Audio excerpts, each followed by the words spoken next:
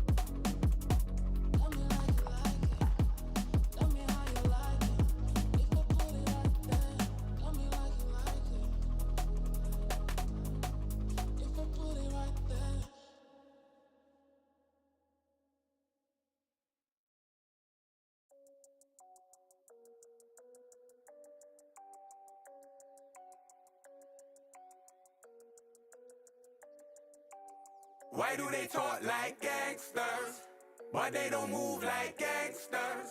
Why do they walk like gangsters, but they don't move like gangsters? Why do they act like gangsters, but they don't move like gangsters? Why do they rap like gangsters, but they don't move like gangsters? Change don't change like it used to. Who runs the roost round here? The coop's gone clear. Got the heart from the bass to the snares, but the word is what's keeping them here. Word to my peers, the work don't stop till the top. Think it's resting but will not. I spread the message and it's love. I get the S and the P and the R from above. love. I see the restless with the keys and the palm for the bump. A bit of grinding up the herb is what I'm on. Shouts go out to mums. This one is the icy one. Go get the long johns. 50 Pret in London, if it's on then I'm on. I know they feel it when I spit, it's like the Missy song. Shut your noise. Silence when I run the voice. In your ears, open your mind. Why do they talk like gangsters, but they don't move like gangsters? Why do they walk like gangsters, but they don't move like gangsters?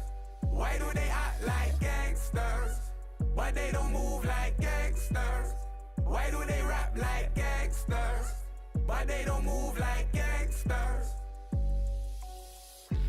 Tell your favorite rapper that I'm here, not to clash, I'm gon' collab a lot this year. Maxing out the bang, don't need no gloves or mask for that. I got this yapper ear, a geezer with the tracks they want to hear. Been this way for years, still they sending messages in bottles. Was this really meant or was it not for? Can't connect the dots, I got this smelly in my pocket, I forgot yo. Strictly high grade and that's the motto, unless the plug is awful. Don't do OZs, not the other lab, been left alone to be my own steez. Now they clock on, race to the bottom. I see it all, I know my options. Never gonna stop unless I often. Not Billy and Mandy, you're dealing with me and the beast, a different beast. Not feeling the average, I come with the elegant steez and do as I please. I am a mountain to a molehill, highlight of the show reel. Love me cause I'm so real. Gangsters, but they don't move like gangsters. Why do they walk like gangsters, but they don't move like gangsters? Why do they act like gangsters, but they don't move like gangsters? Why do they rap like gangsters, but they don't move like gangsters?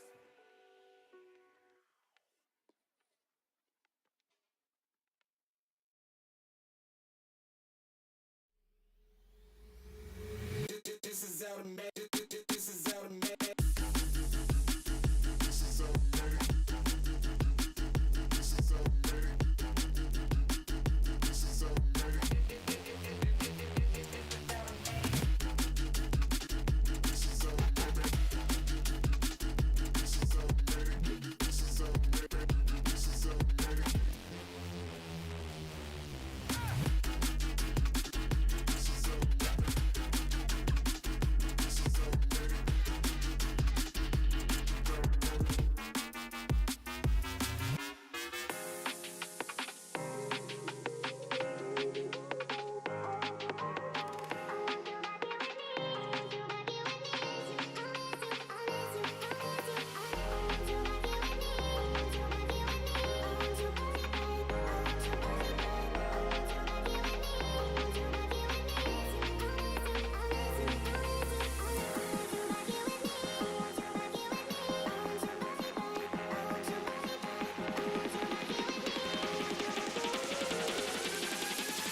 Think I'd just sit here and watch?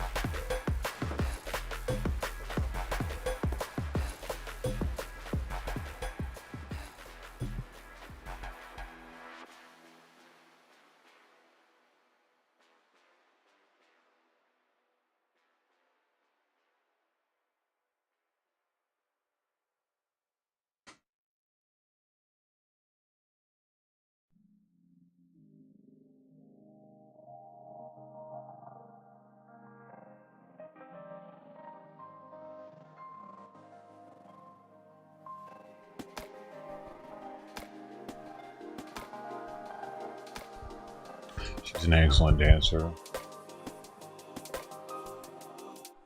Try to be honest.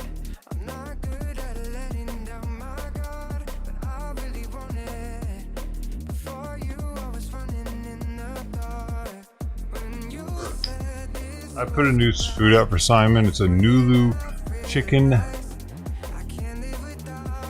duck chicken and broth, extra pate. It's like a mousse.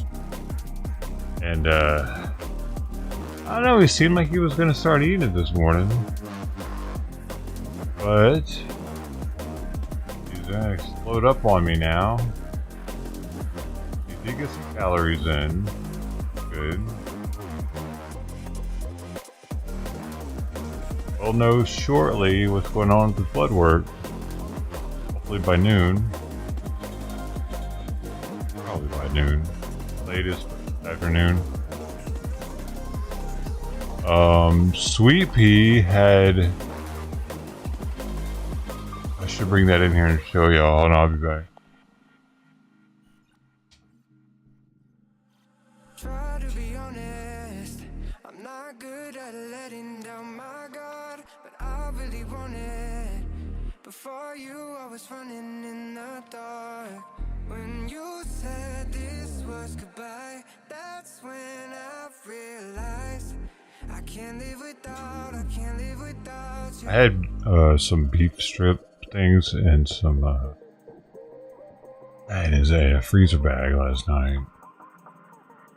This is what it looked like this morning.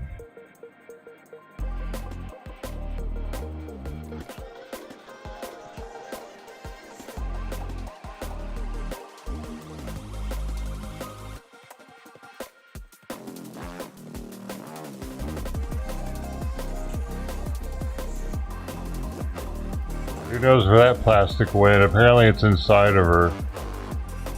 I can't find that piece anywhere.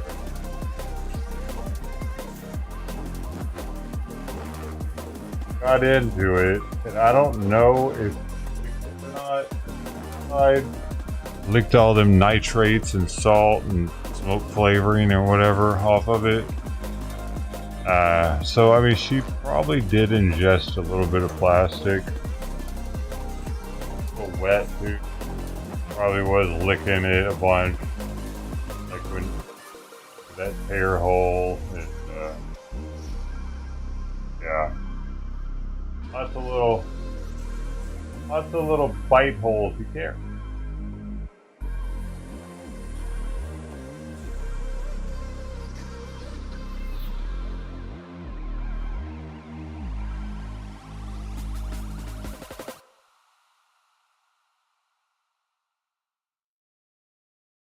That's a bite hole. She was having a day, a night with this thing. So, and I told myself, before going to bed, remember that Ziploc bag, because she's gonna want to try to eat it.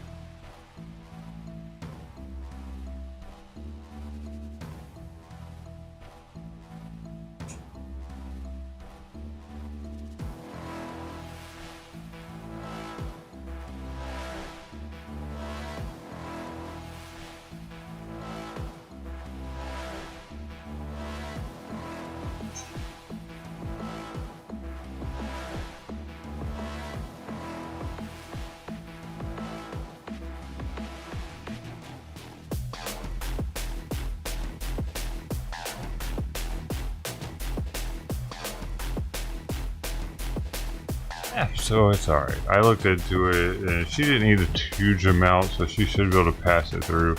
Like, if it would have been the whole bag, there would be a problem, but it'll probably be alright. Sucks she licked whatever she licked off of it in a concentrated form. Her small little body, but it's not the end of the world. Probably just a little kidney damage, if that. Just slight little... used up some of her kidney. That's how the kidney works, you know. Cats, at least for cats.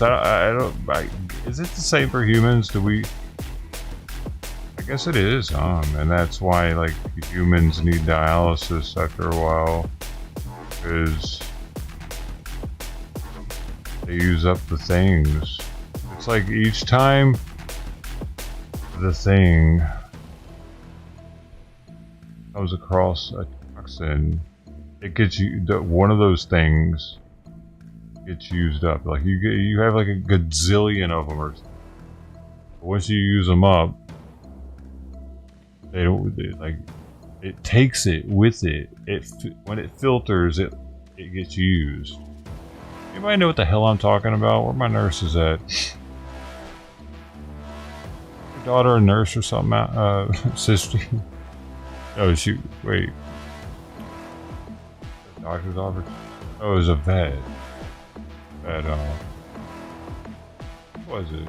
Went over to the fucking vet.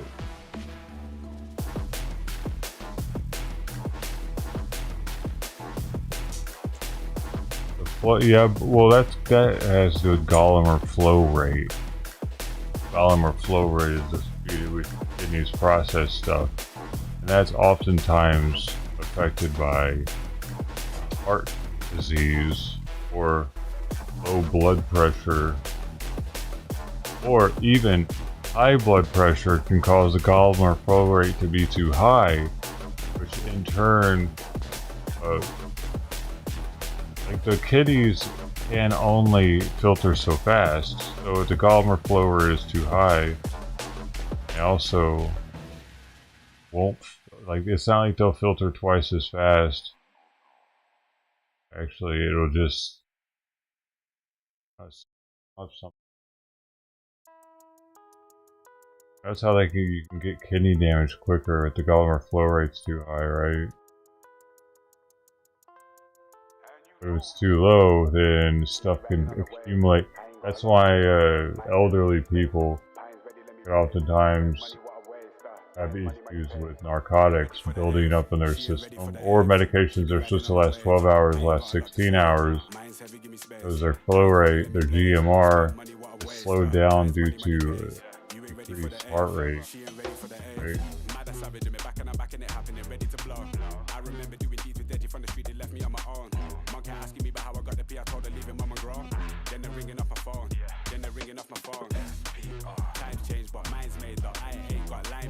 I think medications might not work as good if the Gallagher flow rate's too high because it needs a filter fast.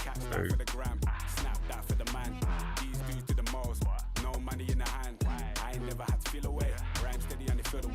But they can only go so fast before they can start causing kidney damage, I think. It is.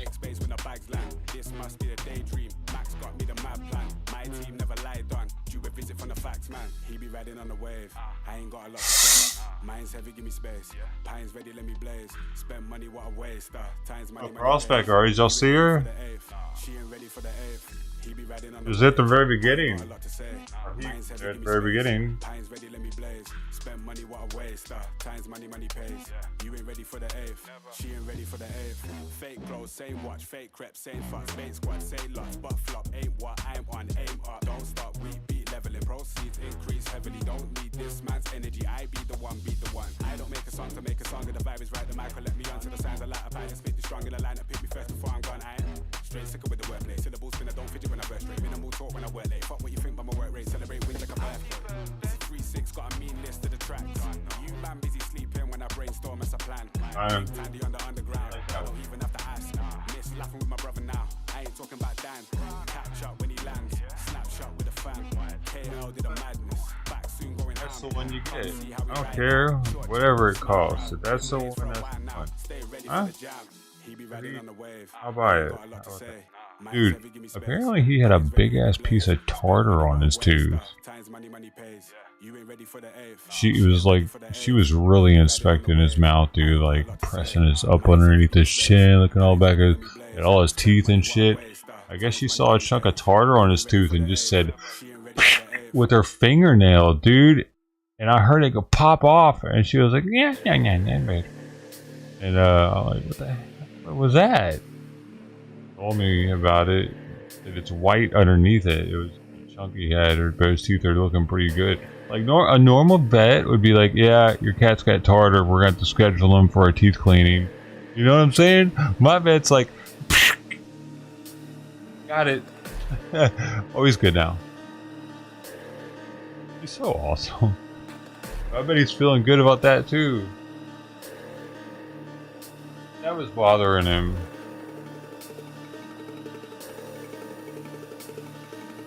Not too much. And charging extra for it either. It was just part of the routine checkup. Popping. Have you ever seen a dentist pop tartar off a cat's tooth with a fingernail before? That's how you used to do it. That's how we used to do it in the caveman days.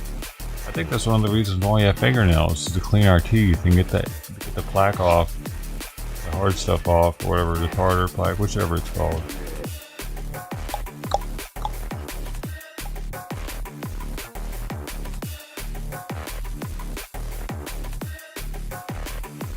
You ever seen that before though?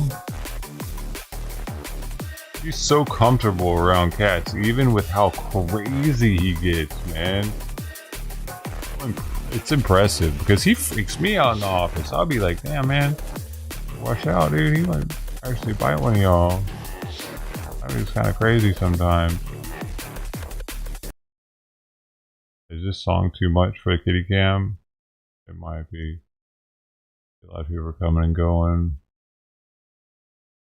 Just something a little more calm down. I get it. Ever seen it? Yeah. Well, yeah, she knows her shit.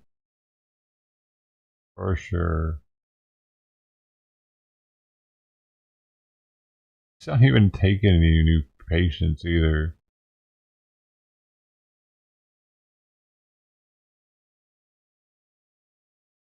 Really knows like when like her whole system of how she does things with the texting, and then like she'll fill things out.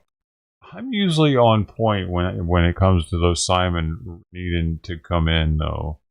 Actually, I usually know when something's going on pretty, because I'm just here with them all the time. I think she realizes that with me. I don't know if she fits everybody in like she does me or not, but like a couple of times I brought in Simon just because I knew, like, man, I don't know. Sure enough, he needed to be brought in. Or like the one time he would have died probably. Actually, he would have died had I not went in with the heart. Heart issue. I'd have died that day. Starting to pant on the way to the vet, and that was the first he was starting to pant. And yeah, he had all that fluid inside of him. Other times when his thyroid, it was really confusing, man. Normally with high thyroid production, they get overactive, extremely hungry, and lose weight. For some reason with Simon, he was not hungry at all and losing weight. I found out that it was lack of thyroid medication. Now we get to find out this morning is if the doubling of the medication causing too much now. Oh, all kittens aren't like this? Dude, she's still kitten. I think all kittens are like this, aren't they? Very what? Personal. Oh, oh, sorry. Very personable, I think. Yeah, sure, it has a lot to do with her personality. It's the reason why I found her. By herself out there. She was brave enough to be by herself. You know? But I think it really sealed the deal with me being so much with her. She's seen the crazy in me too. We've seen the crazy in each other. Big happy crazy family here. Girl.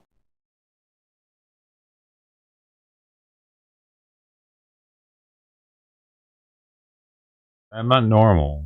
You know what I mean? I'm not normal. So they're not normal either.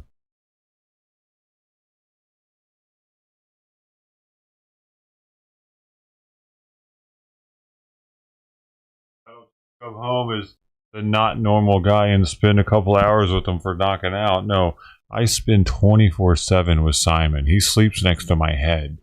And most of his life, we've spent a lot of time, me being here with him. Well, she has only ever seen 2 other humans in her life. One of them was Inspector. Another one was the lady that picked her up out of the grass and handed her to me.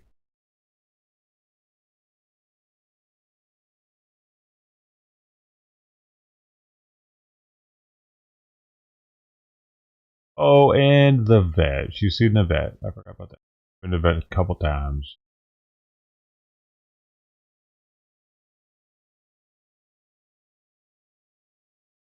I'm looking for some music here that's not so in your ear hole. Dune, inspired by Dune. Let's see what this sounds like. Oh, we're all seeing. And you know what's crazier is this room is all she really knows. She doesn't leave the room very often. She wanted this in her water bowl while she was drinking it. Give a little flavor, I guess. She put it in there and then started drinking the water. Daddy.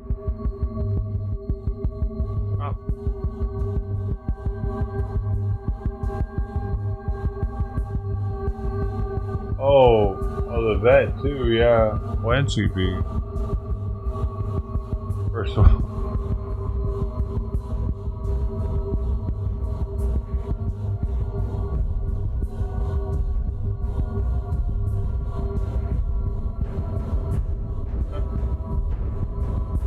Go on.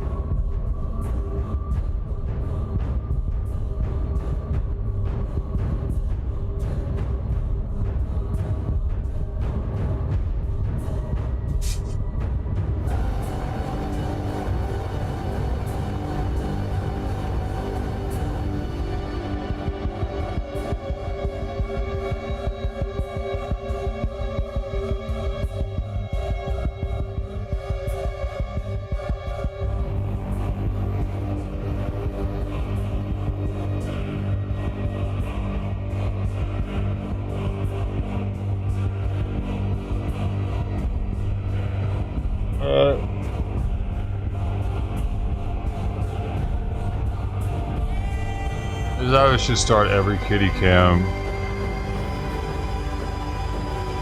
While Simon went through the tube. He does that. Well, that's good though. Good though. Maybe he likes that food I put out. It's loud as shit. Alright. Hopefully he likes it. I have one more thing of it. Some more. He's moving on to food in pouches. Gonna pull it up in about 10 minutes. Cool.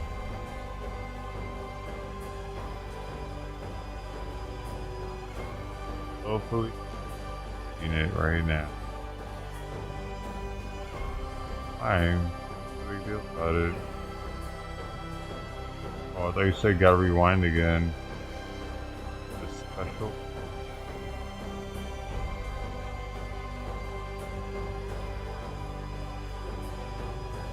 Was it extraordinary? Agile. Now the joke. Something. Oh, I'm close to it.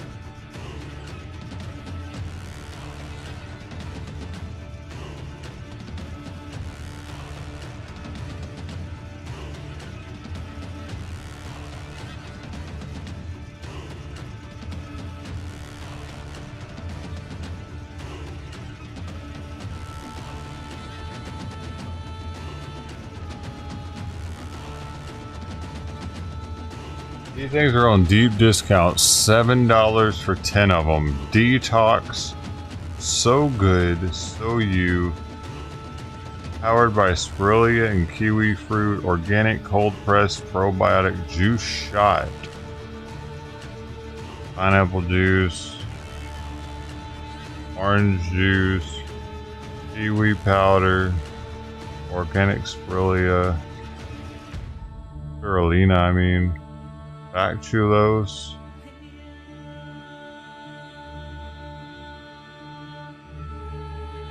Coagulans. Certain probiotic. 1 billion of this probiotic in here. High pressure process. Always refrigerated. Excellent potency. Alright, came with 10 of them. 30 calories. Probably won't do shit.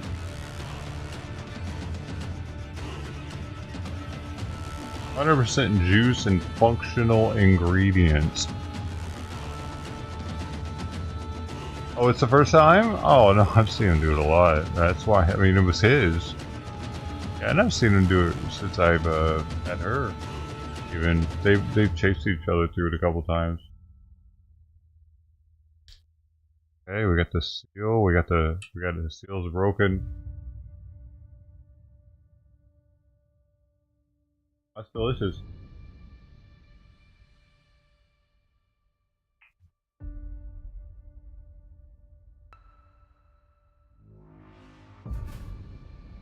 I don't know if that's actually gonna do anything or how small it is.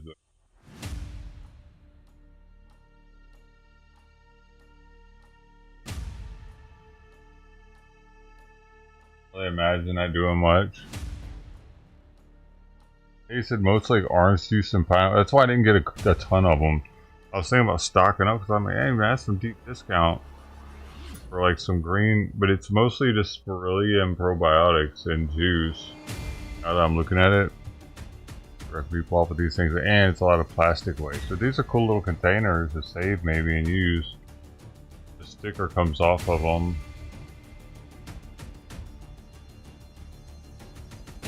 I can tell by how much it stings my sores that it's mostly juice.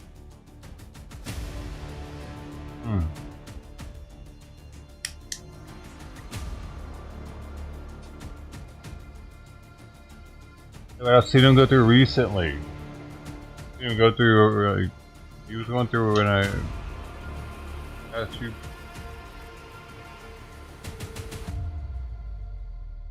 Very active.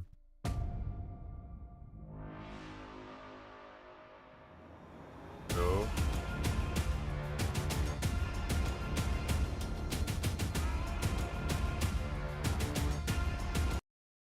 I do. Inspired by Duke. That better. Sick.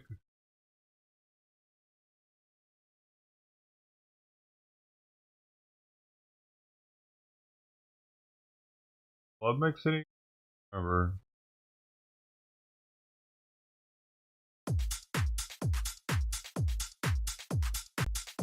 Catch him.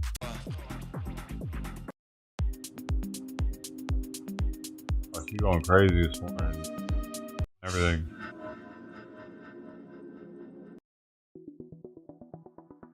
Hey! The zoomies hard. Meowing and running, meowing and running.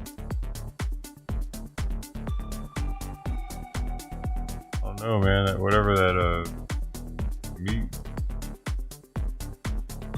remnants that was out of that bag. I don't know. Hope she's alright, dude. Have a blockage with plastic or something in her belly and it's freaking her out.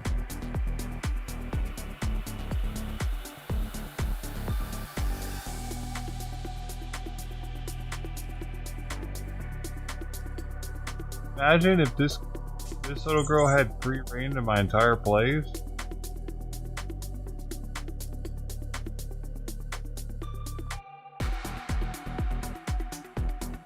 Tear it at the paper.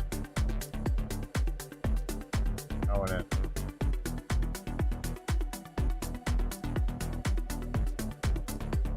Here. I'm gonna attack my hand. Ow! She didn't bite me or scratch me though. She just ran into me. That's pretty hard. Really hard. Oh, sweet girl. She just rode up against me.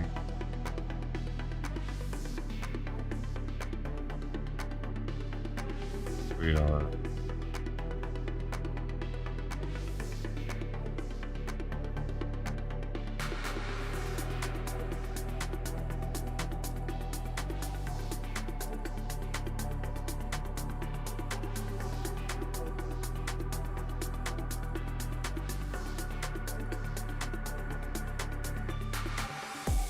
Oh, dude, somebody donated yesterday while I was on the road. I don't know who it was. $20. Cash App. I don't know who they are, though. Yeah. In the street. I think I was on the road.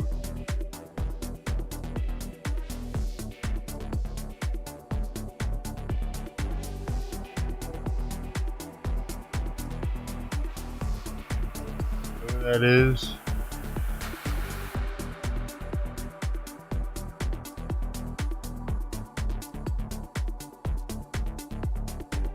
Thank them. There was a way on there to message each other like there is on Venmo.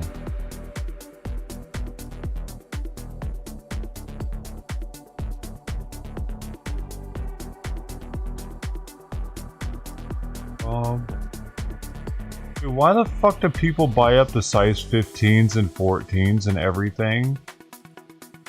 Idiots, dude. Why? Dude, why are they still the hardest shoes to get? I'm confused. Alright, here's some that are in size 15 still. Out. Pretty sweet. Nike Killshot 2s. Those brown ones are... Of course the ones I want they don't fucking have. My size.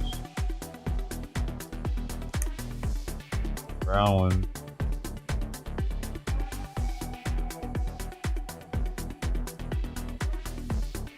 Bummer. I thought it was going to get easy over time to get shoes as a tall person. Browns are...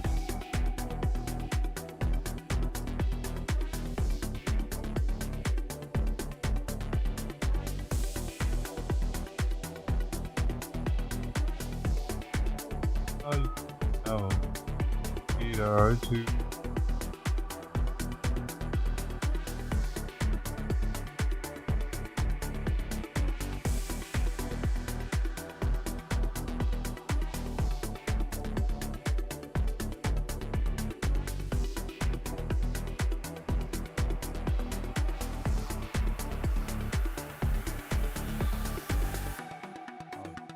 Best ones.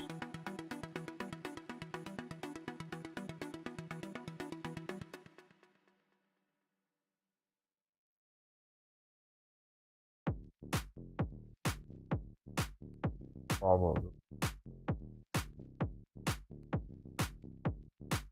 Wow. Wow.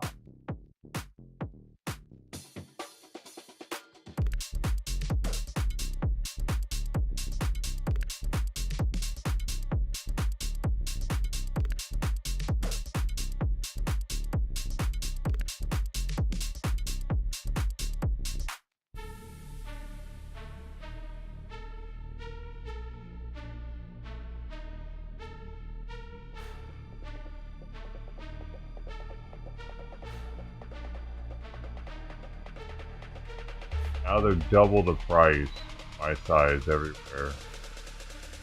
I don't get it. Are there that many size 2 out there? There's nothing that's out there.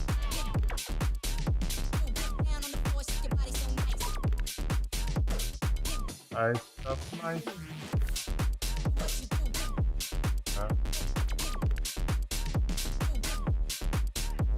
Apparently that's the thing.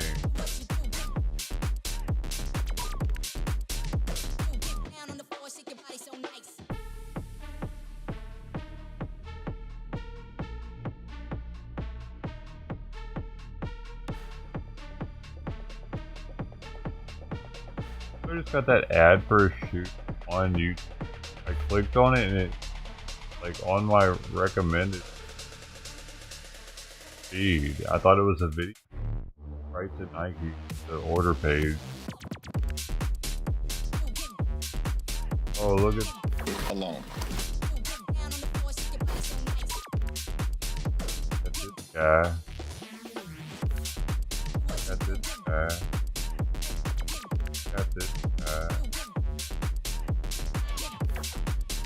My least favorite things that they'll do in an electric song is that yeah.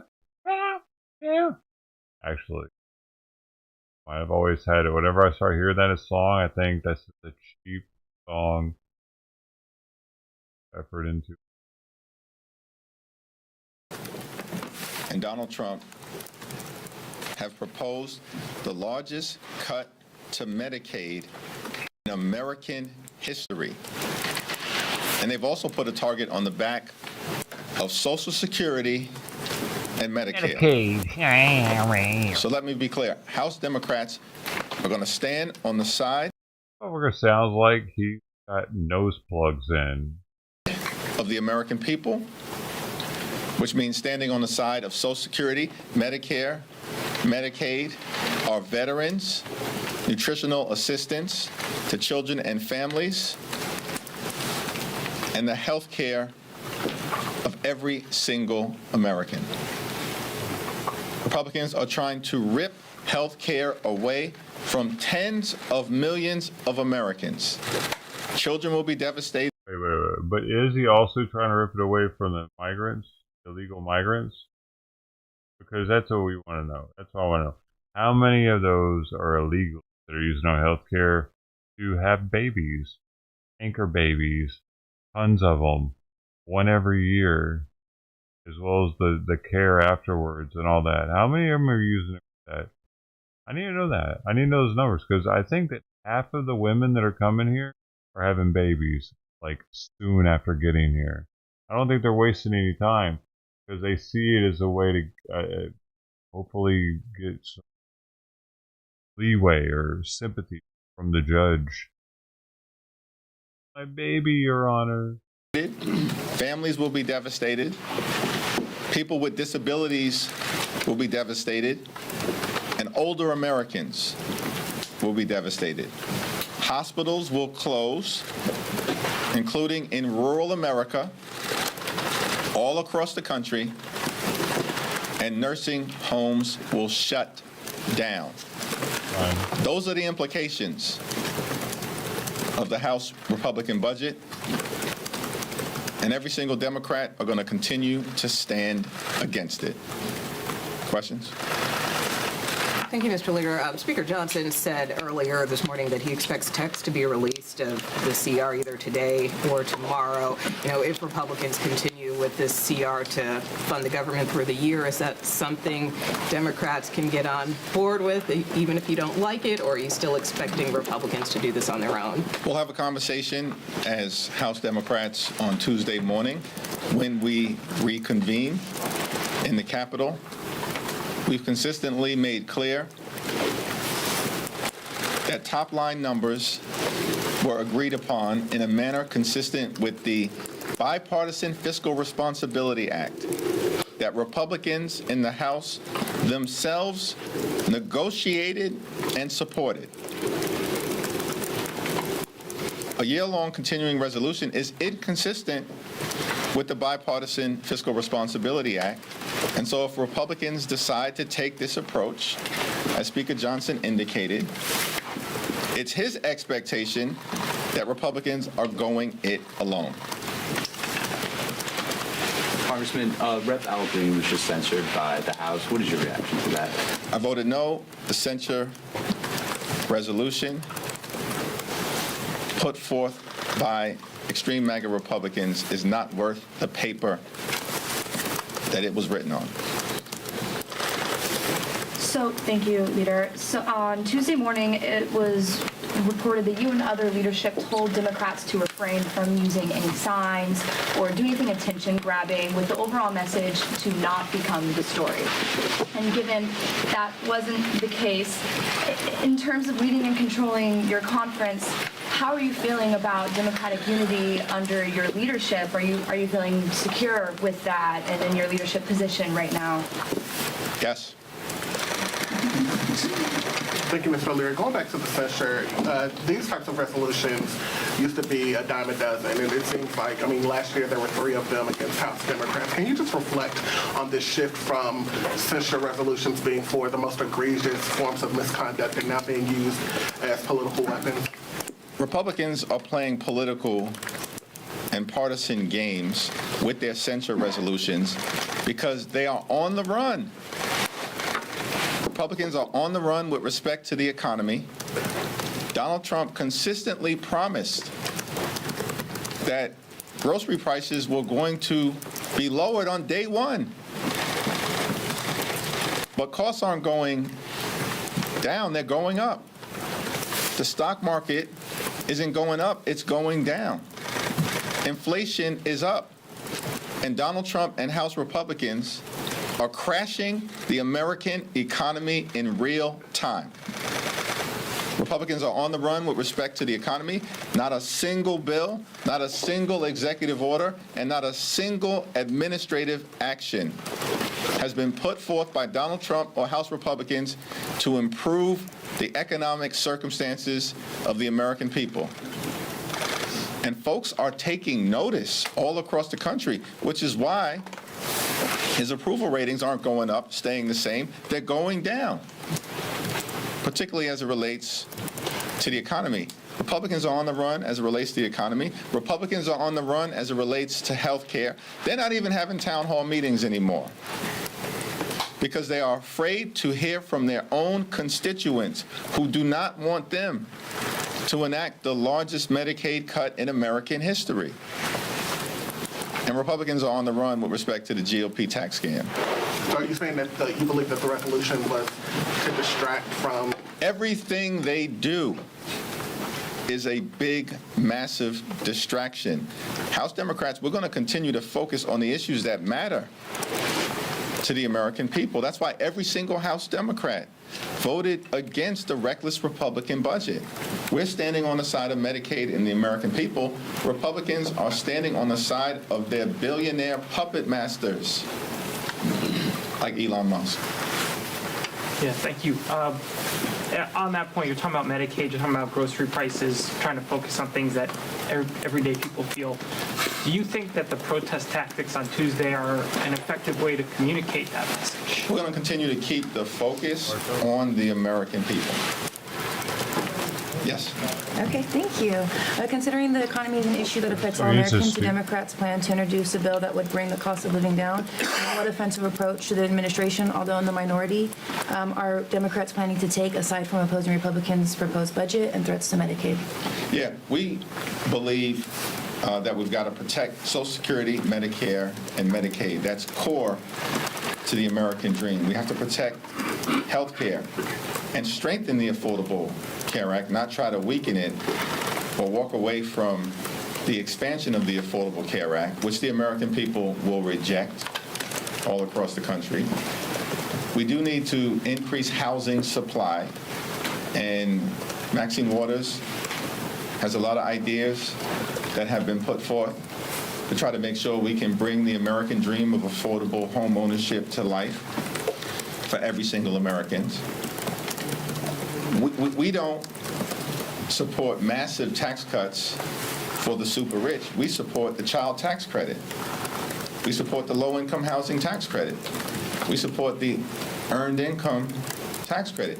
We support full restoration of the state and local tax deduction, which Donald Trump and Republicans ripped away, and that hurt middle-class families all across the country. So we're going to continue to put forward ideas that we think will make a difference in the lives of the American people while pushing back against the extreme MAGA Republican agenda and their harmful budget. A leading scholar on strongmen, Ruth Ben-Guyot, says we are, quote, in a democratic emergency that's getting worse every single day. Do you agree with that? And are you doing enough in response? We are in an emergency, and I think it's all hands on deck, and we have to continue to push back aggressively in the Congress. Like Fort Fisher, didn't it? Aggressively in the courts, push back aggressively in community after community after community. Those that have articulated the emergency circumstances that we're in are essentially suggesting we've never been in this situation before. So of course it's all unprecedented, including how the opposition responds. But this flood the zone strategy, like, understand clearly, the flood the zone strategy is designed to disorient people. I ain't gonna be disoriented. Not going to be disoriented by it all. We have to push back with righteous indignation.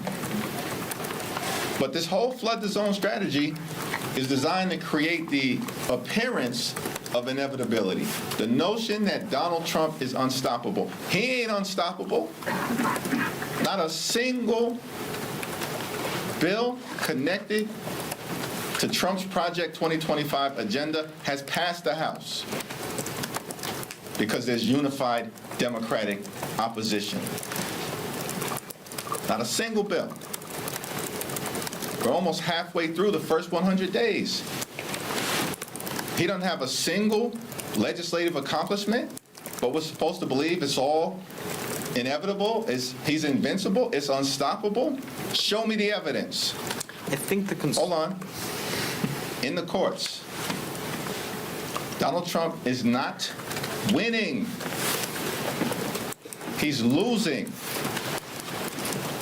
In case after case after case, more than 100 different cases have been filed against 35 or 40 different unlawful and unconstitutional executive orders.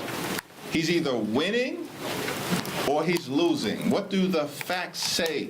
He's losing case after case after case by judges appointed by Democratic presidents and Republican presidents like Reagan, Bush, and Trump himself. As a matter of fact, there have been 2 cases now to go to the Supreme Court. Not 0, not 1, 2. And Donald Trump has lost both cases. One related to USAID and the other related to the Office of Special Counsel. Why is that Office of Special Counsel case important? Because that actually relates to the firing of the probationary employees, many of whom are veterans. That's disgusting what they're doing. He's being stopped in the Congress, stopped in the courts, and stopped in terms of community sentiment because his public approval ratings aren't going up, they're going down. This dude is not winning anywhere. But the flood the zone strategy is designed to disorient and to distract. I'm not going to be disoriented. We are going to push back successfully, and the American people will win. Thank you very much. Speaking of executive orders, we're anticipating that President Trump is going to sign an executive order to dismantle the Department of Education. Tell us how is there going to be a pushback against that, and what's your reaction to it? I'm glad you asked that question because this is another example. Why do they want to issue this executive order right now? That they know does not have the force of law. Because they want to distract and disorient people. Coming off a State of the Union or joint address to Congress, where he spoke for 100 minutes. It was tough. Sitting there listening to it all, but you spent less than 2 minutes on the economy when people are struggling to live paycheck to paycheck in America, the wealthiest country in the history of the world. 2 minutes or less on the economy because he had nothing to say. Costs aren't going up, they're going down. He didn't say a word about Medicaid. And Donald Trump set the table to eradicate Social Security benefits. There is no situation where people who are 100, 150, 200 years old, 300 years old, receiving Social Security benefits. Prove that. Everybody knows he lied to the American people. So it was a horrible performance. One of the most divisive presidential addresses ever delivered in the history of the country. So what do they want to do? Distract from it all. You can't abolish the Department of Education through an executive order. He apparently likes losing in court because he'll lose again. Because as soon as this gets issued, he's going to be sued and he's going to lose. And the votes don't bring the bill to Congress. We welcome that fight. Bring the bill to Congress if you want to get rid of the Department of Education. We'll stand on the side of the American people, and they'll continue to stand on the side of Elon Musk. I want to ask about California Governor Gavin Newsom's comments saying that Democrats were in the wrong for allowing transgender athletes to compete in female and girls sports. What is your response to that after Democrats had opposed the women and girls in sports? I haven't seen his comments. What Democrats opposed was unleashing sexual predators on girls throughout the United States of America. Take your last question. What do you say to those members, particularly progressive members, who have been receiving relentless, I want to say, encouragement from grassroots activists and constituents who want to see the party do more without obviously necessarily understanding what the power of the minority party is? What is your strategy to show your base that you guys have an effective strategy to counter President Trump? We're going to continue to stop him in the Congress, stop him in the courts, stop him in the community, put it in the voters' hands next year, and take back control of the House of Representatives. Thank you. Thank you.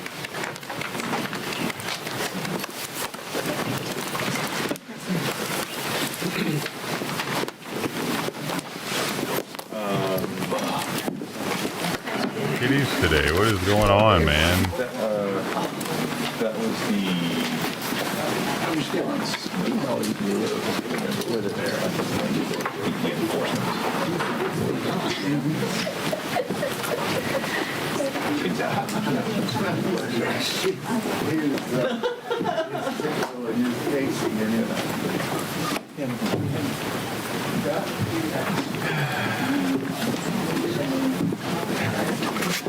Hi, how are you? All right, how are you?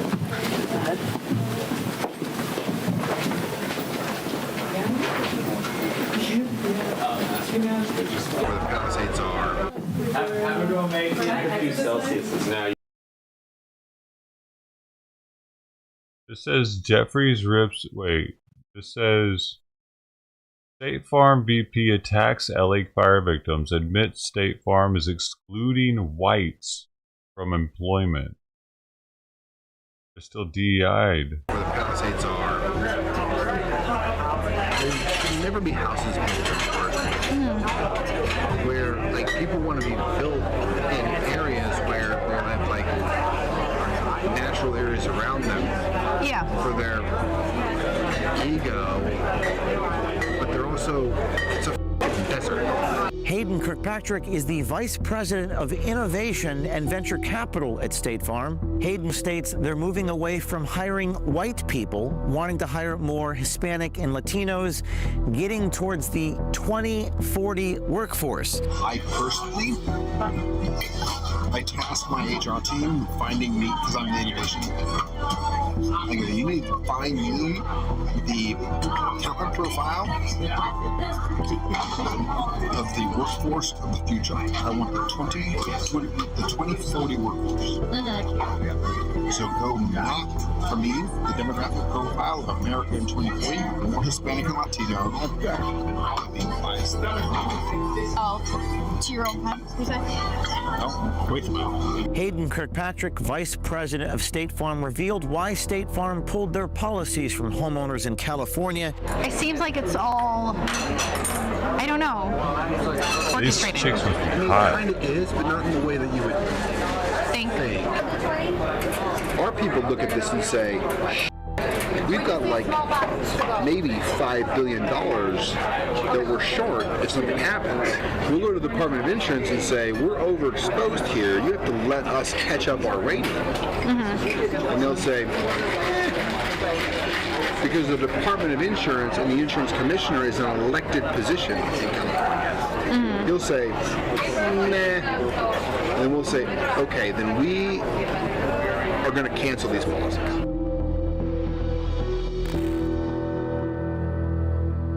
OMG has investigated the disasters in Southern California recently by investigating Mayor Karen Bass and taking a look at the Los Angeles Department of Power and Water.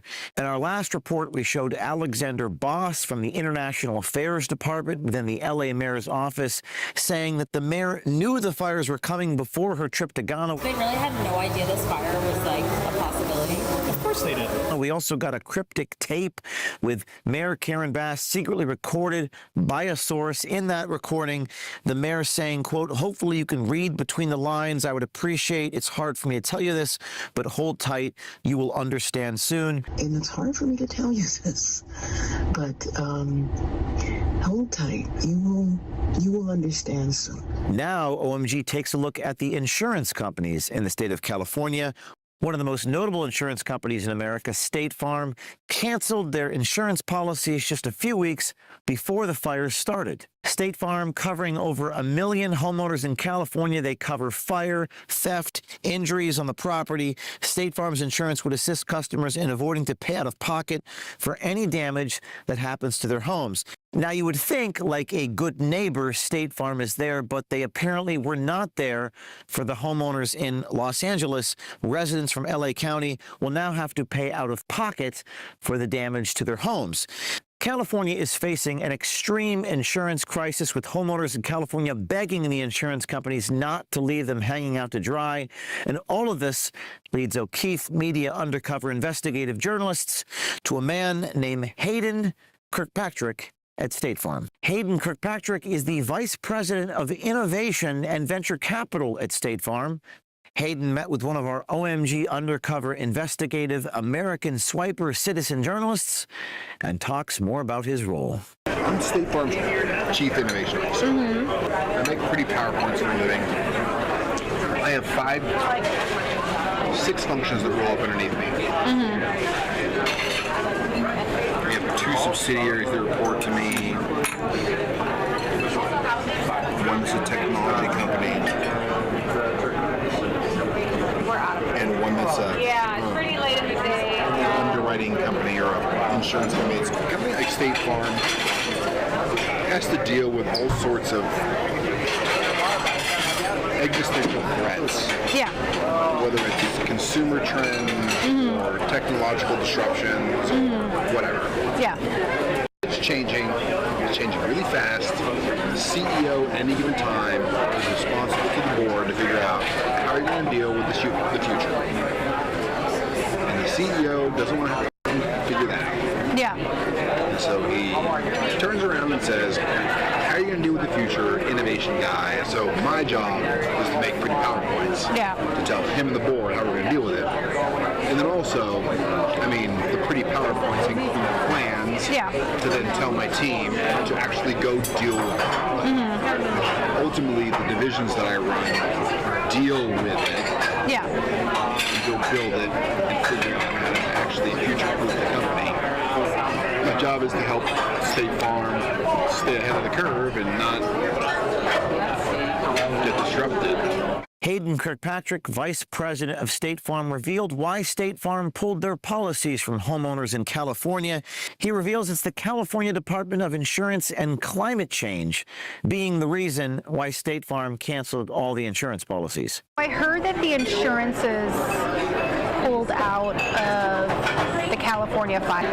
It seems like it's all, I don't know, orchestrated. I mean, it kind of is, but not in the way that you would think. Now, I don't know if you know this, but property prices in California appreciate more than 7% per year. The Department of Insurance in California is highly regulated. So our people look at this and say, we've got like maybe $5 billion that we're short if something happens. We'll go to the Department of Insurance and say, we're overexposed here. You have to let us catch up our rating. And they'll say, because the Department of Insurance and the insurance commissioner is an elected position in California. He'll say, nah. And then we'll say, okay, then we are going to cancel these policies. So we're saying this home in Malibu is worth more. Our rating needs to increase to keep up with that. Yeah. So we're constantly going and saying our data indicates that our rates need to increase faster and faster and faster and faster and faster. They're saying, well, we got to review this. It goes into a queue that can take 2 years for them to review. Yeah. By that time, we need to take 14 points of rate. 14% of rate. And now we're chasing our tail. Yeah. And the system gets backlogged. So, look, something like the fires that happened in LA, they're once in 2-century fire. Yeah. And they happened in areas where, like now we're getting into the fire issue itself. The challenge that that area has now is that there's always fire season in California. There's always wind season in California. And so it's getting much more severe. After experiencing 4 years of volatile economy, America is facing record national, not a long passion free so count. Fisher the destruction of the LA fires on the Palisades, California residents and their, quote, egos. He says that you should not build in a, quote, fucking desert. He called the fires predictable and said the whole area was a tinderbox. Like in Marin County in Northern California, or some of the fringe areas like where the Palisades are, there should never be houses built anymore. Where like people want to be built in areas where there are like natural areas around them for their ego, but they're also, it's a desert. Yeah. And so it dries out and it's a tinderbox, and also it's predictable. Yeah. If you're an insurance professional, it's predictable. In recent months, many of our fellow Americans experienced unprecedented natural disasters and damage have not come back from his lose such a wireless health. Now you can Vice President more Hispanic in like 24 ways. I tasked my HR team finding me, because I'm an aviation. I go, you need to find me the talent That's profile sneaky enough. of the workforce of the future. I want the 2040 workforce. Yeah. So go map for me the demographic profile of America in 2040, and all the departments will look like that. Great. And what is that? More Hispanic and Latino. And that's what you want? So you want like a mix? I want more of a mix. I want to get more technical, more STEM related. I mean, some level of fun. Some level what? Being biased. Oh, to your own time, you said? No, I'll wait. Oh, wait. Because I'm pushing the envelope of where the company's going to be. And that's my job. All this comes on the heels of that recording provided to us by a source in Los Angeles. I'm sure there are other people with access to recordings on the inside of these institutions, insurance companies, firefighters, the mayor's office. Please reach out to us. The number again, 914-491-9395 on Signal. That's 914-491-9395 or tips@o'keefemediagroup.com. And as always, stay tuned.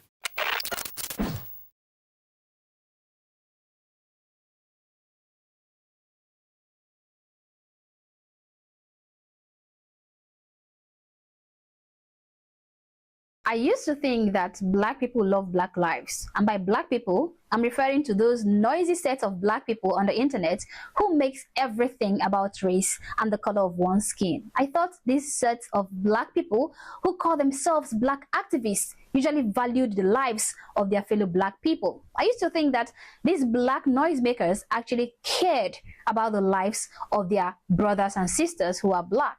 But I was wrong, okay? Because it turns out that these people only use us for virality, for money. Example, Patrice Kulos of Black Lives Matter, who swindled all that Black Lives Matter money and used it to purchase big mansions and other worldly frivolities for herself and her lesbian partner. Newsflash, my fellow black people, these so-called black activists don't really care or love you, okay? They only like making money by discussing you. Now, just last week, we learned of the tragic passing of a black man at the hands of his wife. And his wife is a white woman. Now, the reactions you're gonna see coming from these so-called black activists, these so-called black power comrades, these so-called pro-blacks regarding this man's death at the hands of his girlfriend who happens to be white. Now, their reactions will tell you everything you need to know about how much they care about you as a black person. If you so much as go against their unspoken rules,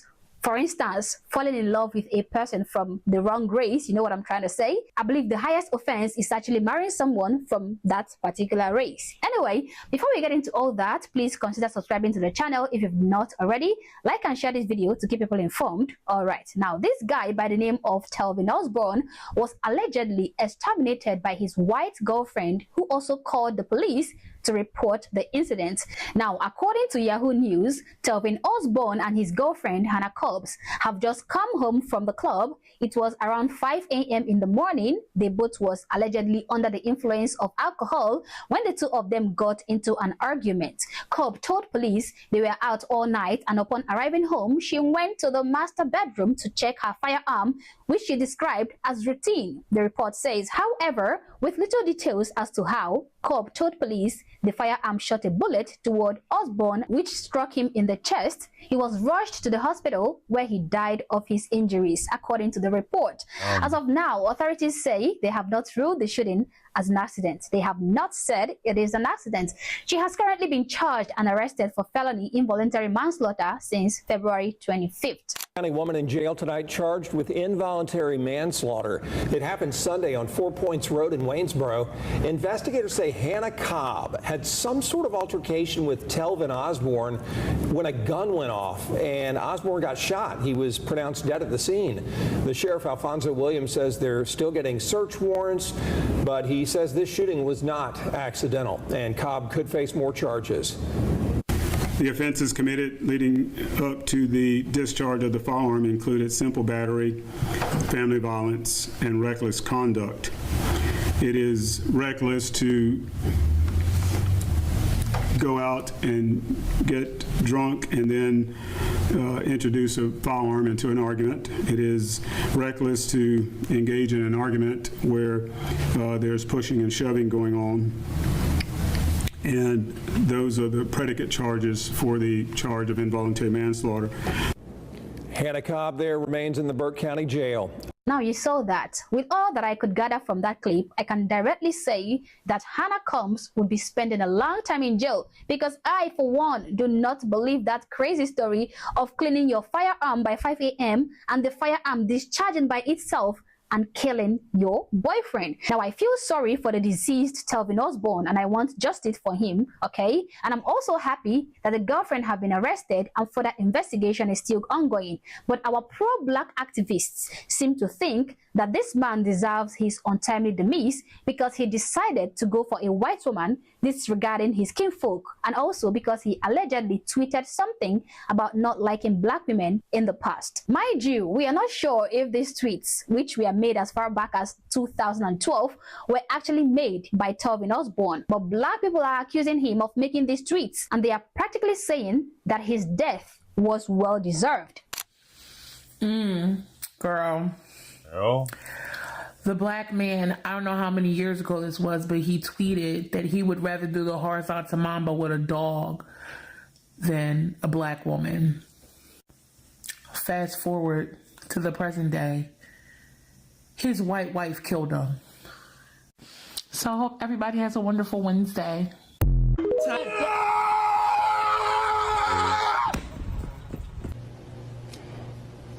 Child. Anyway, so I was going to post about this story today, but I came across another content creator's video, and she was also posting about this story to get some coverage of what's going on with it. But never mind. I'm not gonna talk bad on the dead, but never the fuck mind. I'm going to mind my black business, my black woman business. Whatever happens, happens. Sometimes we just gotta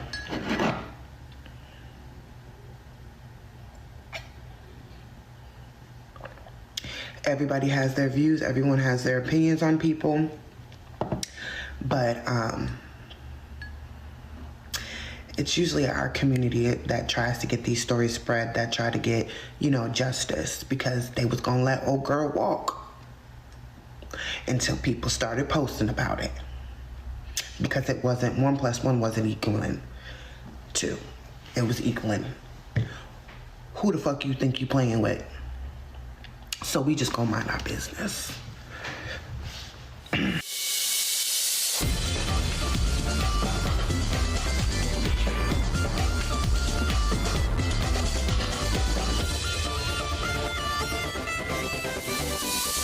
Oh.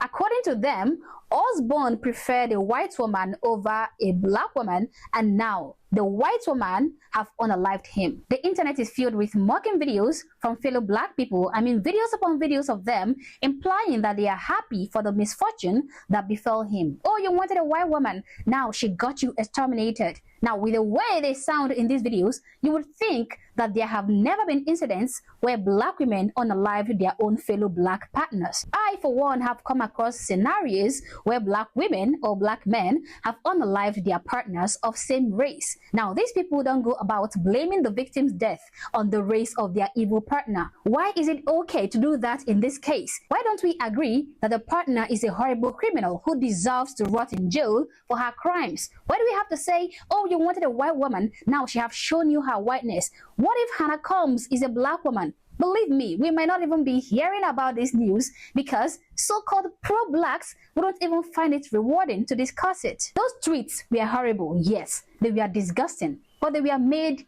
like 13 to 12 years ago. Whoever made those posts, even if it was him, must have been very much younger and inexperienced and naive back then, okay? Their views might not even be the same today. As a black person who claims to, care about black lives, why do we revel in the news of this man's death? Simply because he was exterminated by his partner who happened to be white. They have a problem when a black person finds love in the eyes of a white individual. And the ultimate reason we are seeing this glee and happiness over the death of this fellow black man is simply because he was dating a white girl and he died at the hands of the said white girl. We tend to remain quiet and silent when we see beautiful and flourishing black and white relationships, but we tend to be the loudest and the happiest when we once in a blue moon see a tragic occurrence in a white and black relationships. We forget that every relationship can experience anything at any time, okay? It's all about the kind of people involved in these relationships. It's all about their personalities. Are they good? Are they evil? It's all about their intrinsic qualities and never about the race of the person you fall in love with. So to those of us saying, oh, he got what he wanted, he got what he deserved, I hope you know that your black partner can still do the same to you despite being black, okay? The reason they haven't might be because they are better individuals and not because they are just black like you. So again, thank you, pro-black hypocrites, for making us realize once more that you are selective about the kind of black lives you care about, okay? You are selective about the kind of black lives you claim to care for. We actually know you don't really care. It is all a cash-making tactic. But anyway, guys, these are my thoughts, these are my opinions, but feel free to share yours in the comment section below, but do so respectfully. Also, if you're not yet subscribed to the channel, honestly, I don't know what you're waiting for. Subscribe to the channel, like and share this video to keep people informed, and consider joining my membership or buy me a coffee if you like, as a way of supporting the channel. Thank you for watching this video, and I hope to catch you on the next one. For now, peace. Oh, bye-bye.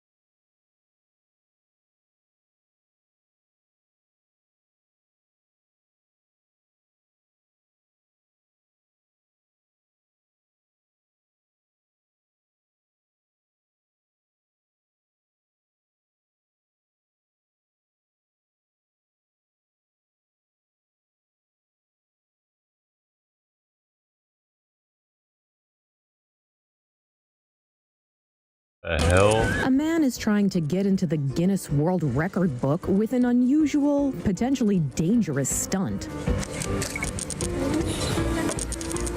29-year-old Ridip Saika of India ate a kilo of burning charcoal in under a minute. He performed his feat in public so people could marvel at his talent. The event was organized by the Sports Authority of Assam. If you're asking why, well, it's unclear why Saika chose this activity to be his challenge, although reports say he has competed in other record-breaking competitions. It doesn't seem like there's a current record holder for most burning charcoal consumed in a minute on Guinness's website. Aside from the obvious dangers of ingesting fire, it's unknown what eating that much burning charcoal can do to a person. Activated charcoal has some medical uses, but it's not administered to patients while it's flaming. No word if Guinness will certify the record, but it certainly shows the lengths some people will go to achieve a world record.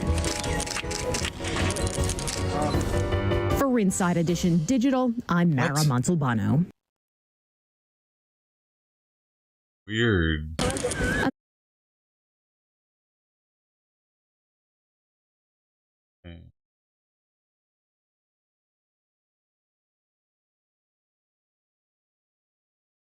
Talking about South Korean fighter jets accidentally dropped bombs on their civilians. That's a bummer.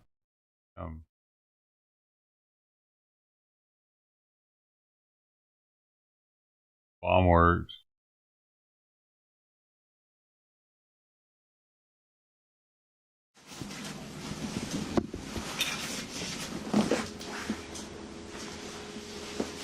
이게 그냥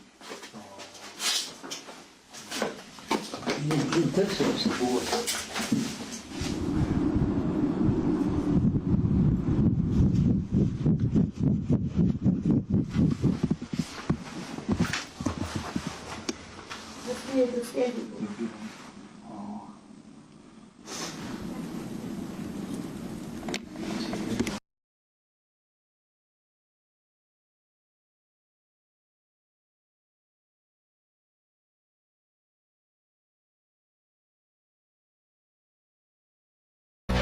So Democrats are being called out by their own party for their behavior during President Trump's address to Congress. That is how you save democracy, by quietly dissenting or bidding on an antique tea set. It was hard to tell what was going on. I don't know who thought up the bingo signs, but they should be fired. Michael, this is an indictment, in my opinion, on the Democratic leadership. What we saw, the theatrics tonight in the chamber, are not being well received. I will say, I thought that was just, I think there were times when they should have risen. I think what Al Green did was despicable. And even Pennsylvania Senator John Fetterman expressed his disappointment, posting this on social media. It only makes Trump look more presidential and restrained. We're becoming the metaphorical car alarms that nobody pays attention to, and it may not be the winning message. Joining us right now is the host of Piers Morgan Uncensored. He puts his name in every show he's on. Piers Morgan, great. And we don't even talk about By the way, watching you try to interview the head of world football, you couldn't even remember the name of the sport. It's football. Watching you do that was one of the more comical things I witnessed. Only rivaled by what happened over here on the floor. Right. I mean, it was actually very well done, Lawrence, but that was embarrassing. I love you. I love you. We have to defend our American sport. It's called soccer. It is football. Don't you want to defend me? Yes, I'm right. It's all about America. Don't come into our home and tell us. Can't yell them with a smile on your face. So what do you think? What about Democrats against What do I think? Democrats? Here's what I think. I think it was one. I was watching it live here in New York. I thought it was one of the most pathetic, petty, shameful things I've ever witnessed, and it went on and on and on. And you know, back in the UK, we have Parliament. It gets very rowdy, very noisy. They all have a pop at each other. They lock horns. What you would never see is somebody like that 13-year-old boy, a brain cancer survivor, who's been through 12 surgeries, I think, who's being there, having his dream lived out on global television, and Donald Trump has facilitated that. Just get up and applaud that boy. The fact they couldn't even do that, I thought was just contemptible. I really did. And the Democrats have got to take a good, long, hard look at themselves, because the stupid signs, the not getting up for the poor families of these murdered people, the way they treated that boy, the walkouts, the silly Instagram stuff afterwards. Look at me, I didn't go in. This is the President of the United States speaking. What's going on? In the heart of politics. I think they've, honestly, Lawrence, they've lost the plot. The Democrats have lost the plot. They did not see this big win coming for Trump in the election. They got completely wiped. They've lost all power, and they are scrabbling to work out what they do about this. And I think the key messages that Trump keeps ramming home, that America's no longer a woke country, and that secondly, he's the sort of pioneer of a revolution of common sense. They don't know what to do about this. I mean, on one hand, you've got them all in their pink gear, right, going on about women's rights. On the other, they won't applaud a president who wants to bring back equality and fairness to women's sport in America. Piers, a lot of people can relate to this, though, that are Republicans or conservative, because if you support Trump, they hate you too. Yeah. And so this little boy, he's there. It's not about Trump at that moment. It's about this little boy, and Trump's just allowing him to be a Secret Service agent. We don't know how that child's family votes. They're from Houston. But also that moment, Ainsley, I thought, when Trump invited him to the Oval Office with his family. That's right. And my little boy said, "Can I give you a hug?" Yeah. That is the human side of Donald Trump, which we've all seen a lot of, right? I'm really pleased we're seeing more of that this time around, because that is what he can be about. And I think the Democrats have lost their sense of humanity. I mean, they just don't know what to do. It's extraordinary to watch. Last week we had Macron and Starmer come visit, and then with Zelensky in the meltdown on Friday. And now there was an emergency meeting last night with European leaders. How do you view Europe being asked and told to come together and support Ukraine or other causes, build up your military, take ownership? How does that look from the inside? Trump is 100% right about this, and he has been from the moment in his first term he went on about NATO and how the European countries were simply not paying their dues, and they weren't. And guess what? Now most of them do, but they should still be now paying more. You know, Poland, I think, has gone to 5% GDP on defense now, right? They're leading the way. Europe should be standing on its own 2 feet. If I was an American, I would be sick and tired of constantly having this assumption from Europe, that you will always be here to pick up the pieces, to pay the bills, to do all the fighting. Right? I'm very proud that the UK has fought alongside America in many conflicts. My brother was a British Army colonel, fought in Iraq and Afghanistan. So, nothing means more to me than that special relationship. But at the same time, Europe has got to start punching its way. I like the fact my new Prime Minister, Keir Starmer, and Macron, they seem to be leading this way now for Europe to step up properly. But I hope we do a deal in the end that brings, as Trump wants, peace, where the Americans are there, but you're not having to do all the heavy lifting like you normally do. But Pierce, because some of the messaging from the mainstream media and Democrats is that I don't think we look weak, but they feel like we look weak as a country. What is the perception in the UK? Well, it's funny because I spoke to President Trump last Friday morning, just the day after he'd seen the British Prime Minister at the White House. And I texted him, I said, I've never seen better media coverage in the UK than what I've seen this morning. Every front page lauding the return of the special relationship. Then there was the Oval Office bust-up. The next morning front page is the complete opposite, which is very, that's very Trump world, right? I think the reality is, as always, people react hysterically to everything the president does. They can't really work out what's going on. I always try and remind them. I'm known as the Trump whisperer in the UK. Well, what's he really doing? I said, why don't you just remember what he is? Negotiation. He's a businessman who's negotiating. I think Donald Trump genuinely wants peace. I think that he wants to bring everyone to the table, but I think he also wants Ukraine to accept that the war is where it is. This war has not moved in 8-9 months. Hundreds of thousands of people have been killed on this battlefield. It has got to stop. But he's got to do it, I think, in a way where America is strong, but also the Europeans understand this is a war happening in Europe. And you can't just go knocking on the door and say, America, sort it all out for us. Yeah. It's got to be a concerted team effort. And I think, personally, knowing how Donald Trump feels about this, I think he will get that. And in the end, we'll look back on this period as being a little bit rocky, as these things always are when you try and sort out a war. But ultimately, I think we'll get to peace and people will thank him. We'll see if this is the one deal that Putin sticks to, because he's famous for... Well, you know what's interesting? I found a clip, and it went viral, actually, and it was from when I interviewed Bill Clinton at CNN about 10 years ago. And he was talking about his dealings with Vladimir Putin when he was president and Putin just come into power in Russia. And he said the interesting thing was, in public, they'd have all their squabbles and everything else. But in private, if he agreed on something and shook hands with you, he always kept his word. I think Trump has that relationship with Putin. I think that they say what they say in public, but fine, and he has to play the game a bit to get Putin to the table. But I think behind the scenes, there's a lot of talking going on. And clearly, Trump believes when it's him and Putin, he can trust him.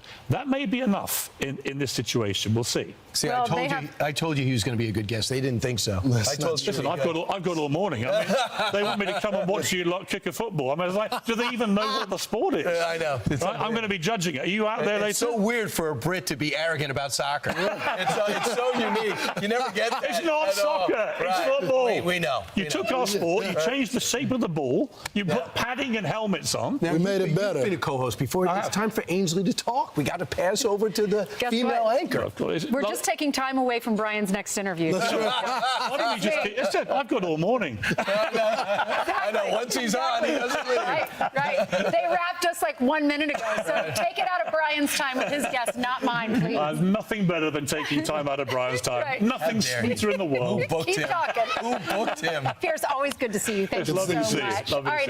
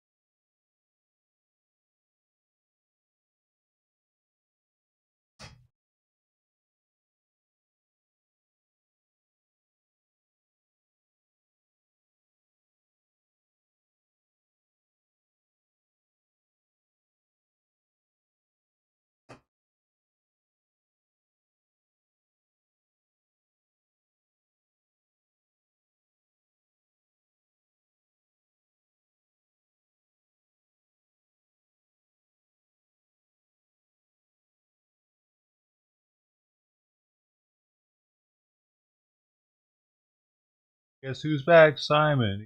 He left, and guess who? Now he's back again already. It's supposed to be a fun-filled cruise celebrating the 1980s with passengers watching their favorite movies from the decade, as well as going to concerts from bands from the era of Dayglow and Big Hair. But there's now a cloud over the festivities after the fiance of one of the 80s musicians jumped or fell overboard. Stephen Fabian has the latest. Oh, no, you It's don't a have to be up shocking here all tragedy morning. on board a 1980s themed cruise. This 56-year-old passenger, Kimberly Birch, leapt or fell off her 8th floor balcony around 11 p.m. Reportedly after an argument with her fiance, Tammy Down, the lead singer of the 1980s band Faster Pussycat. The sold-out cruise included the iconic 80s band Men at Work. Also on board, the singer Christopher Cross and pop star Tiffany.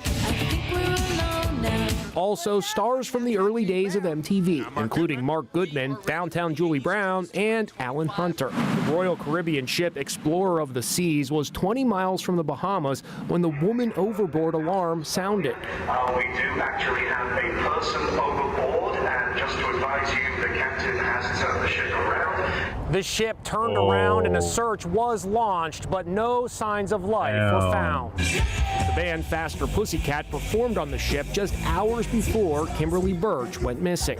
This is the last photo taken of the couple. Cher Ross went on many cruises with Kimberly. What do you think happened here? I guess I'd like to believe that she was wearing funky shoes and slipped on a wet deck and went flying or something after one too many beverages. I literally just can't believe this is true. I can't believe it.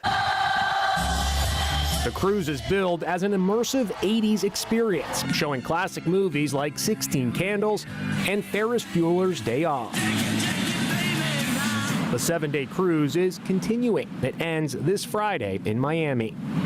Royal Caribbean said in a statement that the crew immediately launched a search and rescue effort and they are working with local authorities. They also say they are providing support to the guests' family. That's crazy. Where's Trident at, dude? Trident hasn't been here in 2 days.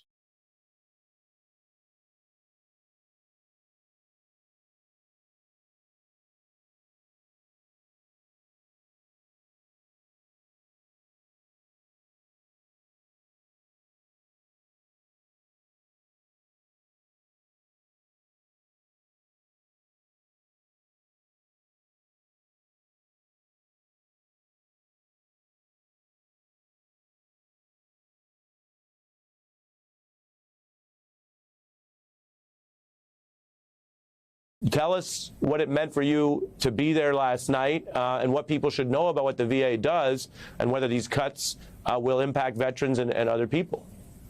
Well, first, I just want to say thank you for giving me a platform to put a face and a story to what's going on. If someone doesn't have a connection to government employees or someone doesn't have a connection to the military, they may not see this, they may not know it, and they may just see these names on a list or numbers on a list and not see its reality. For last night, it was extremely an honor for me to accompany the congressman and to go to the joint session on the Hill to hear the president speak. And I went there with an open mind and open ears, and I was hoping to hear something uplifting and hoping to hear something about sacrifice that we're all going to have to make. And all I heard were the same platitudes that government employees are lazy, government employees are not wanting to come into work. The president's advisor yesterday, Alina Habba, even said that government employees don't deserve to, they're not fit to keep their jobs at this moment. And hearing that day after day, it's offensive. I served my country honorably for 20 years, and then I decided to continue civil service and work for the VA, and my performance evaluations have been exemplary. I shared with your staff about a week after I was fired, I received a performance bonus for exceeding all the standards that the agency had for me.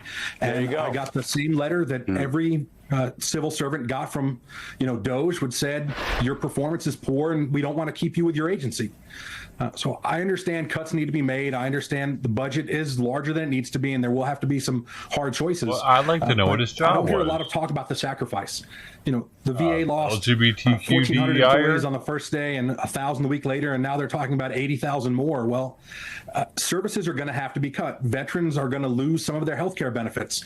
Veterans are going to have to wait longer for their medications or for their educational benefits. You know, I say this not just as an employee who was with the VA, but I'm a disabled veteran myself. I got my care at the same hospital where where I was terminated from. The place that I worked was the Captain James A. Lovell Federal Health Care Center. It's the only one in the country. It serves active duty military. It serves recruits from the Naval Station. It serves veterans, retirees, and families. My wife and children get seen there for medical care. So it's extremely personal to me that this care is going to suffer. It is one of the best facilities in the VA in terms of patient satisfaction and taking care of veterans and trying to do right by them and do honorable service to them. And there's no way when the administration says there aren't going to be cuts and there aren't going to be changes to quality, there's just no way that's true. Yeah. Well, Adam, you said thanks to us for making time for you. I don't want to out-thank you here, but thank you not only for your service, but for sharing this, because they're trying to put a caricature on so-called bureaucrats. And so you're doing something where we're actually able to see you and viewers can see you as a human being, everything you just told us, and whether this matches the caricature or not. So tell us with your expertise now, 80,000 people ousted from VA means what to veterans who rely on VA for care? Well, to start with, the veteran community is a very tight-knit community. We will always take care of each other in one way or another. The employees that'll still be behind will end up doing double, triple, quadruple duty or working with less. We're going to do everything we can, or they're going to do everything they can to take care of veterans. But every job in that facility is essential. When you take away supply clerks, it's going to be longer for the nurses to receive the supplies they need. When you take away pharmacy techs, the medication's not going to get ordered on time. When you take away maintenance workers, the electricity, the power, the light, the water, that's going to be affected. Would somebody please think of the children?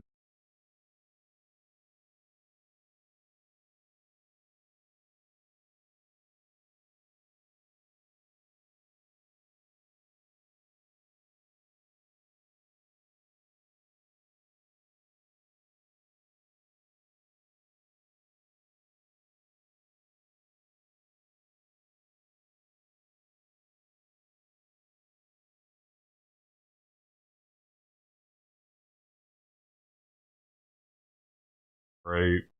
Judge blocks Trump administration from freezing federal funding without congressional approval.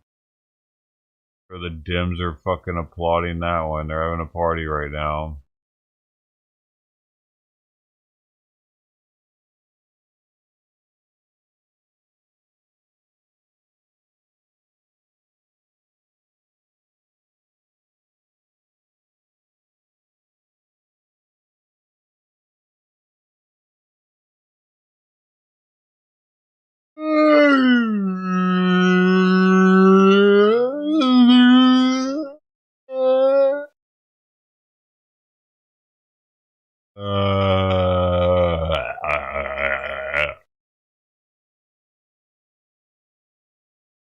The ladies.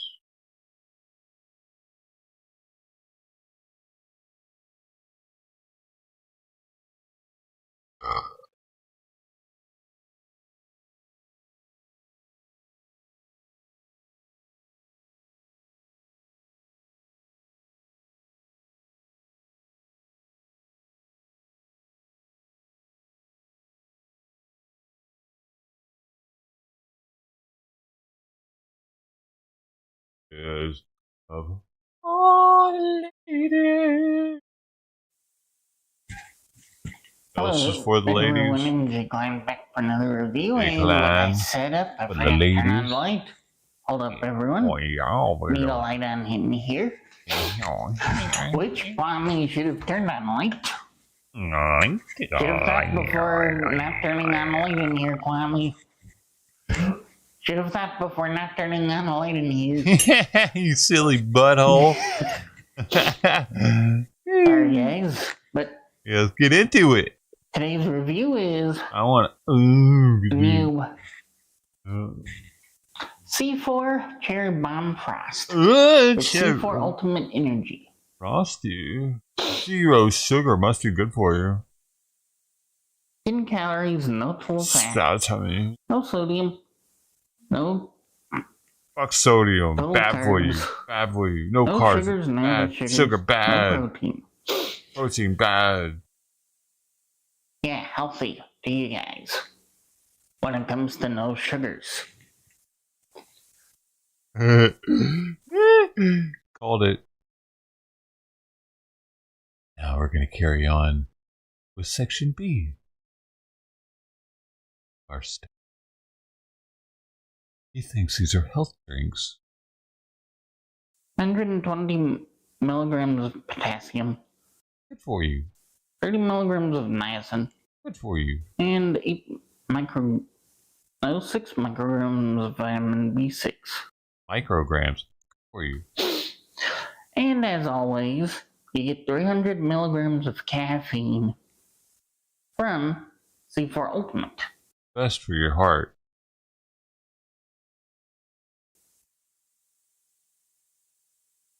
Yeah, I know. More than a can of C4. Regular. What is that, like 3 cups of coffee? How much is a cup of coffee? 60 or 70 milligrams of caffeine?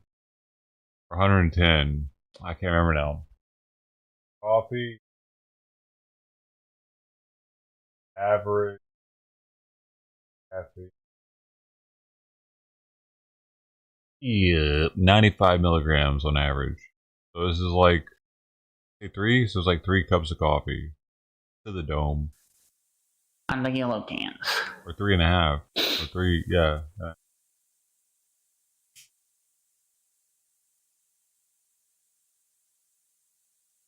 It's all the girls?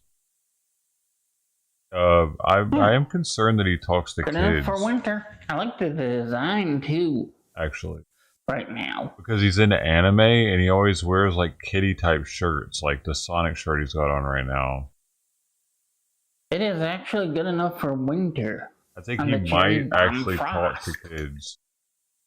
Because you can see the frost It's here. a different picture. The ice part on the Kid's bottom. picture. Yeah, I'm a kid And too. You can also see this here Like maybe too. he uses his kids, but when he They was did a a good kid. job on the can design. Got a picture from like 20 years ago. C4, you rock. Yeah, it's me. I could keep this can after reviewing the drink. Did you know, dude? Did you know that if you're a kid, if you're like a 13-year-old, and you take a video of yourself beaten off and upload it to the internet, you can get charged with child porn distribution? Like, we didn't have that when I was a kid. That was never a thought to me. Like, send some chick a video of me beating off, and hey, send me one too. I bet kids are doing that type of weird shit now. But that kid, you get in trouble for distributing child porn, even though he's a kid and it's his penis. That's what I heard.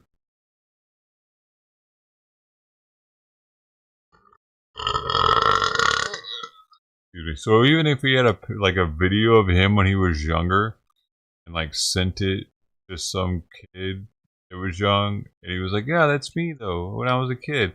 Like, of course, that's him distributing porn, child porn. What do you guys think? Do you think he's a?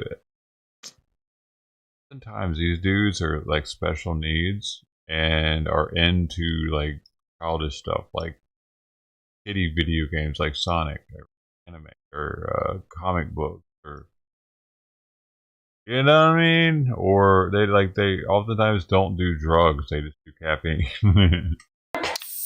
Let's go ahead and go for opening it up and trying it out after pouring it into the little cup. Bold. Oh, look at all the buzzwords they put on these cans to get people to drink them. Supercharged energy, bold flavor.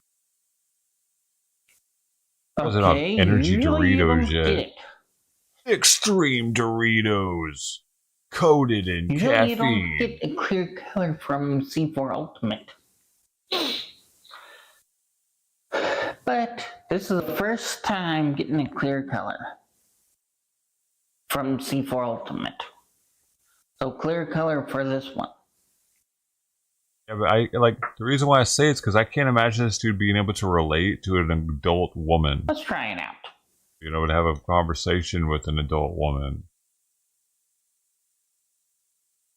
So who is he talking to outside of his group home here? Okay. You get a cherry flavor out of this one. I can taste it right now. Even that back end has that cherry flavor.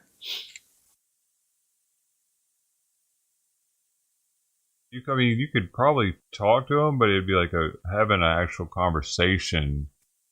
Where do you go outside of energy drinks?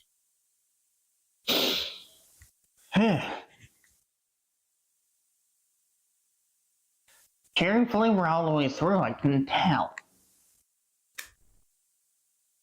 You could be like, have you ever thought about trimming your eyebrow? How about your beard? How about like maintaining yourself a little better? Not having a neck beard?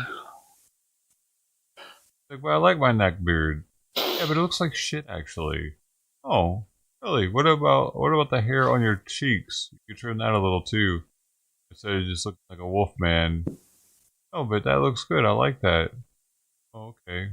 Like, I don't know like how you get through to him.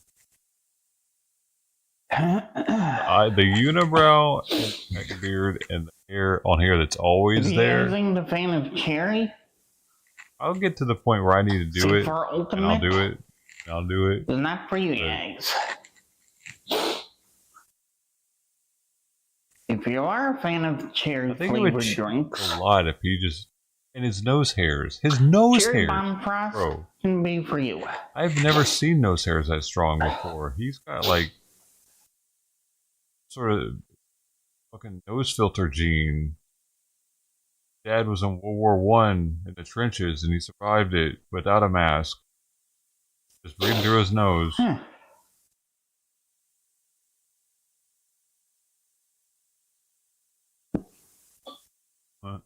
The trench warfare, there was a lot of gas, you know.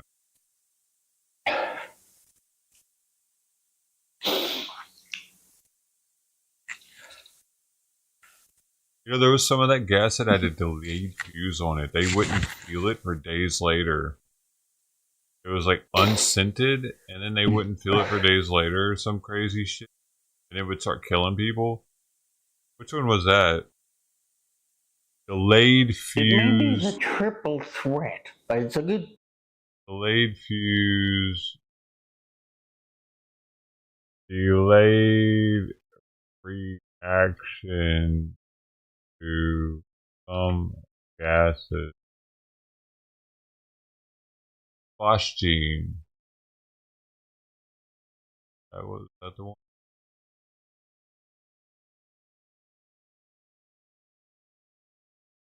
Oh, you just post the videos.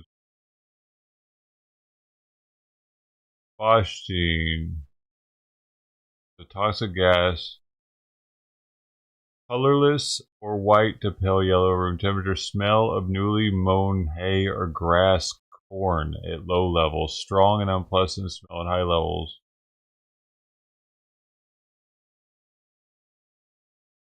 Signs and symptoms.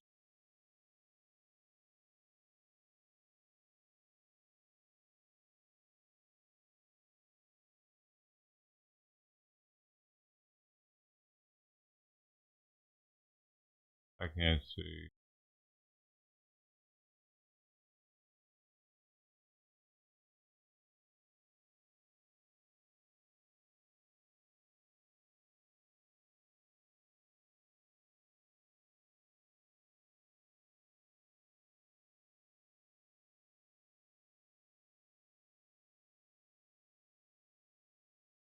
The gas.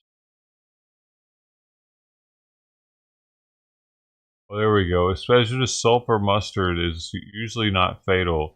Depending on severity of exposure, symptoms may not occur for 2 to 24 hours.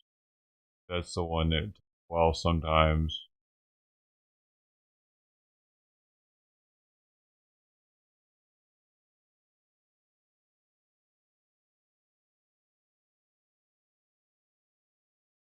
Chlorine, Foshi, maybe chlorine that too.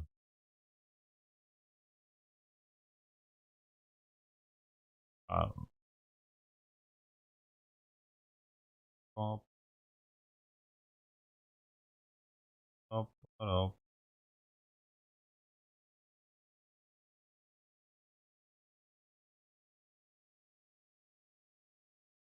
Mexico's president's holding a press conference right now. Speaking English? Donde se llegaron. No, the disrespect. Learn English, lady. Don't give a shit. You know, yesterday I was at Costco intentionally not buying stuff from Canada and Mexico. Because you know what they're doing? They're straight taking our products off their shelves. And then Reddit, you know what Reddit's doing? I'm going to make it a point to buy Canadian products. Viva Canada. These are Americans that are saying this stupid shit. Well, I'm doing the opposite. I'm buying anything from Canada or Mexico. Motherfucker's going to play. Look, I can play. I would normally be all about it. And I actually have some Canadian products that I just bought just before all this happened. It's those big ass plastic jugs. I got 2 scepters. I got a 5-gallon scepter and a 2.5-gallon scepter for holding water. They're made in Canada. They're really high quality too. But I'm glad I've got them now because now I wouldn't get them. And I don't think we make any there that high quality. I got the wrench and everything for them to tighten them down. Badass wire. They're military grade, actually.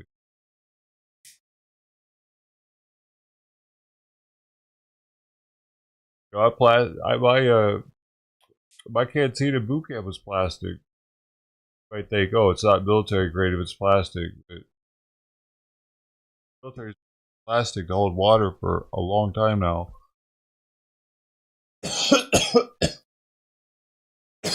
I think they might have had like metal canteens. Maybe when my dad was in, I'm not even sure. It might have already transferred over to plastic then.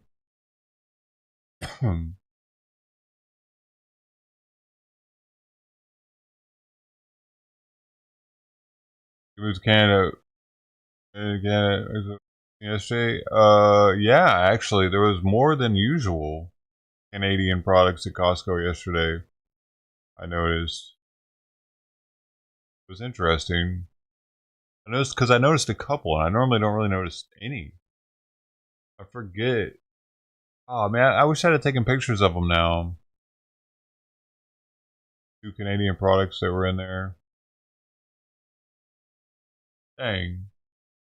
The only reason I knew was because I looked at the packaging, like Reddit. But yeah, no, anything from Canada or Mexico, I'm putting back down. If I look at I'm looking at the ingredients and I see that on there, I'm just gonna put it back down. Because that's how they're doing us. They really think that their economy can control our economy more than ours can control theirs. If all of a sudden we just stop buying their shit, it'll hurt them more than us.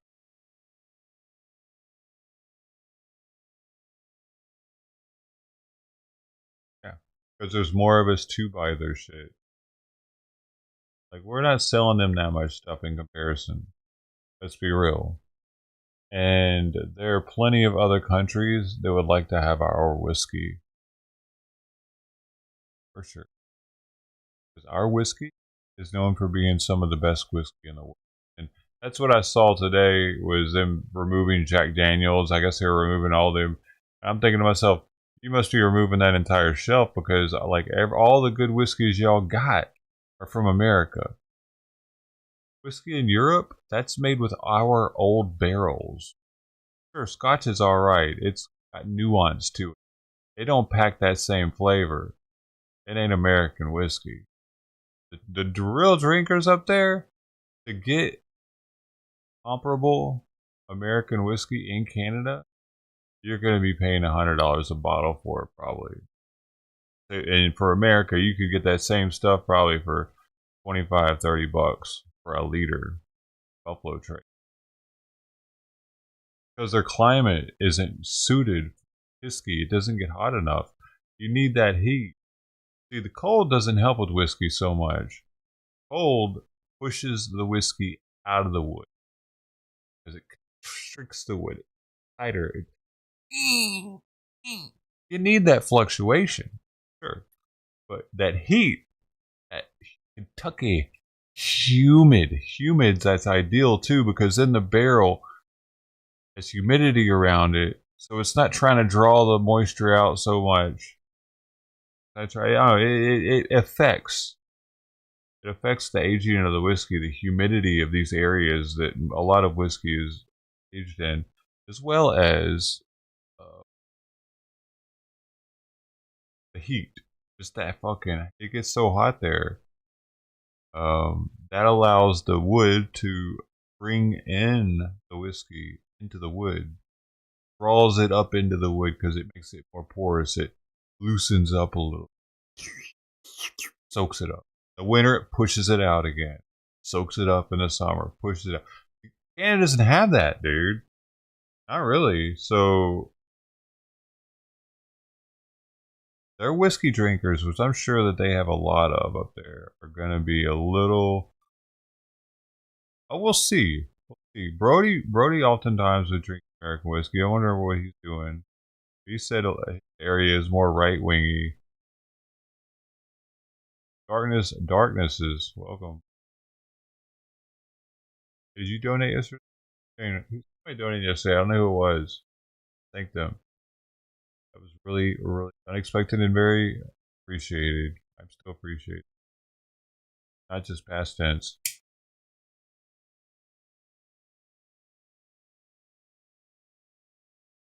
What else? What else, dude? There's more. But that's like one of the main imports. Let's see what they're importing as far as our whiskey.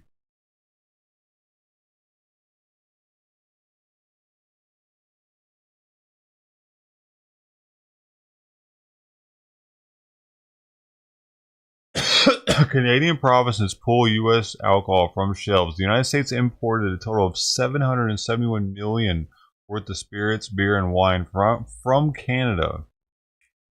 Well, from Canada, yeah, but dude, we really don't need Canadian whiskey though. Just like I was just saying. Go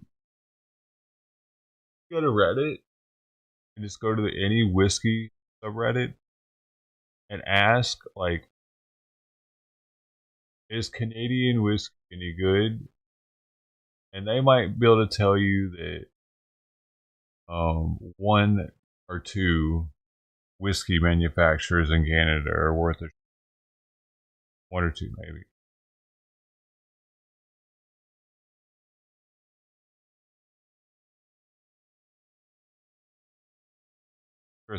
Maybe a lot of people stop drinking, or they'll just really get a newfound appreciation for American whiskey again. Because I know, dude, y'all saw when I had that advent calendar, right? Remember that? I had like 5 or 6 of them advent calendars because I got them for $50 each. Remember that shit? And we were going advent calendar crazy. That fucking holiday season was wild with those.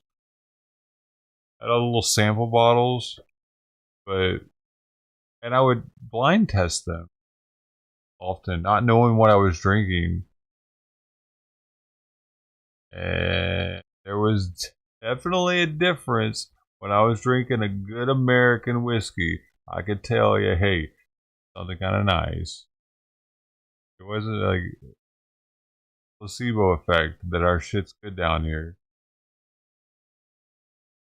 You can dilute our whiskey and it's still good. Theirs, they'll be saying shit like, "Ooh, it has nuance. It's easy drinking, or it's delicate." That just means it has no flavor. You know, the alcohol flavor might be muted, but Actual flavor is as well, probably. No, I had I had at least 5 of them. I had at least 5 of them. Definitely more than 3. I think I might have had 6, but I know 1,000,000% I had 5 of them. But I think it might have been 6 though. Yeah. Yeah, because they were so cheap. They were normally like $200 each, or $250 if you bought them from the site, something like that. So I was like, $50? Oh hell no! I loaded my card up with them. Pretty sure I had 6 of them though, because it's weird for me to just get 5 when I don't know. I don't really like even number or odd numbers like that when I'm buying stuff. I don't normally get an odd number of things unless like that's all they have of it when I'm doing something like that. They had 5 of them left in reserve or something. Because I'm pretty sure I spent $300 on them total.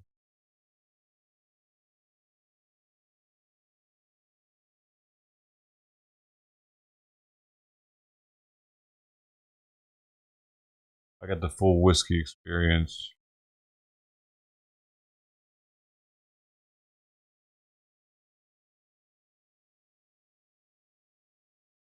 Got 5 of the Crown Royal 29s because that's all I could get, and I got 5 of the 1829 Old Forester Prohibition. The first time I got those, they were on like deep discount at like $27.99, $27.97 or something. Normally $70 each.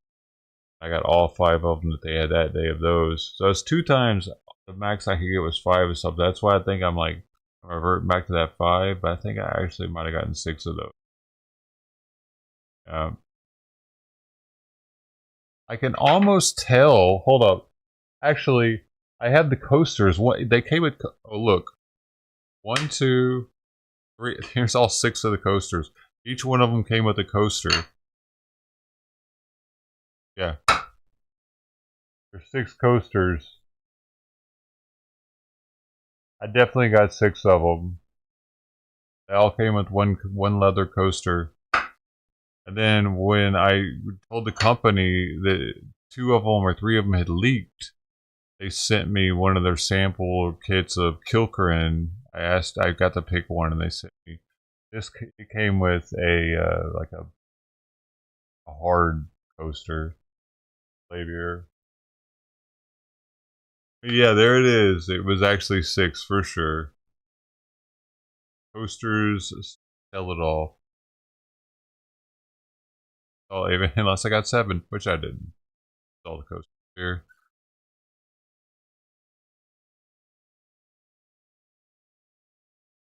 And it came with the glasses too, but I think I broke one of the glasses. I'll probably only have 6 of those left. The Glensarn will be on the front of it. Yeah, man, I was drinking, wasn't I? I had been alcohol free now for over 2 months. I would be getting blue or red. Blue or red, I think. Would have gotten my chip.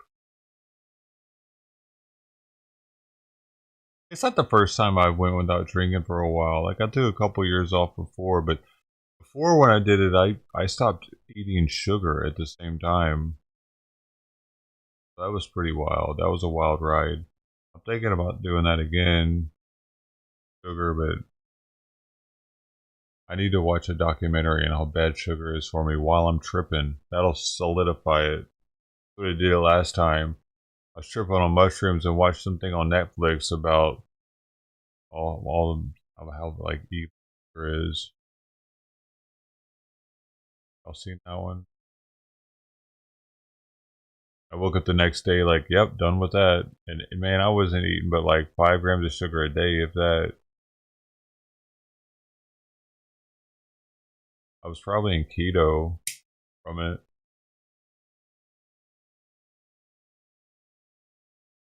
So how that works. But I should do that again.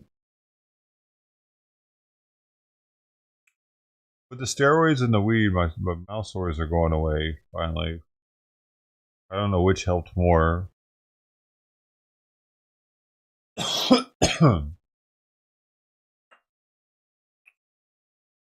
Fruit is sugar. Yes, I realize. Speaking of which, dude, I overspent on fruit yesterday. I got grapes, some seedless red table grapes. I haven't had grapes in a while. And sumo oranges, man. Things were pricey though. They're gonna last me a while. I'm addicted to those sumo oranges. Never had them. You try them sometime, but they can be anywhere from like $2.99 to $5.50 a pound for them. But they're actually not oranges; they're mandarins. Like the newest, one of the newest, if not the newest, citrus fruit that is mass produced. But it's only in season right now. Like February, March, right around now is time where you find it. After this time of year, it's not like the regular oranges. You don't keep seeing it. So if you see an orange, it looks like it has a big ass nipple on top of it that you can rip off like a grenade and throw it. That's it. Sumo, like a sumo wrestler. I guess it's like Japanese orange or mandarin, sumo mandarin. Like a massive mandarin is actually what it is, but no seeds, really juicy, and the membrane in between the segments really thin. It's the best citrus fruit that there is, actually. So I bought $30 worth, okay, because they were $5.50 a pound. They didn't have a price over them, dude. I was like, dude, sumo oranges. I want to get these while they're like here. I got them from like. I was at Mother's Market, you know the one? It's like higher end. Dude, I needed some eggs. Costco still have fucking eggs, dude. So I got me some happy eggs, happy hens, the yellow thing. Where were they grown? I don't know. I need to look at. Hopefully not Mexico though, because I looked at the grapes. My grapes are grown in Chile. Not buying any fruit grown in Mexico. Or any food or fruit. Chile? I don't have a problem with Chile. They didn't do it. They weren't letting people come up through their border and drugs and shit. You know what I'm saying?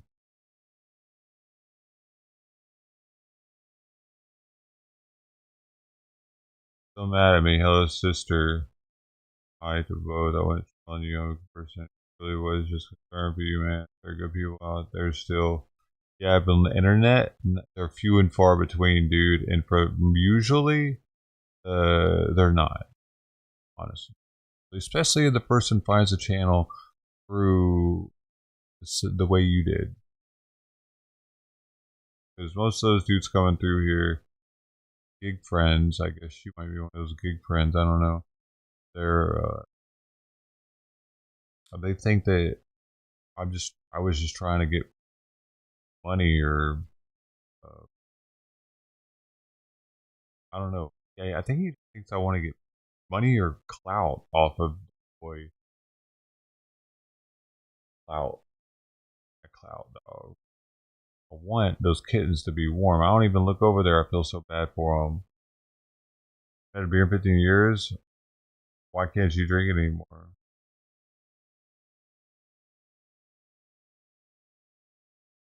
Because I'm not totally ruling out having a drink again one day. Like, I still have alcohol here.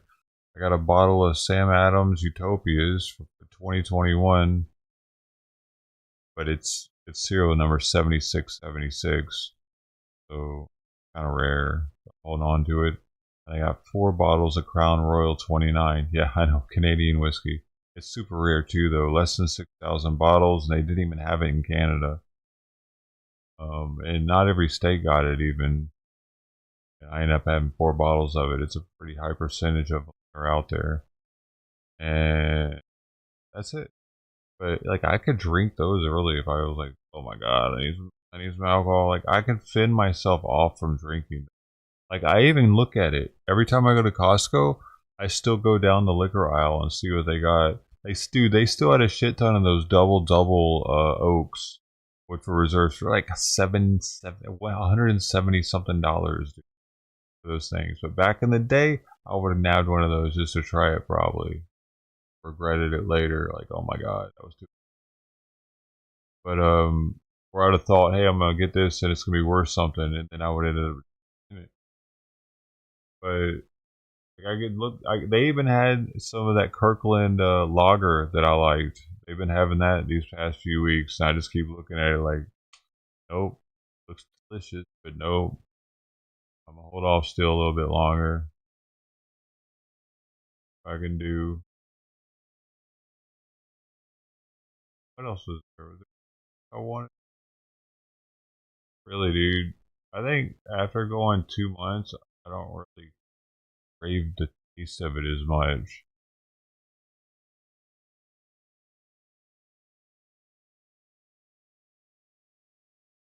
What does help though is I'll get the mineral water. Get the Kirkland mineral water. It's kind of expensive. It's like $16 for a case, but it's cheaper than alcohol and gets me to drink way more water. Like right now, if I had one, I would be drinking more water because I like the coldness and the bubbles. It's funny though because when I was in Europe, my girlfriend's dad, who was an alcoholic, who made Suica, distilled Suica in the backyard. So I don't know how that worked out, but hope he's doing all right. But he would drink the sparkling one because it would help him to like curb his cravings with drinking beer. And I would drink the still water. I didn't like the sparkling one when I was out there. But now that like I'm here, it's interesting that I've reverted to liking it.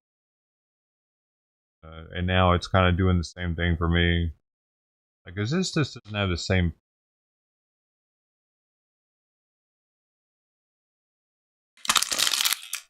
It just doesn't have the same feel to it. Like the bubbly.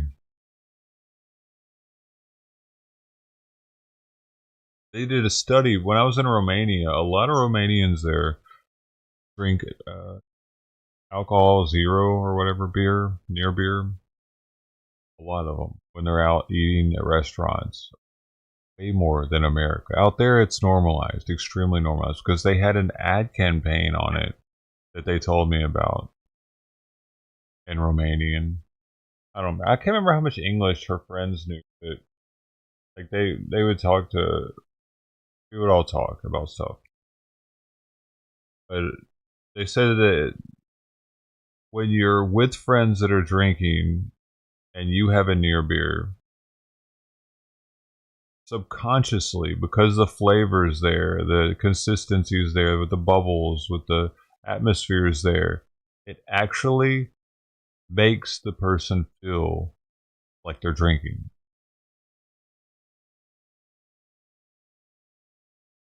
It does age people. That's no good too. That's one of the reasons why I stopped. I could see my face was starting to do weird shit. My face was starting to sagging and wrinkle, weird older. I could see it especially in the bathroom. And I can just go, I just barely pull up a little bit on the sides and it goes away. And I'm like, okay, that's happening. Gotta do something about that a little bit. I don't want to have my face cut on.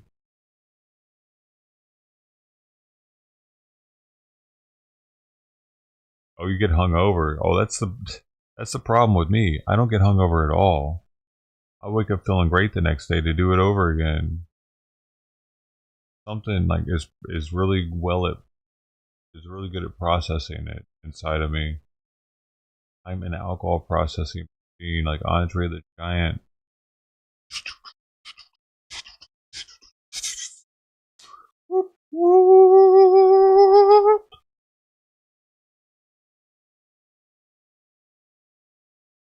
I mean, I gotta tighten up some cables under my car's hood.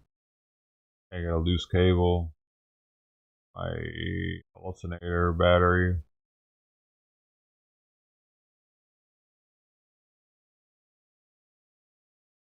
Yay! Yay! Tonight, the days are numbered for Yay! DC's Black Lives Matter Plaza. Supporters say it inspired and raised awareness about racial injustice and inequality. But after pressure from Republicans in Congress, DC Mayor Muriel Bowser says it will be changed. Fox 5 Shamari Stone is in Northwest tonight with the details. And racism.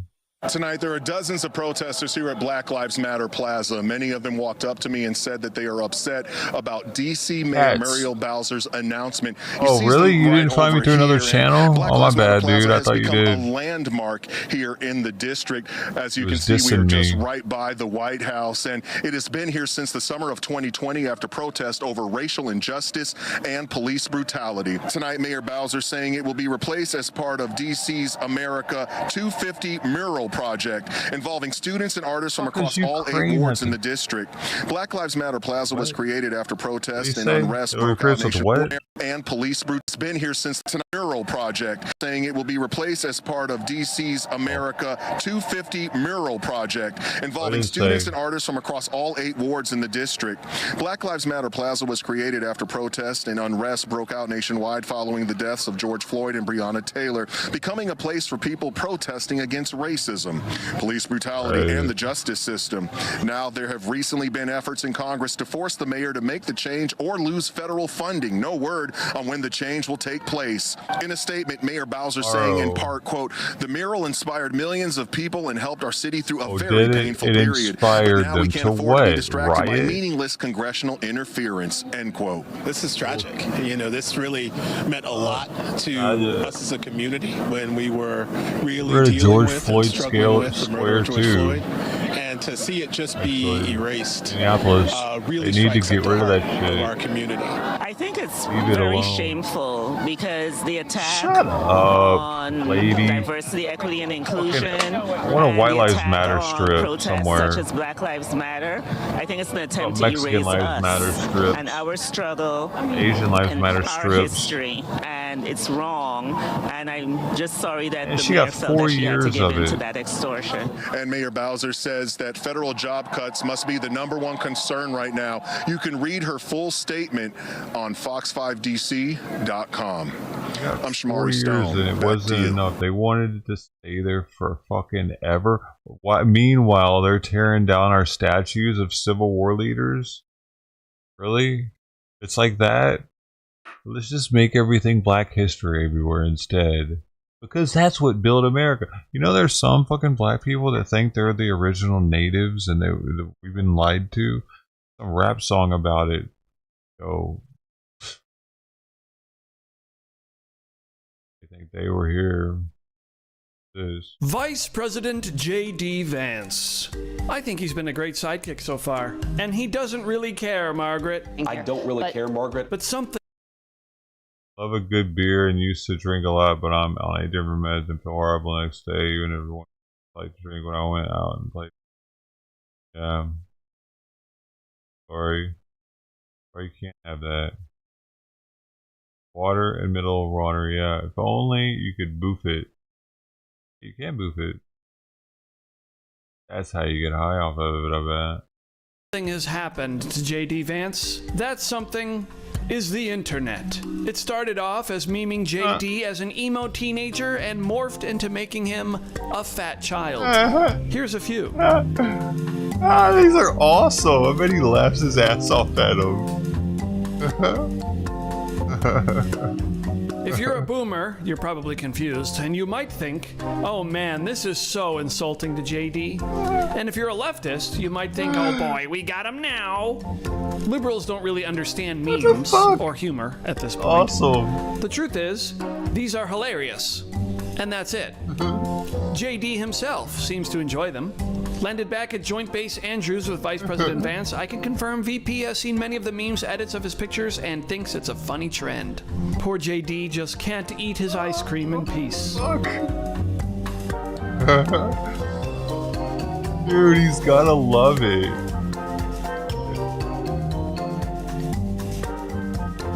The memes kept coming and JD started to expand beyond being a fat child and things got really weird.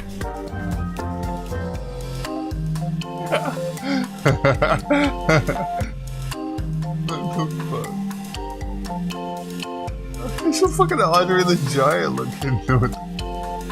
Oh no, what's happening?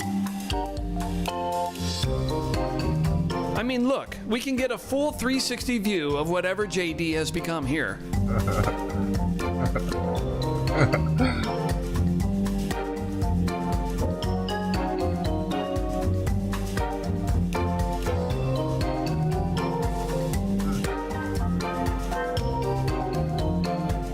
As with all memes, you'll see them everywhere now, and you'll soon forget all about it as the next bit of hilarity takes its place. And what the future holds, only J.D. Floyd knows. Oh, fans make. The next bit of hilarity takes its place. And what the future holds, only J.D.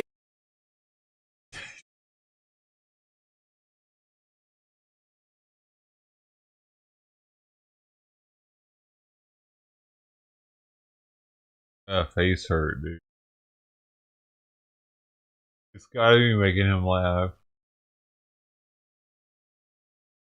We begin this morning with President Donald Trump ordering the removal of homeless encampments in the district. That's right. He's directing Mayor Muriel Bowser to take a... Yup. Speaking of beer, Andre. Yo.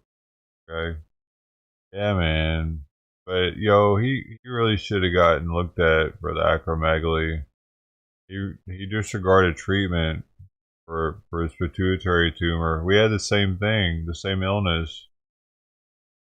He could have lived much longer if he just went to the doctor, try to get some help. You know what's really interesting is the medication that I was on for a while after the surgery to block the growth hormone, because it was still acting up a little bit after surgery.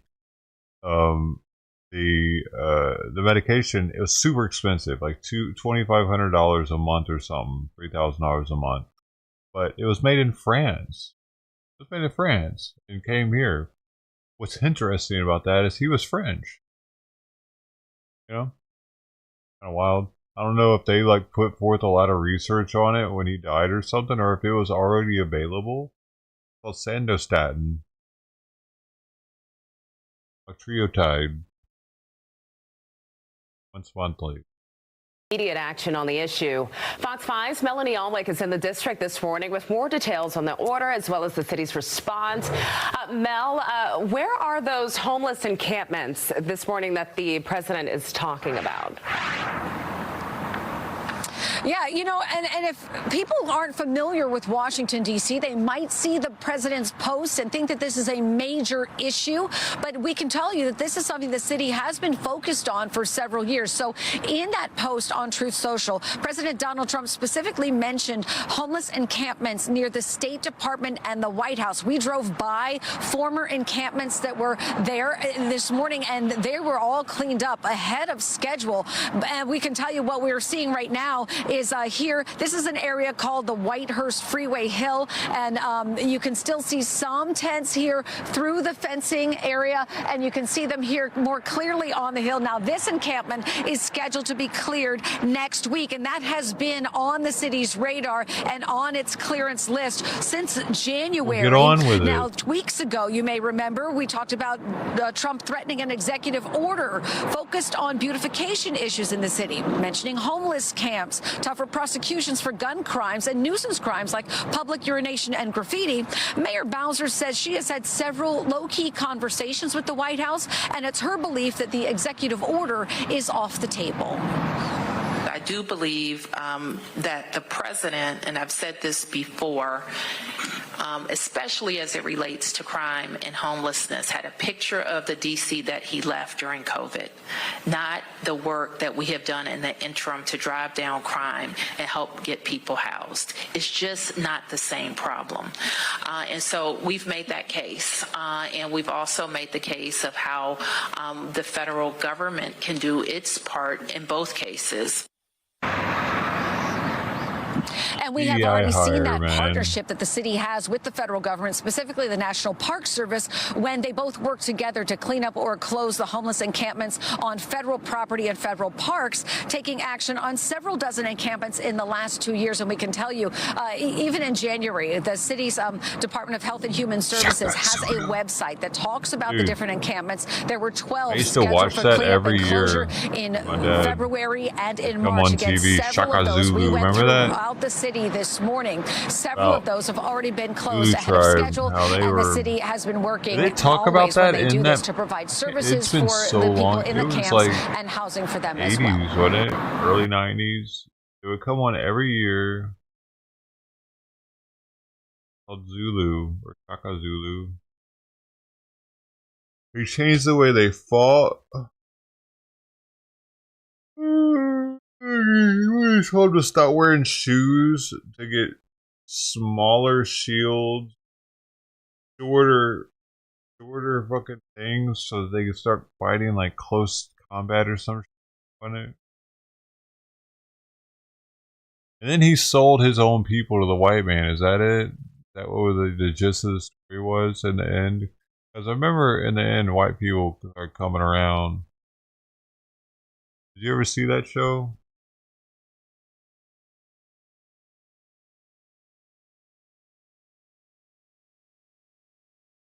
These cats are acting weird lately. Yeah.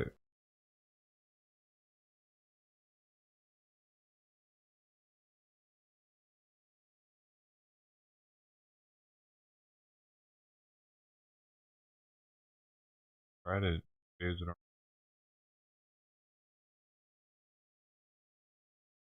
But I think this was a lesson in finding one thing that you let yourself feel. And I let myself feel joy about DJ. And I hope he's alive for another, 95 years. But I hope he never has to defend the United States Capitol against Donald Trump's supporters. And if he does, I hope he isn't one of the 6 who loses his life to suicide.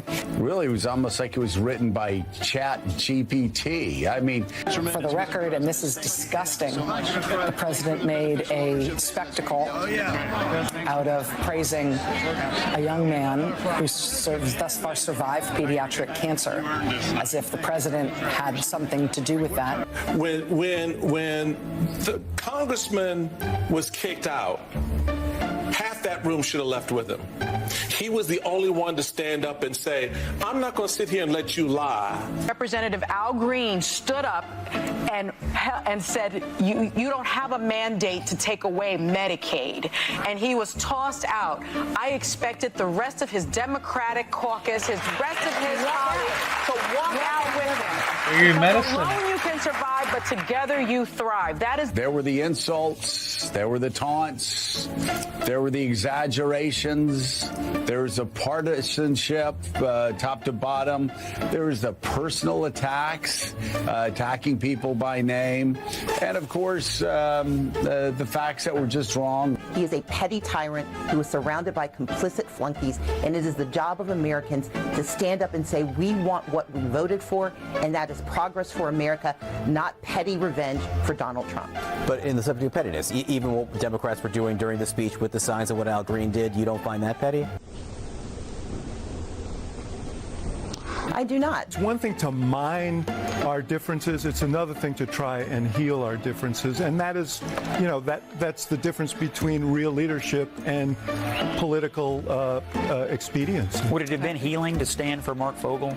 Might have been. No, I agree. You are absolutely right. DJ Johnson. What I will do, what you will not. I will say, I thought that was just, I think there were times when they should have risen. I think what Al Green did was despicable. Republicans weren't coming to play. They weren't going to give the Democrats the quarter. They knew what they were going to do. They knew they were going to try to be disruptive in some form. And their goal was to shut it down in one of two ways. And both of them worked.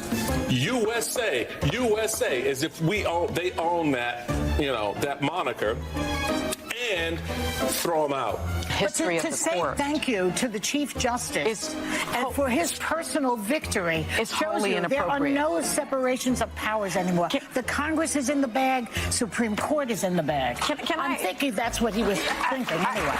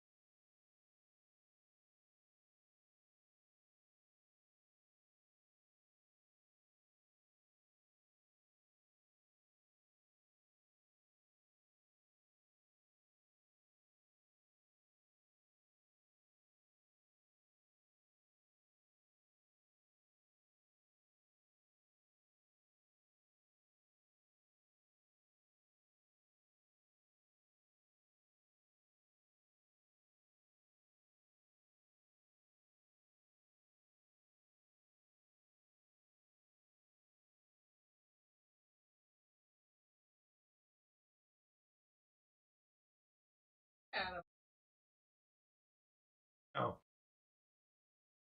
Oh. Oh. Look right over. Oat milk and granola. But a diabetic man get ever saved for free to help for his drug make a whole of it costs. Oh, really? Damn.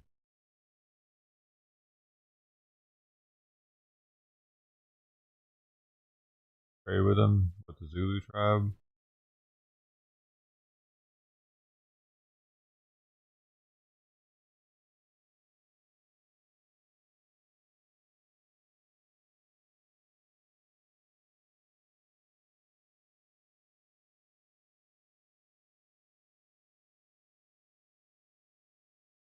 Hi, I'm Diana Macedo. Let's get right to breaking news. President Trump says he's delaying tariffs on cars from Mexico for a month after speaking with Mexico's president. Trump writes on Truth Social that he's making the accommodation out of respect for President Sheinbaum. It comes a day after he announced the same delay for cars coming from Canada. Meanwhile, the Commerce Secretary is announcing more potential tariff exemptions. Let's go to White House correspondent Karen Travers and business reporter Alexis Christoforous for more on that. So, Alexis, what do we know about this latest delay on tariffs, and could we see even more?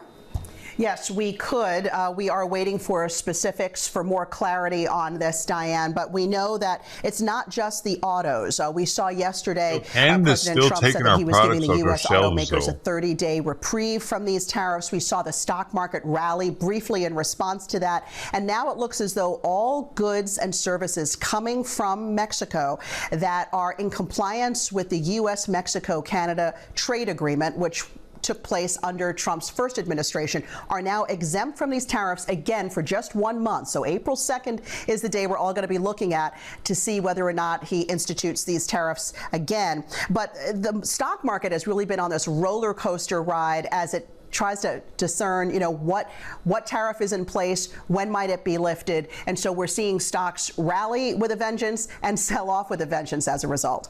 Karen, in this post, President Trump is thanking Mexico's president for her, in his words, hard work and cooperation in stopping illegal immigration and fentanyl coming into the U.S. So what comes next? What comes next is another month of waiting and potential negotiating to see if they can have another pause, another off-ramp. The president has done this now for 1 month, and as Alexis said, April 2nd will now be the date that everybody has circled on their calendar. But he has said that that is when reciprocal tariffs will go into effect, and that is another line of tariffs from this administration where they're trying to balance trade deficits with countries all around the world, and that would include Canada and Mexico. So it's not clear now what happens with you have this pause right now for Mexico for the next month, but they would likely be subject to tariffs again after this pause is lifted. But perhaps there's still that off-ramp of negotiations. And you and I have talked about this so many times now over the past 2 months of how it's still unclear what the metrics are that the administration is looking for from Mexico when it comes to stopping the flow of migrants and fentanyl across the border. What are the numbers they're looking for? That is not clear, but the president said today that he is pleased with what they're seeing right now and thanked the president of Mexico for hard work and cooperation. But the uncertainty still exists, and it's going to exist for another month. And Diane, we are all going to be here again talking about this and having the same conversation at the beginning of April. And Alexis, this is also happening as we get ready for tomorrow's jobs report. It'll be the first full jobs report of the Trump administration. What are economists expecting there? Unfortunately, this is not going to give us a great overall picture of the health of the job market because data involved in that jobs report really does not include all of the federal job cuts we're now seeing. So in some ways, tomorrow's report is going to be a bit backward looking. We have fresher data actually out this week that's not painting a great picture of the job market. ADP, which is a payroll company, came out this week and said that private employers added the fewest jobs since July. Another survey showing that layoff announcements jumped in February to levels we haven't seen since the recession of 2009. And we heard from from Macy's today saying they expect another sales slowdown. Walmart last week during its earnings report said they expect 2025 to be a pullback year for the consumer. They're expecting sales to slow down. So, as more and more companies come out and talk about what the future looks like for them, that starts to get companies uneasy about expanding their payrolls. Are they going to, maybe they're not going to cut jobs, but are they willing to hire new workers? And I think we're going to learn more of that in the coming months with that report. I don't think tomorrow's report is going to show the whole picture. All right. Karen Travers, Alexis Christoforous, thank you both.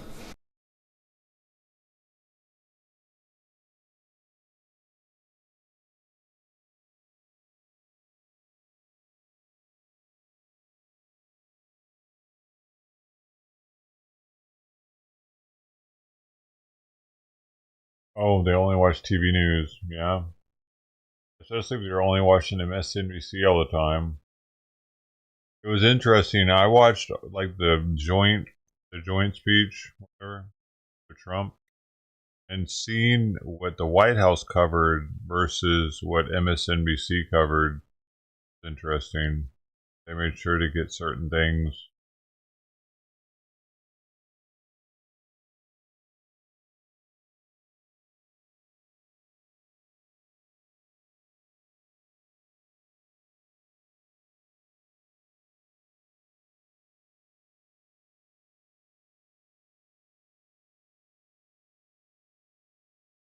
The media and our friends in the Democrat Party kept saying we needed new legislation, we must have legislation. And virtually all of them, including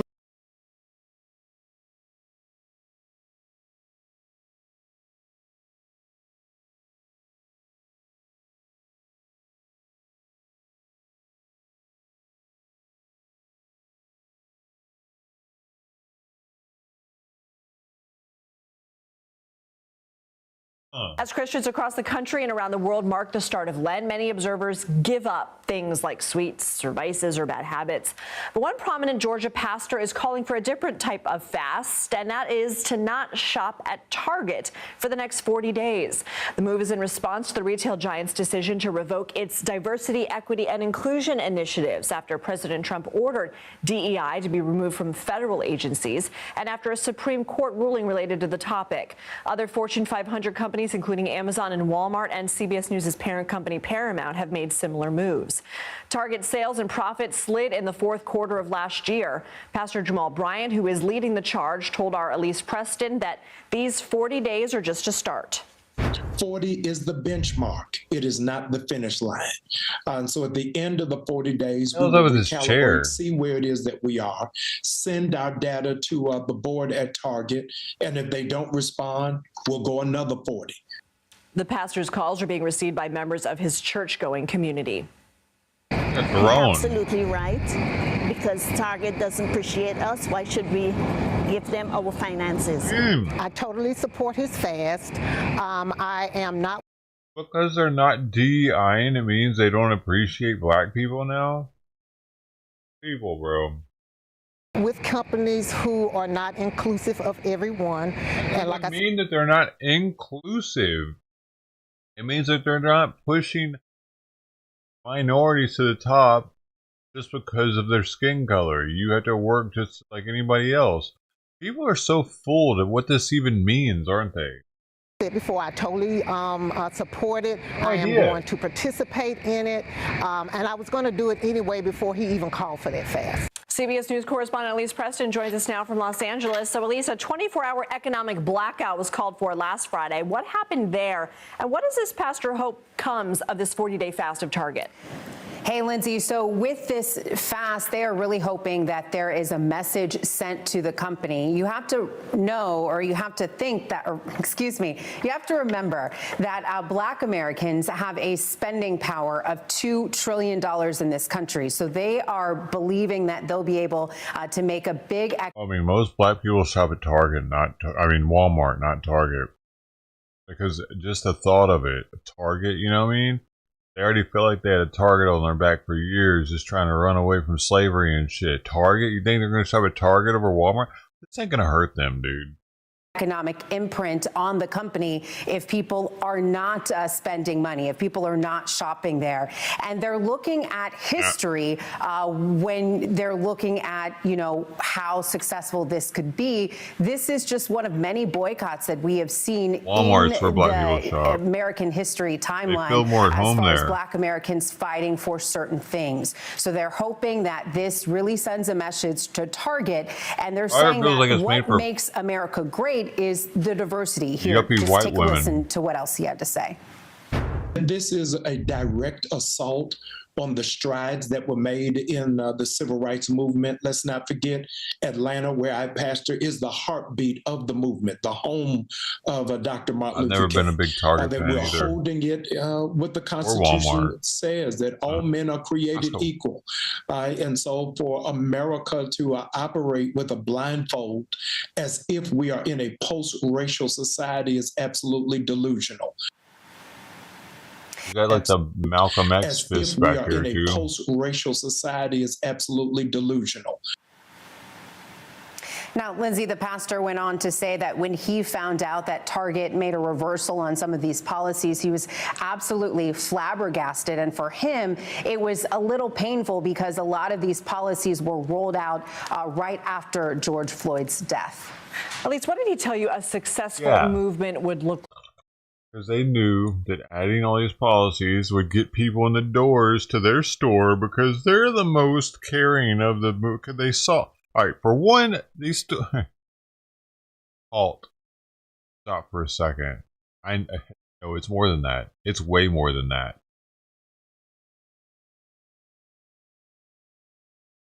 Remember what was happening at the time? They were breaking into these stores. They were breaking into Target for not being fucking inclusive enough. These stores bent over backwards so that they wouldn't get their fucking doors broken in and have to deal with insurance and shit because all their merchandise got stolen. Walmarts were getting busted. Everybody was getting busted up into, remember? The fucking parking lots were full of styrofoam because they were emptying the boxes and taking the TVs. It was pandemonium. These businesses got strong-armed into supporting DEI. It was either that or keep getting looted, keep getting broken into. They never actually wanted to do it, dude. And how does he gauge success? So he's hoping that people take part. They pointed to... These fuckers are primarily breaking into stores in their own neighborhoods, too. So these companies were already trying to service them, trying to help them, trying to enrich their community.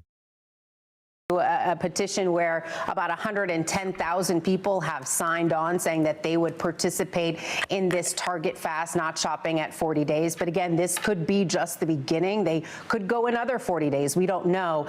But he also brought up that Montgomery bus boycott. That took place in 1955, and it lasted more than a year, about 381 days to be exact. And so Black people did not take the bus. They boycotted the system. And at the end, there was integration of the bus boycott. So that is what they're kind of looking at in taking their cues. They've asked Target to not only go back and reinstate these policies, but they're also hoping more things come out of it. The pastor pointed to having possible stands or kiosks of Target at HBCUs. They're asking for investments into Black communities across the country. What is Target saying about all this? About the boycott, Target has not said anything, but we've reached out to them and they have not responded. But we have reached out to them over the last couple weeks just in regards to the policy. Now, Target gave us a link to what their policy is, which does state that they are ending certain programs that are related to DEI, but they said that they are excited to have a joyous shopping experience for all, that they would be having products in their stores from all communities, from owners and sellers of all communities, and that their employee resource groups that the company has would be for everyone. Okay, Elise Preston, thank you. Elise.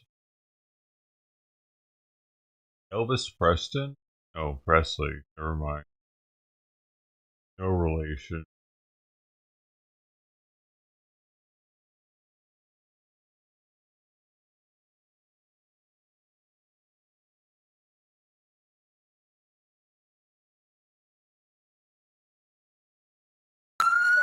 Hi. This idiot. Can you get back in the car, please? Can you get back in the car? Yeah, what's going on? I'll to let you know in a minute. I just need you to get back in the car. Sure. For your dispatch, we're 1050 on that car. 2729 Osprey, excuse me. Just have a seat in the car. Okay. Is this your car? Yeah. Okay. What's going on with the tag? It's my neighbor's tag because my tag just got fucked up. And I just had to go to the store to get some milk. Okay. Did you take the tag?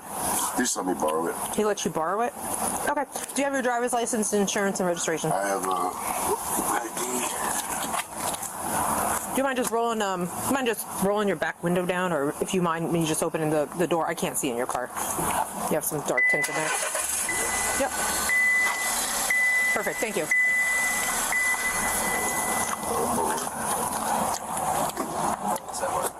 My girlfriend, I can call her. It's right down the street on Euclid. What's right down the street? My house. Are you coming here for something? Yeah.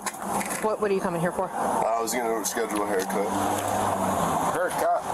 Right here. At Jetson's? Yeah. Okay. Do you usually get your haircut here? No. Okay. You understand this all seems a little odd? Yeah, man. Okay. I'm just like I said. I'm just trying to get some fucking milk. I just left the house. How did you even roll up on me like that? 10-4. It's going to be a white Chevy SUV. Well, no, I told her I was getting milk, but I'm nervous, like I said. But I'm saying I told her here obviously because that's all you got. Yeah, I'm nervous. This fuck is activated. I was going right there, and that's why I pulled here. Copy. We're 10-12 with that vehicle. I'm going to go over to IC. Correction, 10-12 with that tag. You start lying to me, I can see when somebody's lying to me. I can't let it go. Your behavior right now is like... I'm just trying to get milk at this turn down the street. I'm just going to do some research real quick. I'll be right back. You just need some milk, man. Come on. CD26FJ. Stolen. Hey, my payment plans as well. Do you have paperwork on this car? Yes, ma'am. Okay, where's that paperwork at? In my glove compartment. All right, before you go in there, are there any weapons in the car that we need to know about? Okay, do you mind just getting that paperwork and handing it to him? And then your driver's license and everything? His driver's license. I could show you. I just need it. Yeah. I could show you. Just hang up. It says he borrowed it from his neighbor. I just put gum in and like I couldn't talk because like all the crystals were like as I called it out. I don't know. I haven't gotten any of that information yet. We're still. Why do they let them chew gum? Gino. Fucking weird. The reason he had to borrow a tag? It's been on this car since like 1-2. Yeah, I saw that. But he said the reason he had to borrow a tag is because they seized his license plate, which usually means it's taped on. The tag is taped on with tape, cut tape on, like a duct tape. Tag is taped on. Yeah, duct tape on the top and like regular tape on the bottom. It's like. I wonder if he taped it over his tag. Maybe he doesn't want his tag to be red. I don't think I see any of it, but it's real weird because he came down. He's not from the area. Sees us at the light, pulls, backs in. I'll bet. Again, we talked about this before. I'm 100% certain. Like I'm 75% certain that is either an unregistered motor vehicle, a stolen vehicle, and his DL is busted. Like, there's a crime here. I'm sure his DL is not good. I think that's what he said. Yeah, but if someone tells you that they're committing a crime, put them in handcuffs and then sort it out. Okay. Right? Or maybe not. Maybe you don't fight with him or anything. But just like definitely. And I don't need the county to come out for this. I could just do the recovery and everything on my own. It's MSO anyway. Yeah. So, yeah. Okay. You're in a rooster.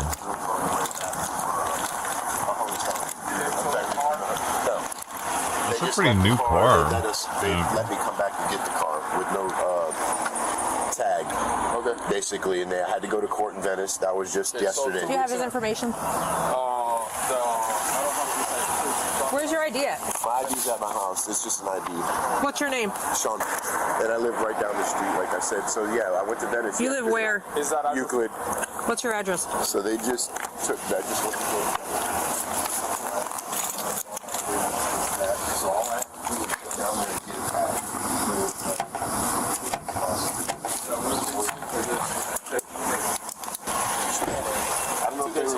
to know if they reported it stolen. That is a report of stolen tech. That's why we have it right now. Oh, okay. So I'm just trying to see if you took it 2 days ago or more time. Just 2 days ago? Well, it's been, like I said, my Why did you retract your comment? I haven't used it. Yeah, it's Still on the screen over there.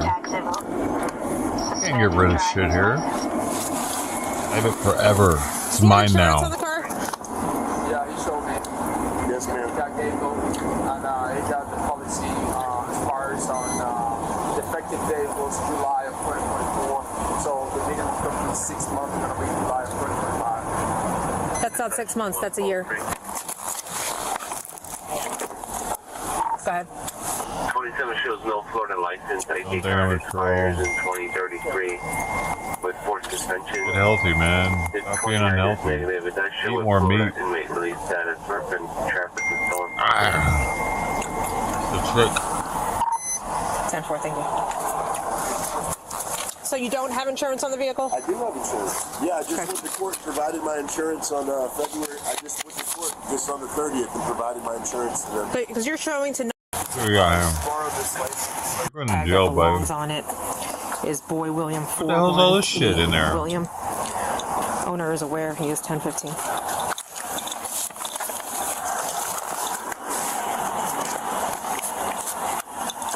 It's a white Chevy SUV. The model is going to be a Trax. Tom, Robert, Adam, X-ray. Bunch of stuff, bro.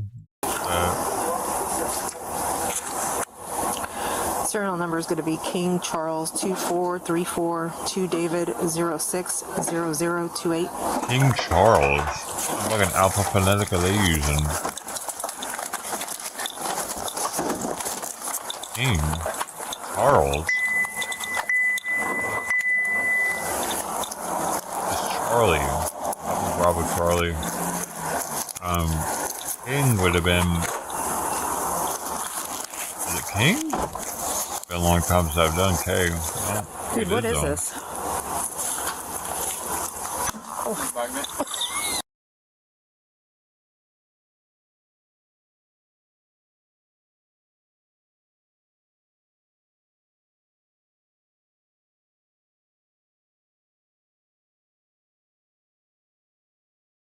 That's right, it's Kilo. Yeah, why don't want you to say King? Weird. Maybe they have a different state one.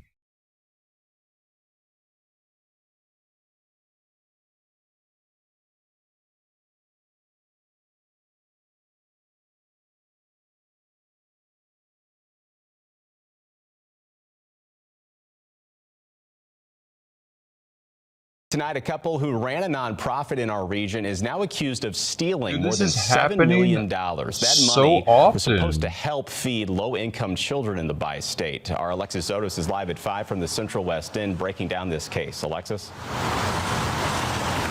All right, well, just behind me is the office building where this nonprofit is housed here in the Central West End. It's meant to help kids and families in the St. Louis and Metro East regions. But today, the FBI and other federal investigations announced arrests after a year-long and multi-agency involved investigation where this couple is accused of fraudulently claiming to serve more than 2 million meals.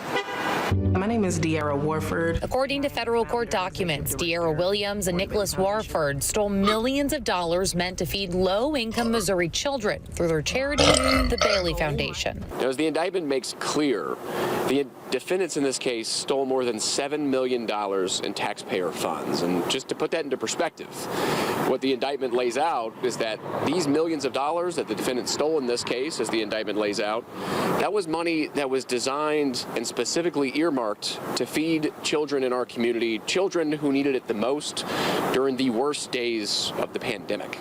According to the FBI, the couple used the money and spent it on a lavish lifestyle, including this $1.4 million home in Edwardsville. Online images show it's equipped with a pool and basketball court. FBI agents seized 4 vehicles purchased with the fraudulently obtained funds. So I think what this indictment does is it reinforces once again our office's top priority of going after those fraudsters who took advantage of programs designed to help people in this community and to feed children in this community. their first appearance in federal court today, and both entered pleas of not guilty. I did reach out to the nonprofit as well as knocked on the door of that couple's home, but we have not received any comment yet on these allegations. Reporting live in the Central West End, Alexis Odos, First Alert 4. Alexis.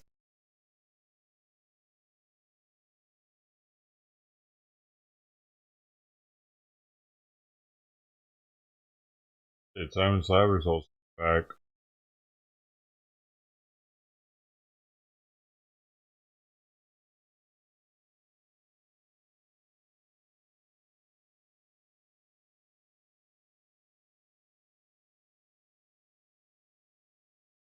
Okay.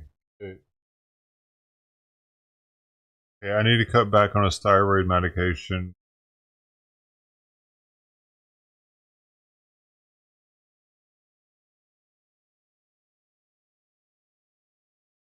I had a feeling that might be it. I give him only half a tab twice a day. Half as much medication. Damn it, I had a feeling that was it. But I couldn't stop giving it to him because last time he wasn't eating because he wasn't getting enough medication. Okay. Like,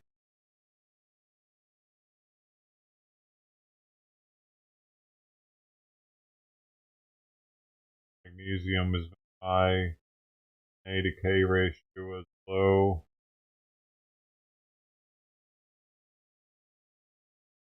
T4.5 low, yeah. Below 0.5 actually. Hopefully this hasn't been doing kidney damage. I should have got him in a week sooner. God dang, his creatine's high too. That's kidneys.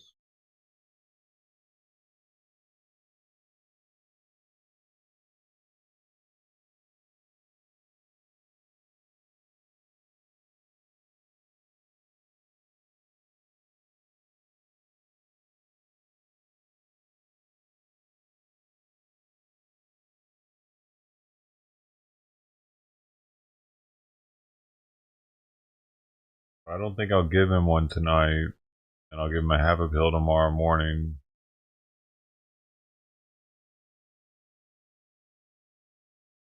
Shoot, man. I should have taken him in last week. I tried to give it another week to see if I could make it better.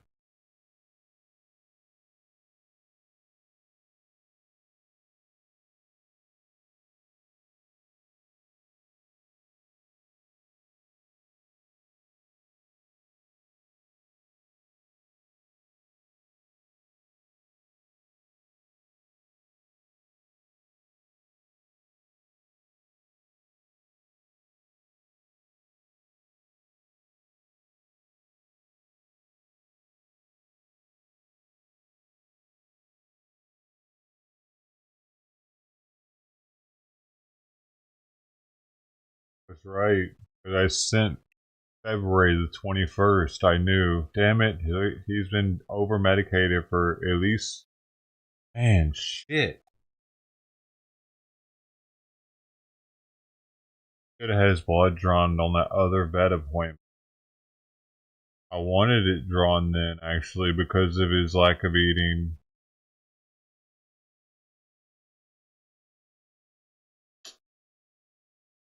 He didn't want to do it then, though. Oh, it was too early. Thought something was up then, though. Dude, man, that was a while ago now. We didn't do too much damage to his kidneys.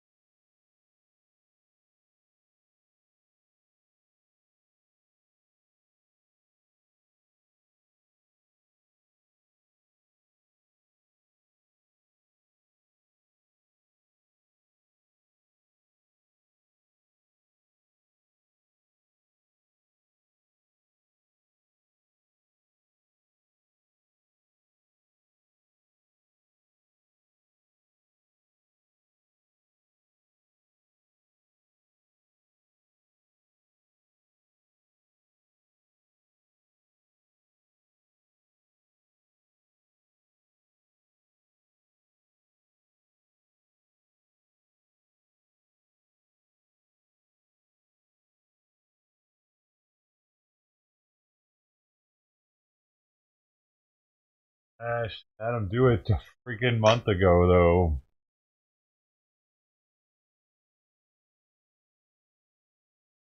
Hi then. Why it's been so hard to get him to eat.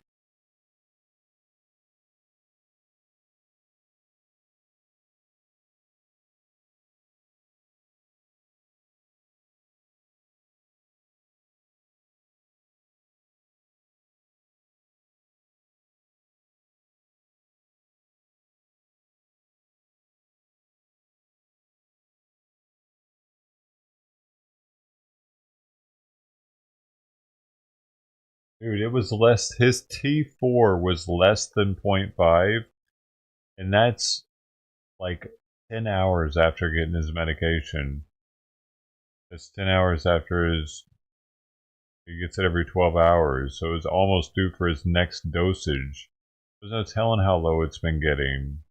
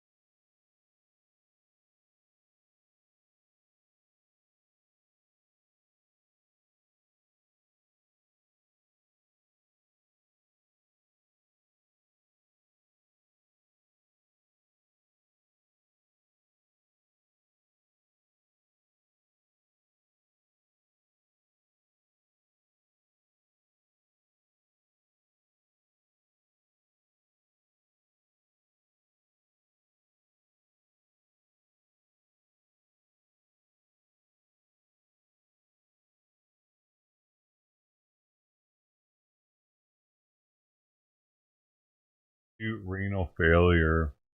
Yeah, and they have been messing up on him. Luckily, I've been trying to get fluids in him, but like with that number, Na to K ratio, sodium to potassium ratio is low. It usually means kidney problems. Using high with having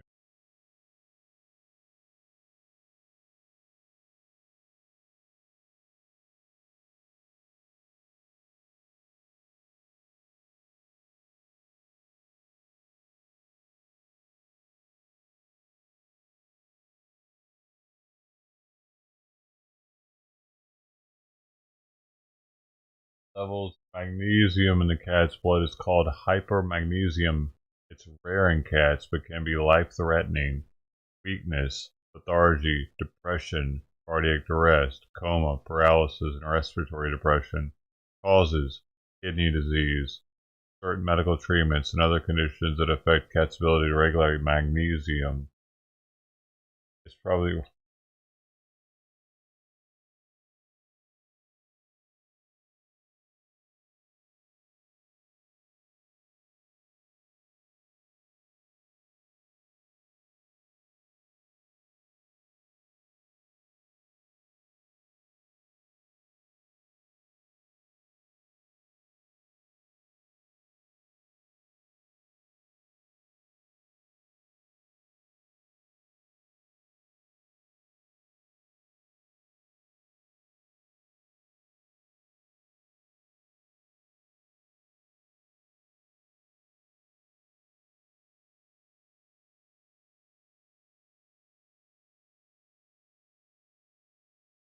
Simon's a special case, dude. He really is. I bet he's my vet probably likes it in a way because he's so unique and like she probably wasn't expecting this. I could tell she wasn't expecting this because I had to kind of convince her to do the blood test a little bit by letting her know like this has been going on for a little while, doc. I think we need to get it. Something. I can tell. Oh, my cat. Kitty. Hard to get him to eat. And he's sleeping right now. He's not himself, man. He's not himself when he's not bugging me to open that gate constantly. I've got to start splitting his pills again, though. That's little tiny things. Oh well.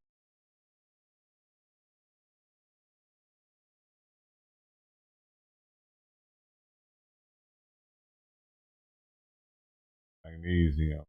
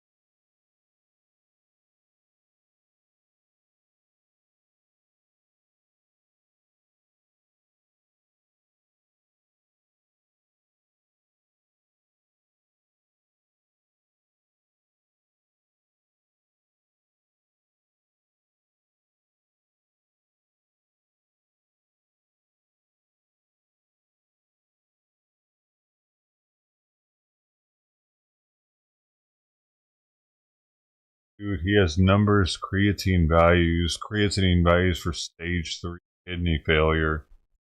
For stage, kidney disease or whatever, stage 3. I don't know if this is going to change once this medication for thyroid gets better adjusted. Right now, the way his number sits, he's stage 3 with 3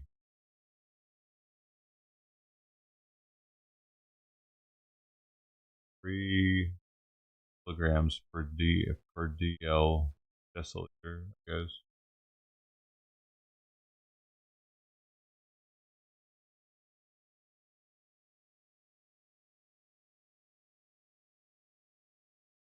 Yep, a lot of bad looking kidney stuff on there.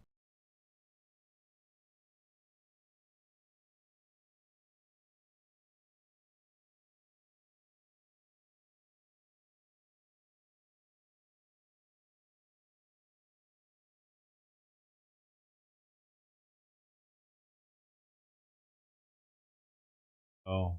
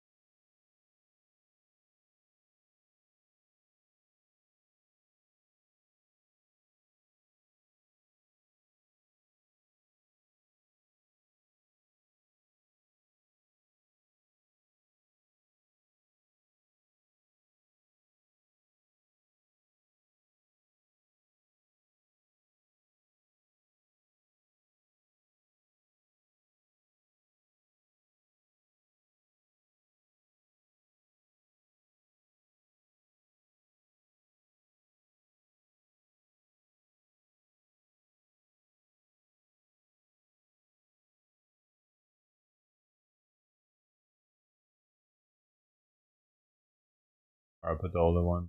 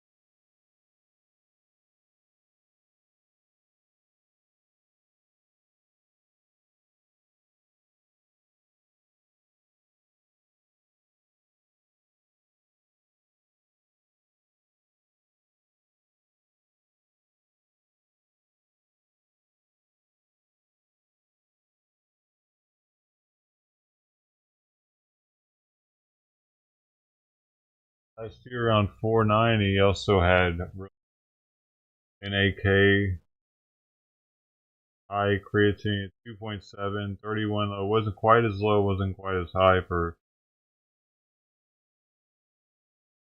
Ivor said it was 0.7. So, and that was low, but it was even lower this time. Like, and we had him on too much.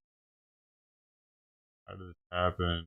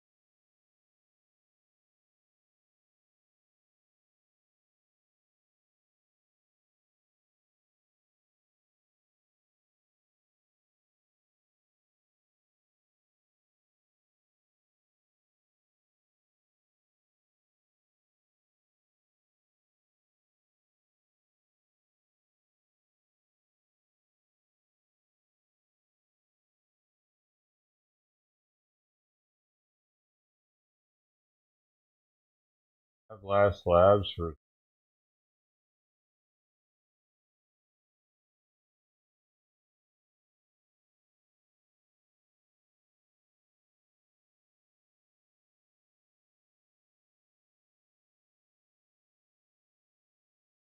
his T4 was extremely high. Like crazy high, 17.8. I think that the fluke possibly. Probably should have retested. But he wasn't eating right then either though. Once I got him on it, he started eating. So but then his creatine though was in range, so his kidneys, this was so interesting. His kidneys were doing perfectly fine at the time. Weird.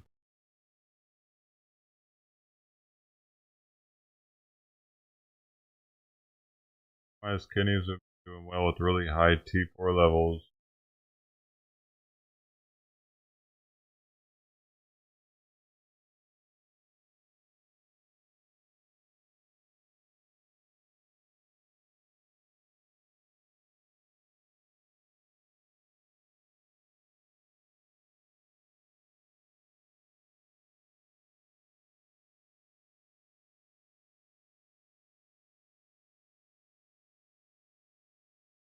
High T4 levels in cats can indicate hyperthyroidism, which can increase blood flow to the kidneys. This can mask kidney disease, so it's important to monitor kidney function as cat's T4 levels normalize.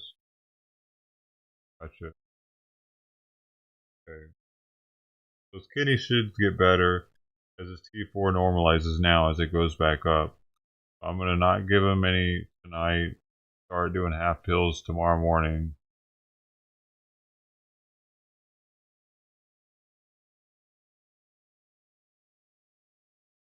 See if his appetite starts increasing. Maybe he'll start coming in more playful. And I'm sorry I didn't get him speak sooner or get her to give him that blood test a month sooner.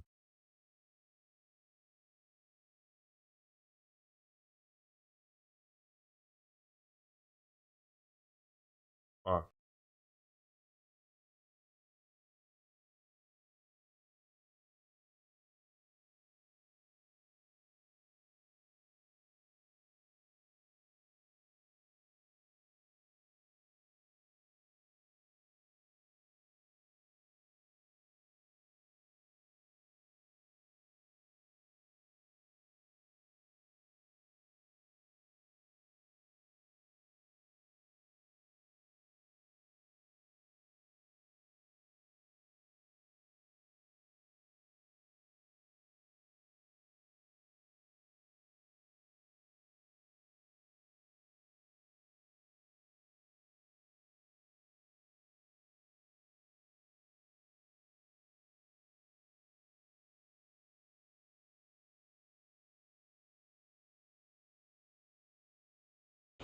Yet another time I was right, and Simon needed to be seen sooner. I think that each time that I'm right about this, I get more trust that that there's, like, when I'm messaging her, that there's actually something wrong, and that she'll try to fit me in. But if I was like a hypochondriac cat owner that was always like, no, I think something's got to be wrong with him, Doc. He's just not eating right, and the blood test would have came back normal. That's what I was nervous about. She'd have been like, yeah, I don't know. I just got to find a new food or whatever, or whatever. In that as a definitive proof that yes, there's definitely something severely wrong. His T4s are so low that they're off the charts. We need to do something now, or he's gonna go downhill fast. I'm with it. I'm with it. I just wasted our time. I needed that blood test. It's good. Awesome. I'm just happy we figured it out. I knew that was, I didn't know for sure, but I had a very strong belief that he would just get, but I kept it from him for 2 days in a row. I reduced his dosage and it didn't seem to be sparking his appetite, but he might just need like 3 or 4 days of a reduced dose to start really getting out of his system. It builds up. Oh, well, at least we're on the right track.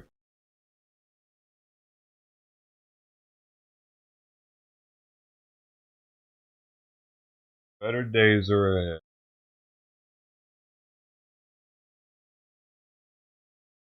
And Sweet Pea has somebody to play with again for a little while.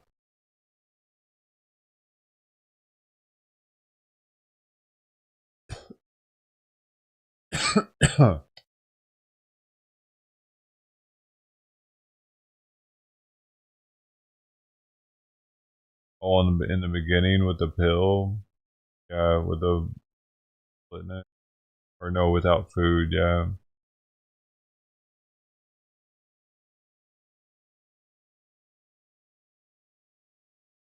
But it just threw us both off, I think, when he didn't eat, when he had an abundance of T4. That was interesting. That even happened.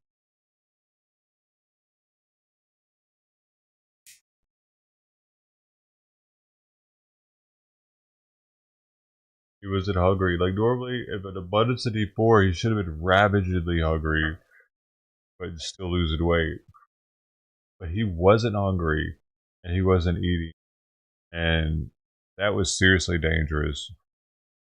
Because the T4 was creating a high metabolism while at the same time as him not eating. I got down to 11 pounds. He might have hit 10.9 at one point. I was up to like 12.8. I was 8 ounces. Now he's down to 12 since his last appointment. It's all over the place. He's like the Christian Bale of cats. And the fish oil, everything. I don't know. I haven't been giving him the fish oil lately because he's been jumping up there still, and the hair grew back on his legs. So, yeah, I don't know. Possibly, it could have caused a buildup of it, and that's why I asked her that. But I don't think she understands how it could do that. I do though. Reason being is because fish oil slows heart rate. Slower heart rate is going to cause anything that's in the blood to be filtered out slower. I think that it actually caused an accumulation of it, but that's why I thought reducing or taking the fish oil out of his diet would make that go away, but I don't know, maybe his system couldn't catch up with how much was built up at that point.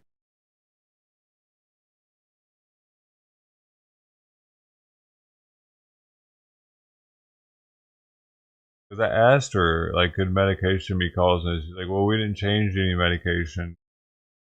But she knew about the fish oil. I was figuring, like, she would know.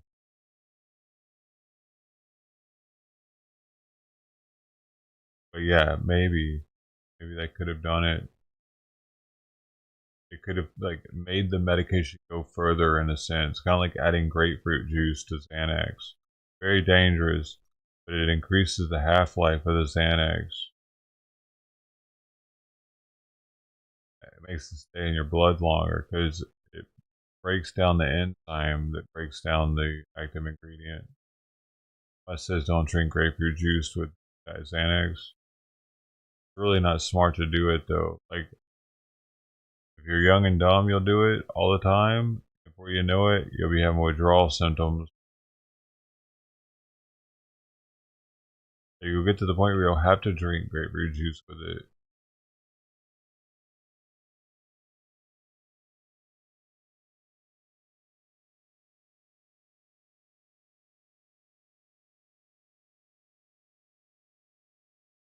Interesting though, the grapefruit juice has some trippy ass chemical that does something like that. Okay, so this is cool, man. Something else that's actually kind of cool about this is I'm getting to see now that Simon might not be actually allergic to any kinds of food anymore. Because I've been giving him chicken, lamb, I've been giving him everything except for fish, because fish isn't good for the thyroid. But he's been eating it, and he has been puking it up. So,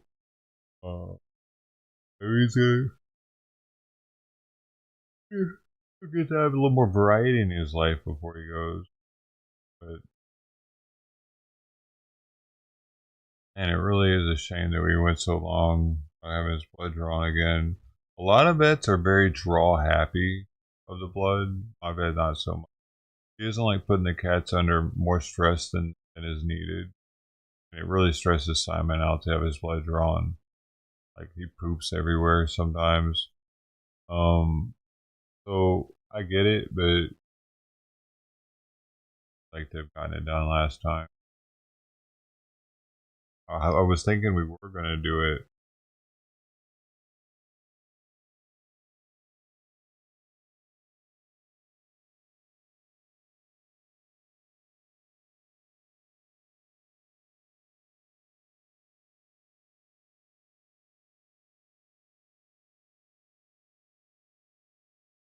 I wish it was so easy to know whether or not he was just deficit or had an influx of the medication, but it's not.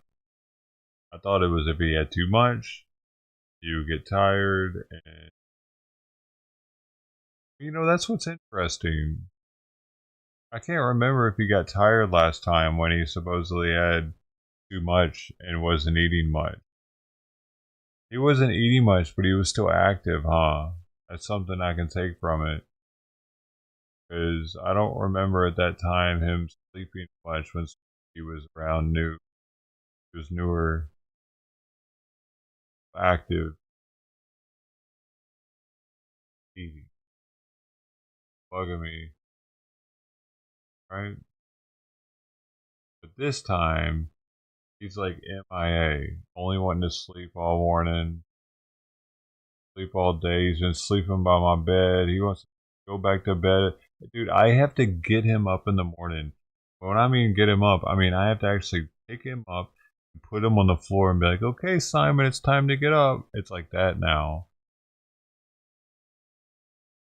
I keep getting glimpses of what it's gonna be like when Simon's final time. Because they can be open the gate all day long. Yeah, he's playing with her more too. She's got to notice too. They never really play. They're playing it every day. So I'm gonna hold off on the fish oil until he seems like he needs it. I'm gonna kind of use it as needed because the pimobendin works well for helping with blood clots and with his heart and everything.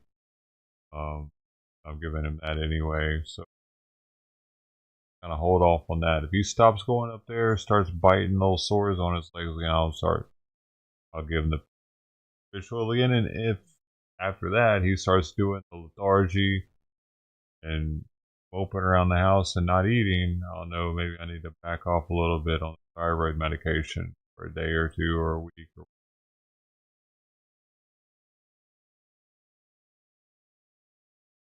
Damn it, though. I'm still kicking fucking butt for not. I knew it. I knew it when I went in last time, dude, because I said something about it. I asked her if she thought the fish oil was causing a lack of appetite. Wrong. I should have said specifically, do you think the fish oil is causing thyroid medication to build up due to its effects on the heart? Slowing down. Volume or flow rate of the kidneys. Like, I should have put it to her like that. Actually. Just like that. She would have understood. And she would have thought about it more in a scientific instead. I don't know.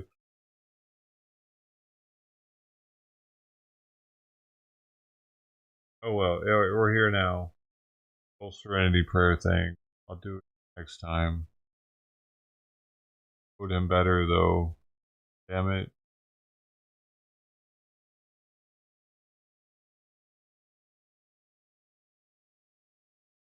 He can't do it, and I'm sitting there shoving these pills down his throat that are making him sicker. Damn it.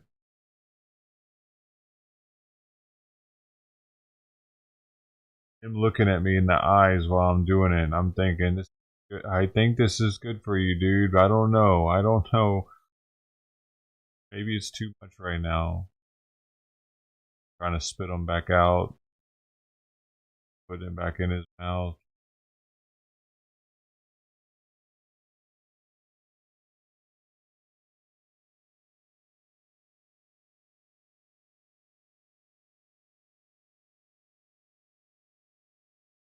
All the time, I'm just making him sicker.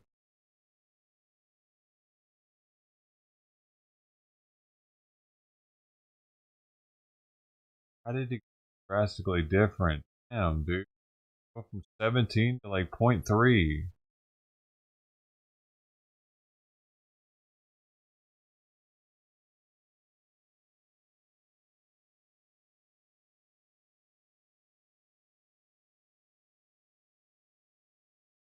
I wonder how long I took off his life, because I've heard it too low of a T4 is worse for the kidneys, too high. He's been pissing multiple times throughout the day, but I haven't really seen him drink that much water.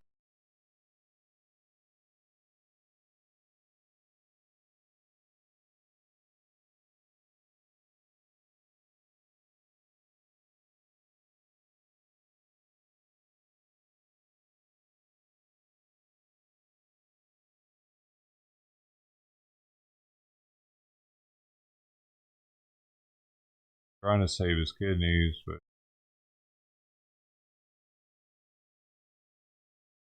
at least he hasn't had any dry food this whole time. It's all been wet.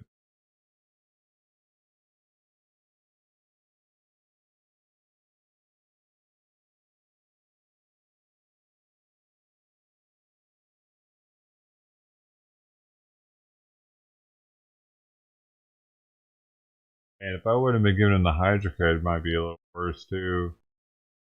I mean today, but the moose was pretty liquid. Yeah.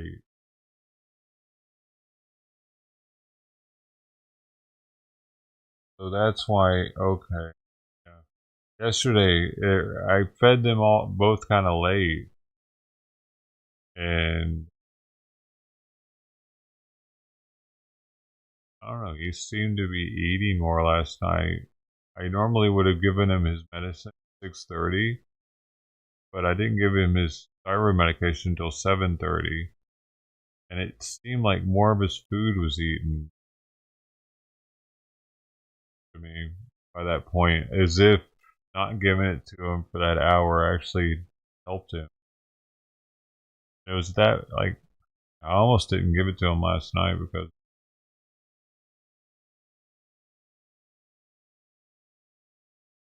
but like I said last time, it was because he didn't have enough of it that he was like that. Not eating.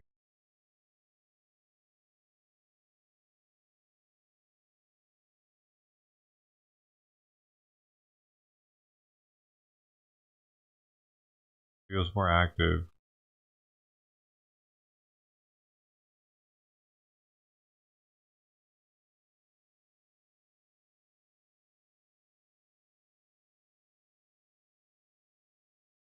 Have your friend back soon. Buddy back. He's gone for like a month and a half from her. Yeah. When was that? I don't know. When it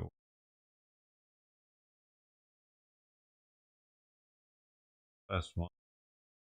11/11.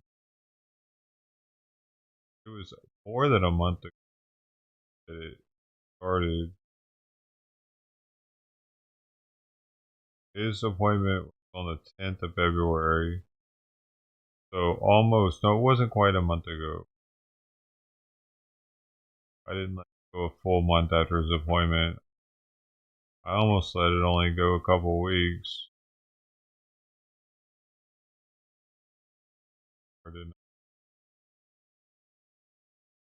But so it had been going on for like a week or two before that too. Yeah, around beginning of February probably.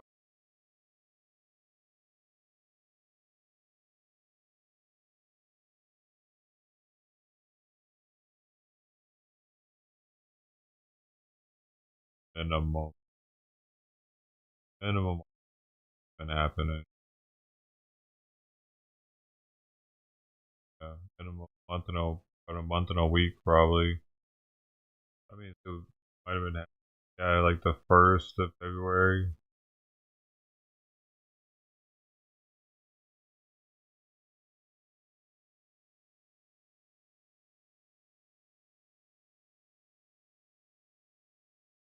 Cat time. That's all.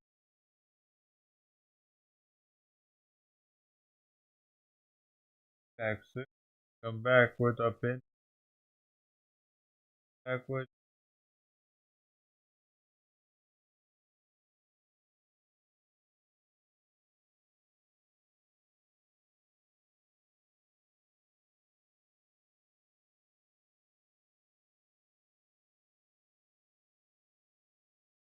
Making me open the gate in no time.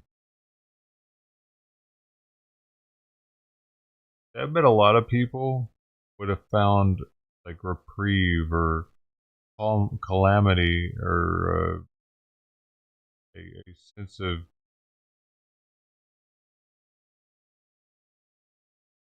relaxation finally. Their cat just did this all of a sudden.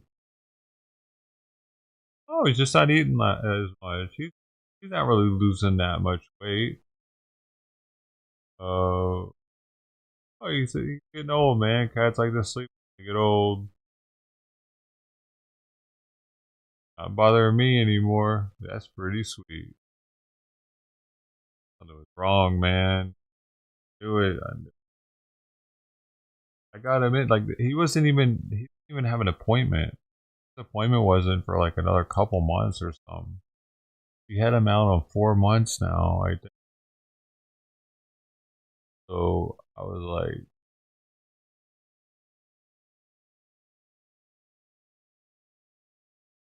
"You're right, man."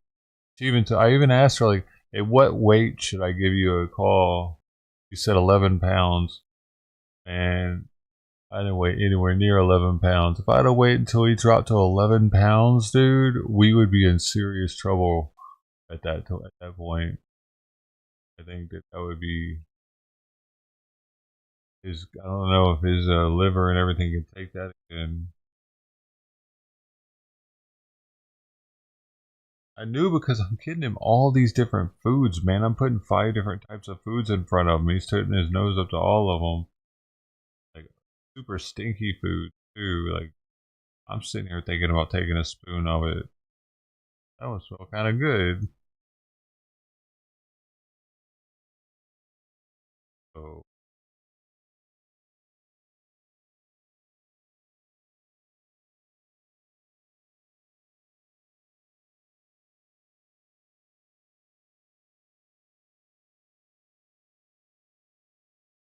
might have. Yeah, from a heart issue or something, actually.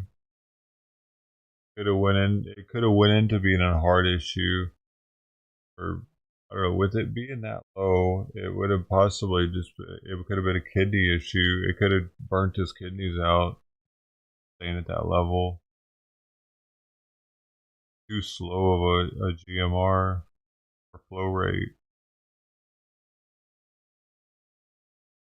I didn't really notice his box smelling extra stinky or anything, but I have noticed him has really small pee balls, 7 or 8 of them. Like he's peeing a ton, but many times, small amounts throughout the day, which is unusual. Also, but a lot of these things can just be chalked up to being a medication symptom. Makes cat pee more or less or whatever. Like a lot of things can just be thought of that. Symptom medications have symptoms or have side effects. I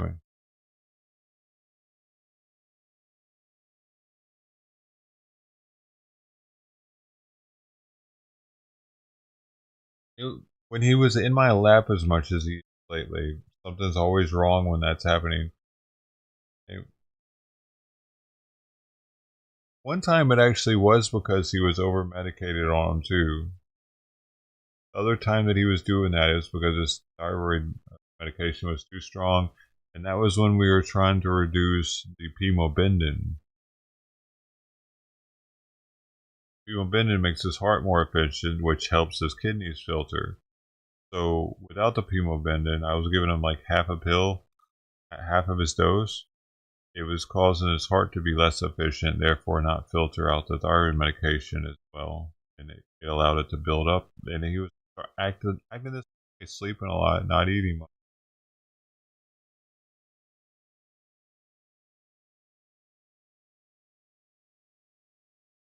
Every time he wants to sleep that much in my lap first thing in the morning, it's a sign something's going on. Damn it. Man, I'm kicking myself for not getting him in there sooner because of that. What was I thinking? You know what I was thinking? Actually, I was hoping that the lack of the fish oil was gonna like that was it. The fact that I gave him the fish oil. And thing with fish oil is it builds up too, but it wears off over time. I was thinking maybe that's gonna wear off, things are gonna kinda equalize, and I don't know exactly what it was, but I don't know exactly.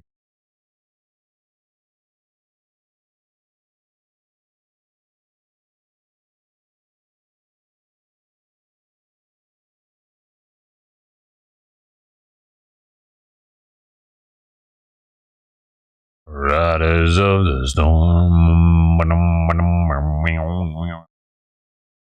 So, dude.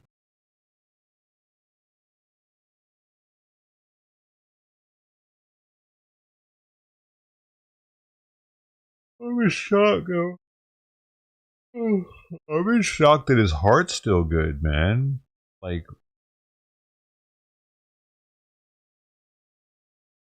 I guess maybe low T4 doesn't affect heart.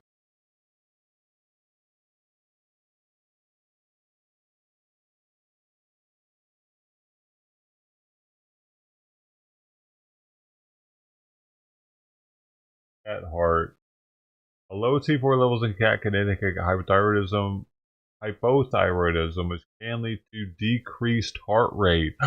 That's why his respiration's been so slow while he's sleeping. Yeah. So it's not gonna hurt his heart having low. It's not gonna. But that would also increase, or it would decrease polymer flow rate even more. So it was compounding on itself.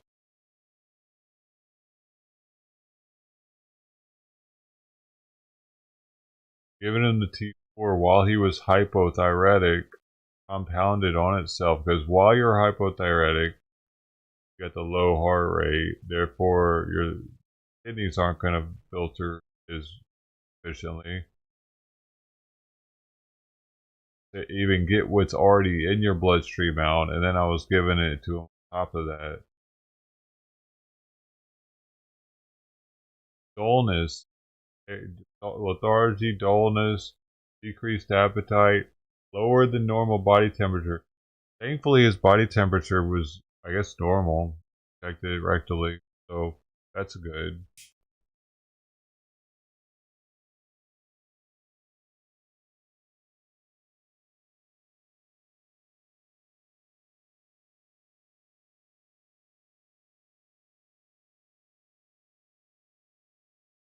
Hopefully his heart doesn't get worse, so once we equalize this too.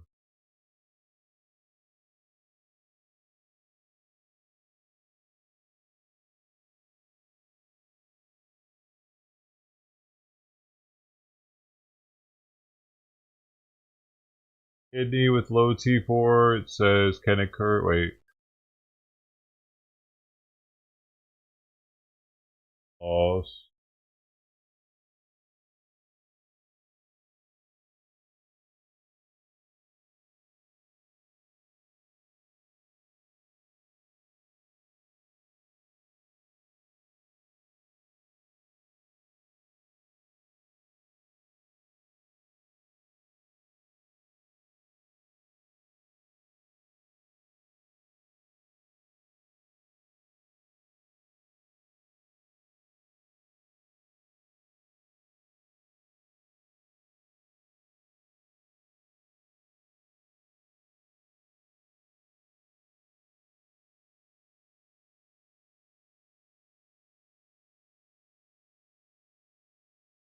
Hypothyroidism can damage the structure of the kidney, reducing its weight and mass and altering the kidney structure in animal studies.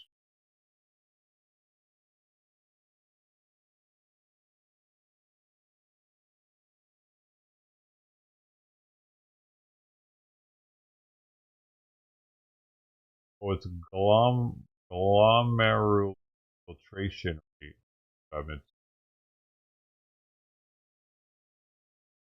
Oh, but it says, okay, it says hypothyroidism can affect the kidneys. Both hypothyroidism and hypothyroidism can cause kidney changes, including reduced or increased blood flow, glomerular filtration rate, and electrolyte balance. These changes can be reversible with treatment, but I don't know if that's for cats or humans. If they're reversible in cats or not, I don't know. Some things are reversible in other, not in other. We don't have the same types of kidneys. Like we don't have the same types of eyes. They see colors because they have different parts.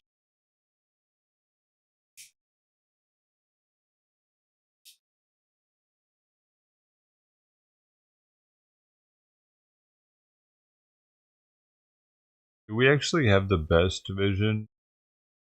Possibly. Because whenever we look, or they show other animals' vision,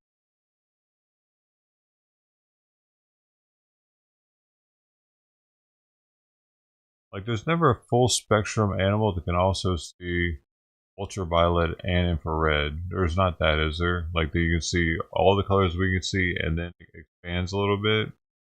Is there an animal that does that?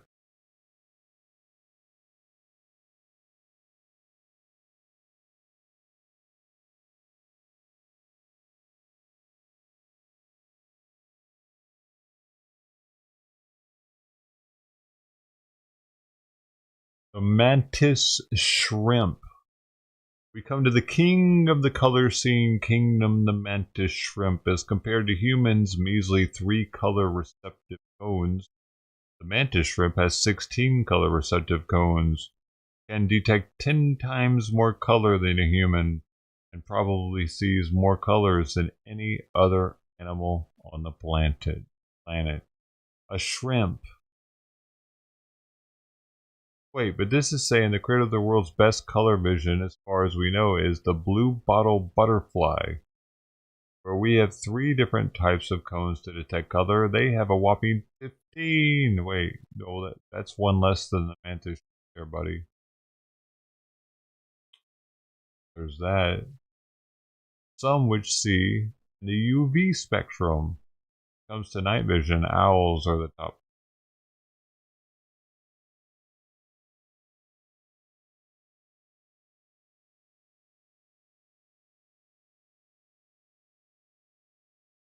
Pretty neat. You're gonna.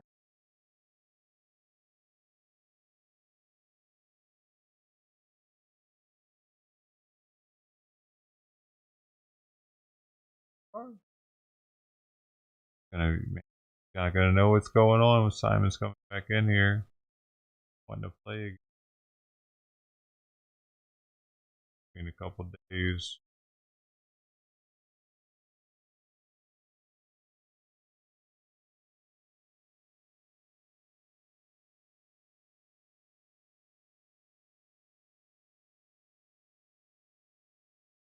Dave's gonna be really tired. And he's been eating just assortment of stuff. I'm just gonna start feeding Simon something different every day from now on. And if he doesn't want it, okay, guess we'll go to the outdoor cats then. What else do you wanted? What do you want? But that one? Oh, okay. They'll eat it. We'll get the bums to eat outside.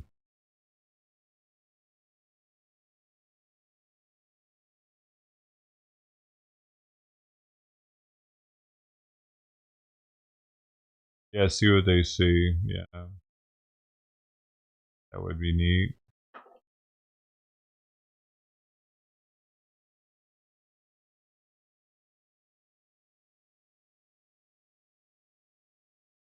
What do we got here? Let's just see what we got here.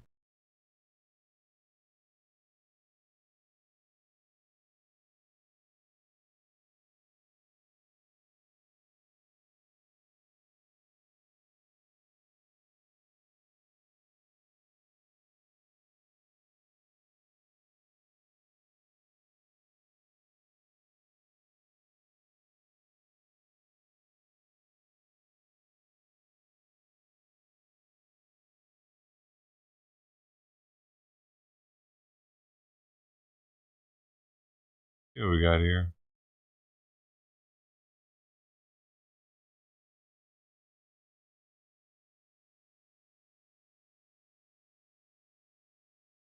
Oh. What right do you have to meow?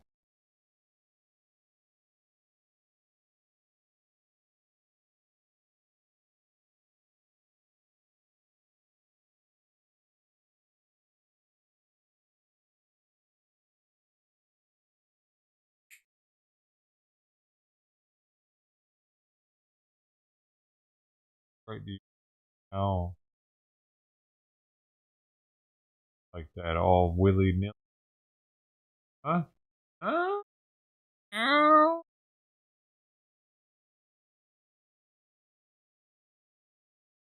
Kitty.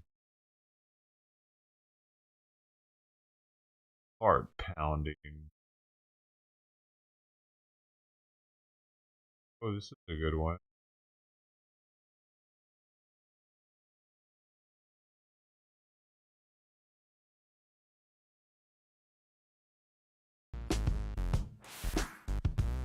Where is it? Oh! Hello.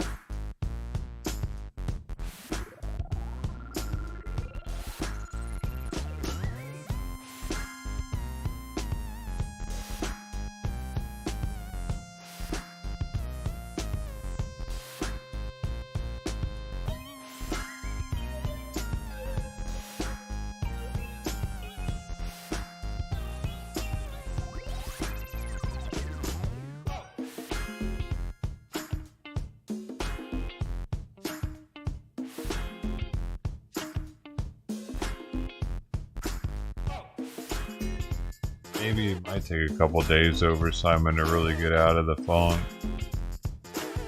Pretty pumped up right now.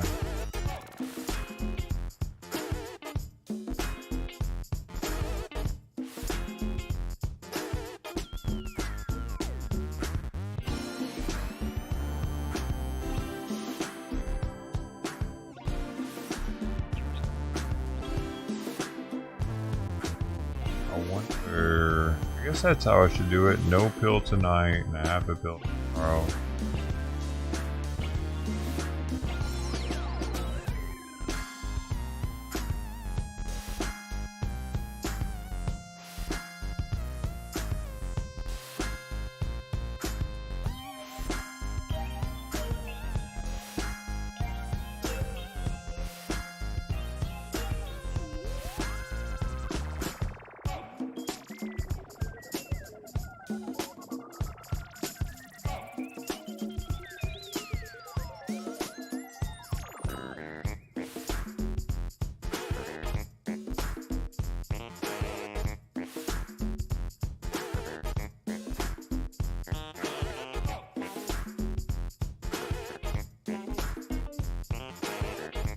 I wonder how bad that was for him, man.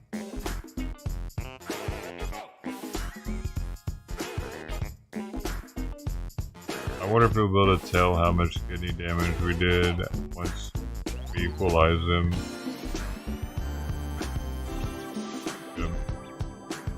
It was at negative, was it 0.5, less than 0.5. Reference, below the reference range, 0.8 to 4. And average range, below the reference range, above the reference range. That means low though, that just means low. So, probably not, it's probably not the end of the world.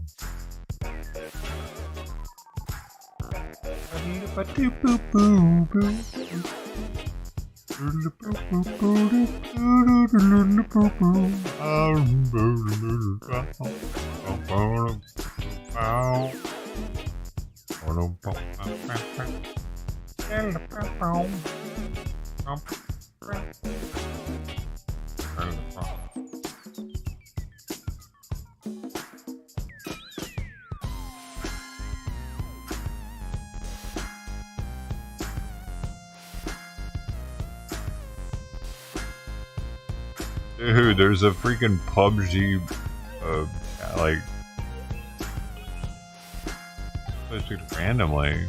randomly. Oh man, they want me to take a screenshot of me and my character's outfit, and it's gonna be picked randomly? Oh, I need an actual, I need, you know, looking at the best one over here.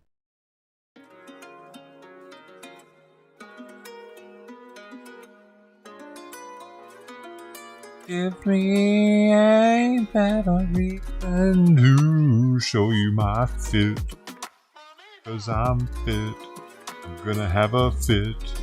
If you don't let me. You don't let me, I will. Anyway. 'Cause I'm not gay. But you can't make me not have a fit. 'Cause I got a fit right here. I already got it in my pocket. Gonna get an Elon Musk rocket. Going to Mars. Where they got bars. Full of alien women with 3 titties.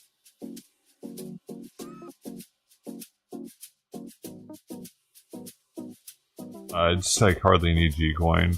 1,000 G-Coin. And it's, or they pick their winners randomly. Like, you aren't even gonna look at them?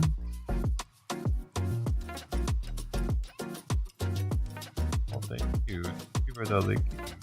Thank you for making my arms smell like you. That's what I wanted.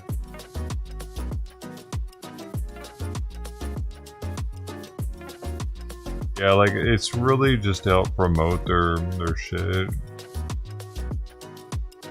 And so many kids are gonna fucking try to get that for 1,000 Bitcoin that probably a waste of time.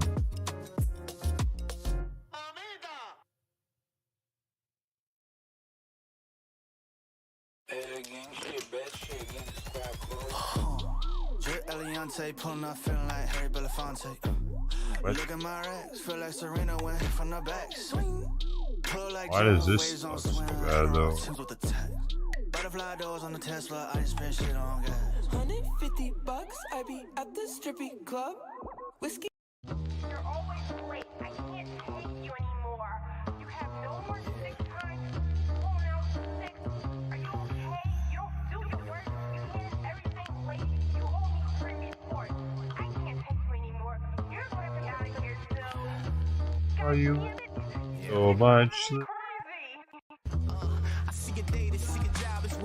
Dude, this isn't supposed to have any lyrics to it. I just it.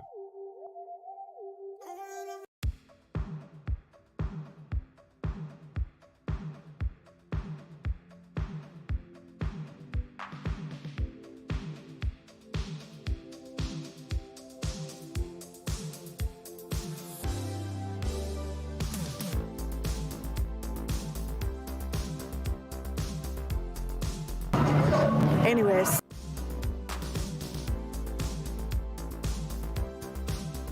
A live look at Hollywood.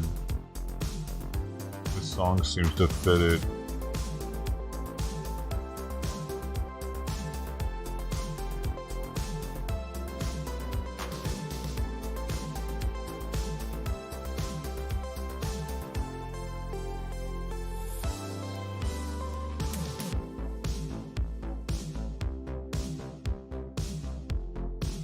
There's that famous theater, Pantages Theater, where they used to put all the, they used to have all the famous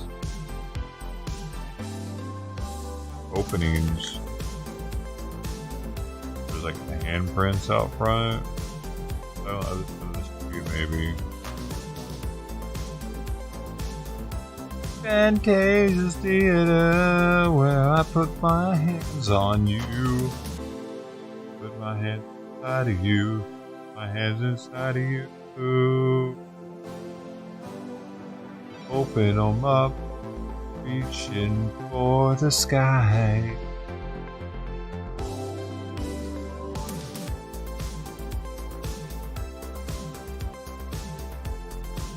Oh, look what I found. I don't think I was supposed to pull this out now, but I did. For you.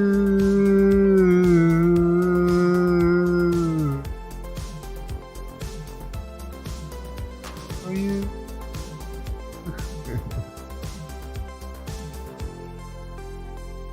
Looks like I made a mess. Gonna get a mop now. Get a bucket. Where is your soap?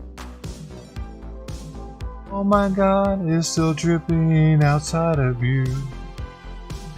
Get a rag or something. What's the end? It's disgusting. That's our most disgusting song it in rhyme.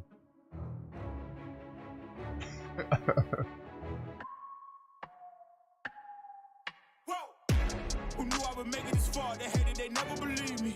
Yeah, I would never drop the ball. I know I make it look easy. Yeah, oh. With the defense. I don't care what a critic got to say. I got them picking up the pieces. Lyrics City. On. That's some respect.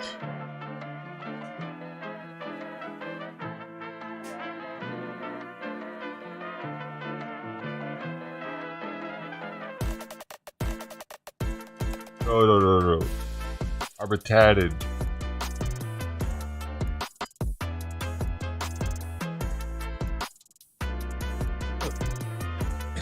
Oh my goodness, I hope Simon gets feeling better by tomorrow.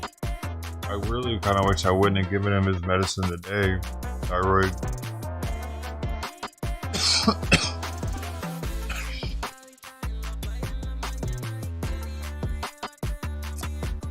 gotta wait a whole. I'm just making. I wonder. Yeah. Alright. Nothing tonight and half tomorrow.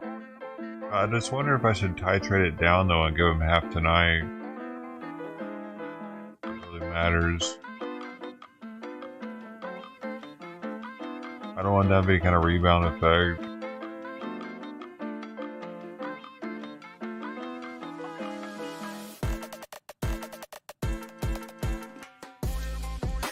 I'm gonna specify.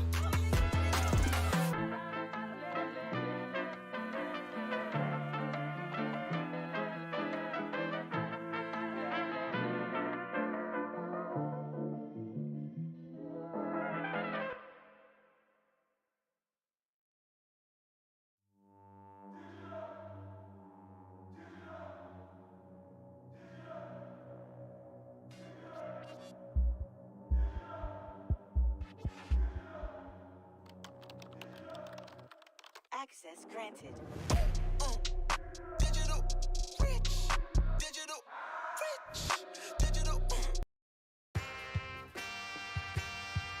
Yeah. Ooh, let's go. Wait. Hold on, Q. Yeah. Feel like I'm at the tippy top of my game, looking down at the rafters. I had to son these boys, can't leave them bastards. A lot of dudes, just some undercover actress. I don't fall for it, I'm privy to all your tactics. Yeah, so try again, this time take a vitamin. Yeah, invite them in, welcome to the Lion's Den. And I'm Mufasa, big boss in charge of coming in like a bull. You see me raising the stock up, yeah. So baby, you gonna need some patience. I already won, now I'm just making a statement, Damn, baby, why your mans keep hating? You asking about the cake, you here for the celebrations? And I ain't fishing, I ain't really into baiting. I know they all wish I take away they maiden, but sorry I'm taking me and my lady mating. She look me in the eyes and tell me how much she loving on my confidence, yeah. It really shouldn't be no arguments, cause you're now viewing the greatest of all time. Saying I can't get better, I promise they all lying on my confidence. Yeah, that's right. Look, I think it's time you start using your common sense. Everybody watch out, cause the bomb is lit. I got that confidence, that's right. Confidence, yeah, confidence. That's me. Hold up, yeah. I'm sorry if I stutter, yeah. My brain move a little faster than others, yeah. I even keep a close eye on my brothers, cause sometimes it's your blood that turn into blood suckers, yeah. And I'm on a big mission. My whole team got a plate up in the kitchen, yeah. I'm talking everything, I make all the fixings, yeah. They come a long way from where they come up missing. I blame it on my confidence, yeah. Promise I'm really this astonishing. And yeah, you're now viewing the greatest of all time. No need for thank yous, the pleasure is all mine. That's my confidence. Yeah, that's right. No downplaying my accomplishments. You call me arrogant, I take it as a compliment. I got that. Okay, I said, doctor, okay, thank you for getting the labs done. I've already given 5 milligrams this morning. Should I skip tonight or start giving 2.5 milligrams BID tonight? That would mean twice a day. Should I start the twice a day tonight, or should I wait till tomorrow morning? Is what I'm asking her in less words as I possibly could. At the same time, thanking her. I try to think about her time as much as possible with sending texts. Doesn't have much of it. Man, these cats are being weird lately out here, aren't they? Like, Dom didn't even come by. Dom didn't come by. Trident's not coming by. Pepe. Fluffy didn't come by.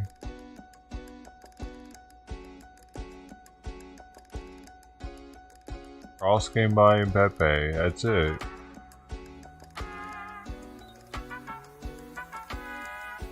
What the heck is going on, man?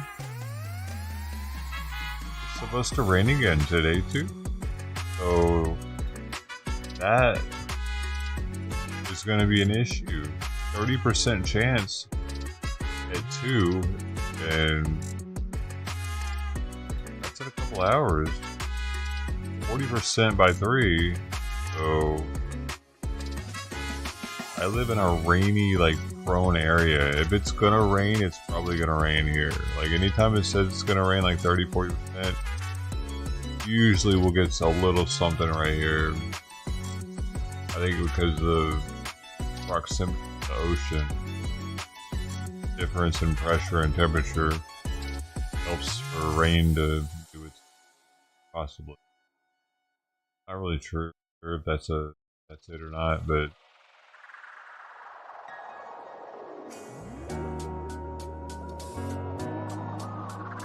Long Beach is more lush than LA. Baby girl, I had a move. Hey, good job. You took that like a champ, like an absolute.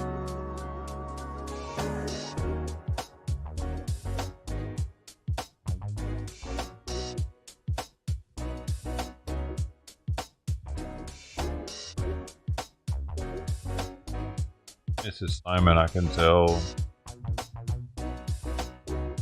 Are they filming a movie or something? Oh, they must have given away a star to somebody in Hollywood. Who's that?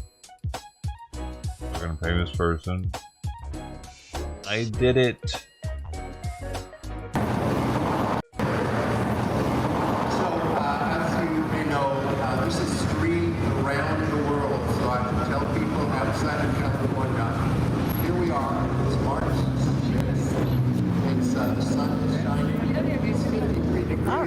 Freezing, but this is what passes for winter in Los Angeles.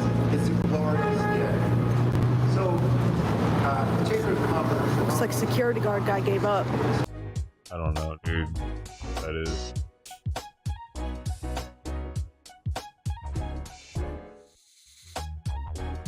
I don't think it has us for raid tomorrow or next week. Does it?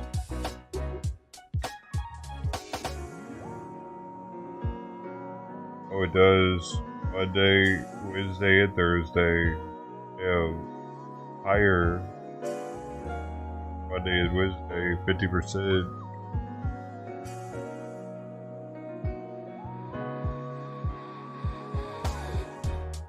Bad for the cats out here, and for me, for having to romp around in the rain and dragging that shit back up in here. It is good to rinse off that area because Dom's shit was on the sidewalk. I did want that off, so that's gone now. Good. It's gonna make me have to weed eat my shit out here though.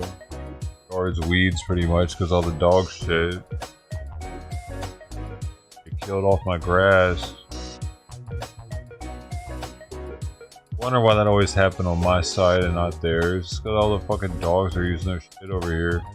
It kills off my grass and it makes the weeds thrive. I didn't know that was a thing. Fuck.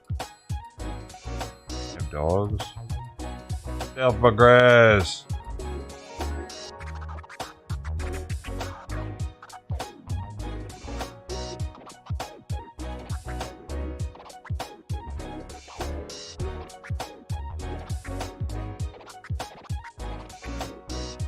This is dig all the grass up. My neighbors did that shit. They just have concrete out. It's like brick. They put bricks instead. Probably so that people would stop letting their dogs shit and piss in front of their yard.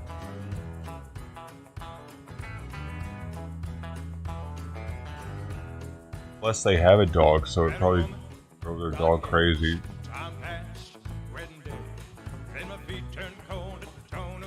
You just got to everybody else. It's not fair. We told everybody else to stand on this side too, just so you can see, right? It's only fair and it's only right. I can't just show, you know. What about right here?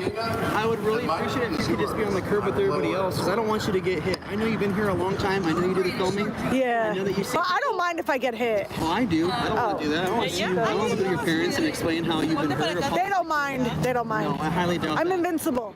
Oh man, I used to think the same thing. Yeah. I will tell you, I just really appreciate your cooperation. Okay. Can you Okay. please do that for me? How about like right here, like behind the car? As long as you're okay. You know what? I'm not gonna say yes or no, but as long as you're behind here, it's much better than you being in the middle of the road. Okay. Fair. Thank you for your. Yes, sir. There we go. So anyway, she wants to thank Dan and Patty. Sunday morning, knew the place, so I stumbled into church and sat down. It weighs life, but it's good to have the grass.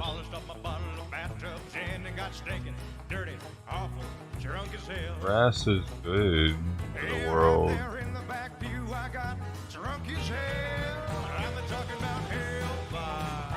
Grass is good for the world, isn't it, Mark?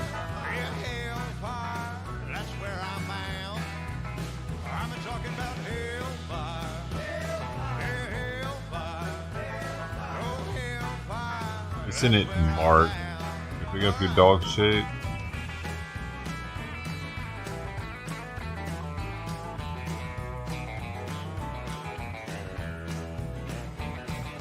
Oh yeah, boy. Good boy. That's a good boy.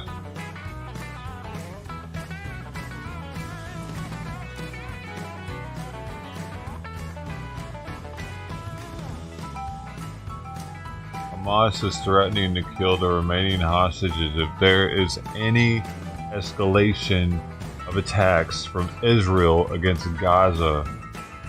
14 minutes ago, breaking news. You heard it here first, folks. Breaking fucking news. Breaking news. Let me find some more. Well, my drinking buddy passed away. Lightweight, couldn't hang. So I filled my flask and went to say farewell. This song, bro. Stood in the back, dressed in black, tearing up and turning up and getting lit up. Good God, awful, greasy and drunk as hell. I cried, I'm coming for you, buddy. That's where I'm bound. I'm a-talking about hellfire. Oh, hellfire. Yeah, hellfire. That's where I'm bound. I'm a-talking about hellfire. Oh, hellfire.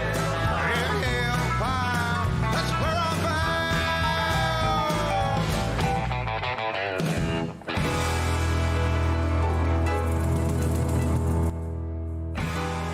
That was no lit.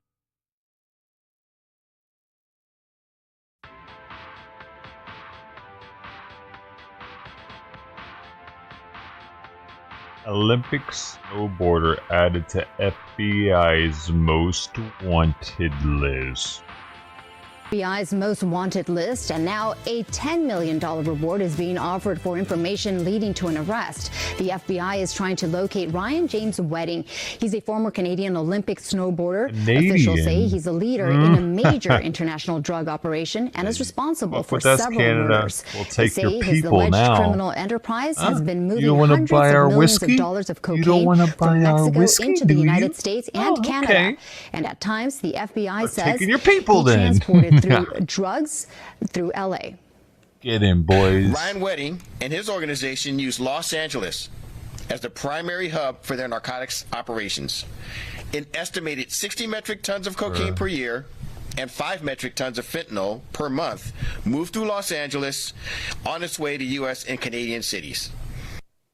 The FBI believes Wedding is living in Mexico under the protection of the Sinaloa cartel. Anyone with information is being asked to contact the FBI or local law enforcement. El Jefe. He goes by El Jefe? I thought that was somebody else. Like that was actually from their area. I thought that was a different. Is he the El Jefe? The El Jefe? There's only one? There's more El Jefes than one, probably. Because El Jefe sounds like a really strong name to have. El Jefe. You don't fuck with the El Jefe.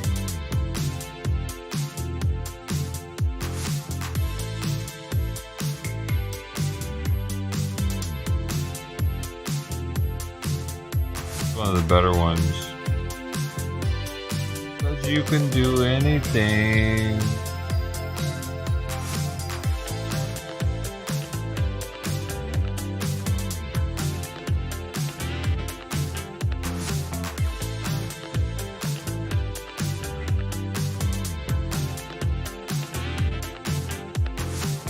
Uh-oh. We have something here, folks. Possibly a secret message. Hey, what is happening, Mark? House. Hey, do you know who? Hey, you just reminded me though. Somebody donated yesterday. I don't know who they are, man. Mark, I know who you are. Appreciate you, Mark. Coming through with a 20 right now, dude. Hey, dude, who are you from yesterday? Who are you? Are you here? Thank you. Mark. And the other guy.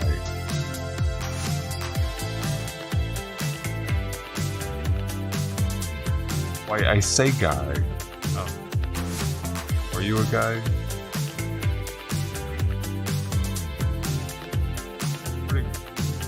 Where am I looking? Am I looking at the wrong place? At meat display. What does that mean?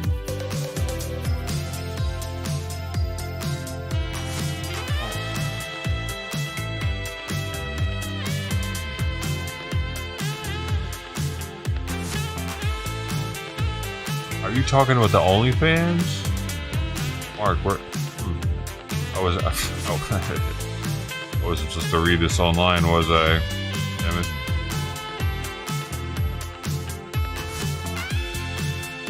My bad, dude. Yeah, we'll get to that.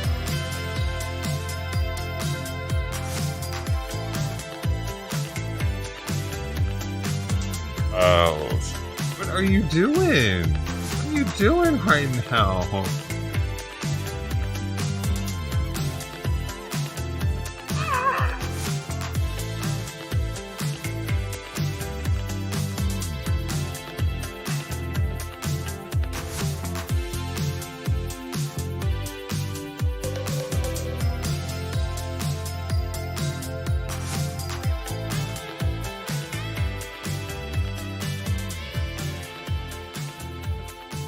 Get it?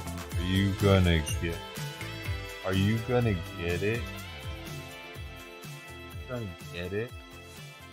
Are you gonna get it?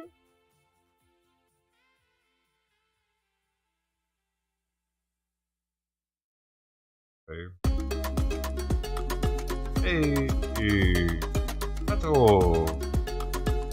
Da, da, da, da.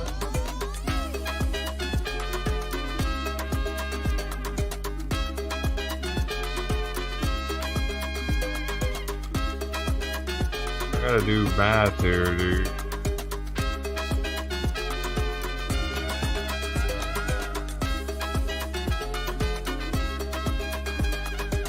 Oh, Dom has come out of the underneath the house. Hopefully eats something. There's plenty of food out there. It isn't that oil. It has Come on, bro, Hamas. He's feeling alright.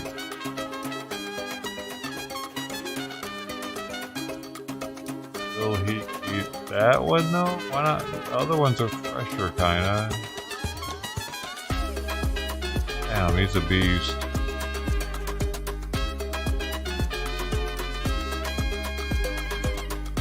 Ooh.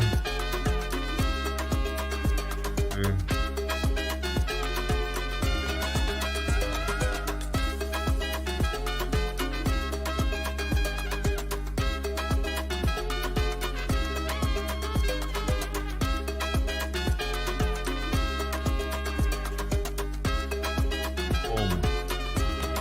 Okay, we did number 2. That's Simon's leftover food from last night. It's a duck.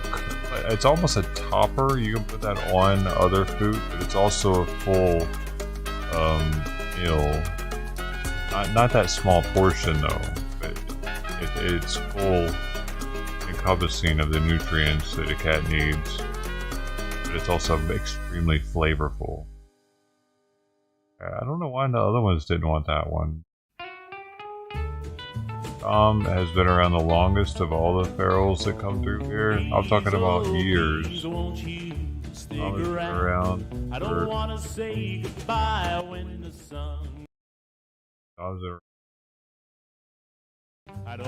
I think 2 or 3 years. 2 or 3 years.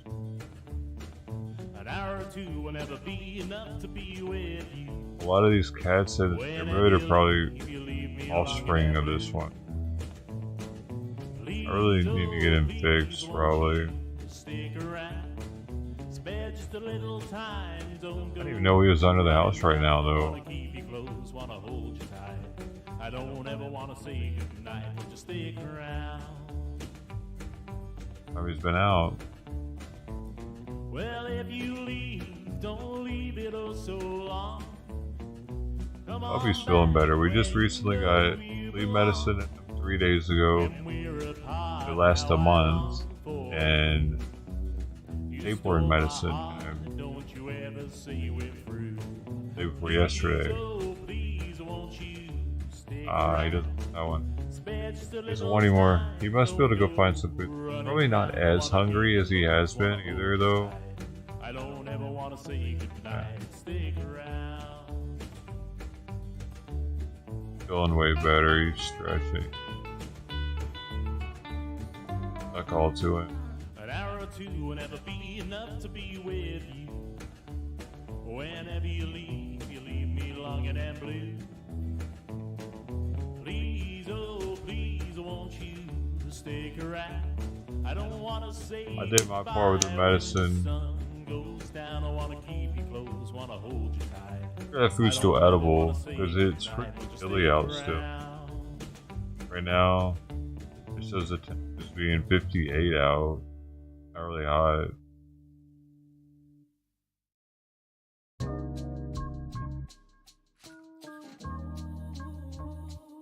Not really hot, and there's not a lot of flies.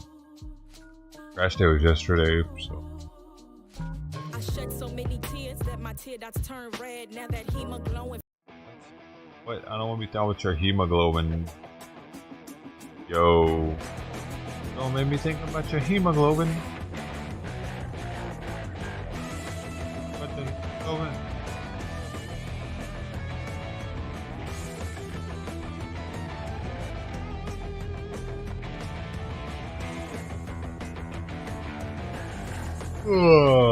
A 4-year-old boy died in Brooklyn family shelter on Tuesday after possible exposure to fentanyl. Fentanyl.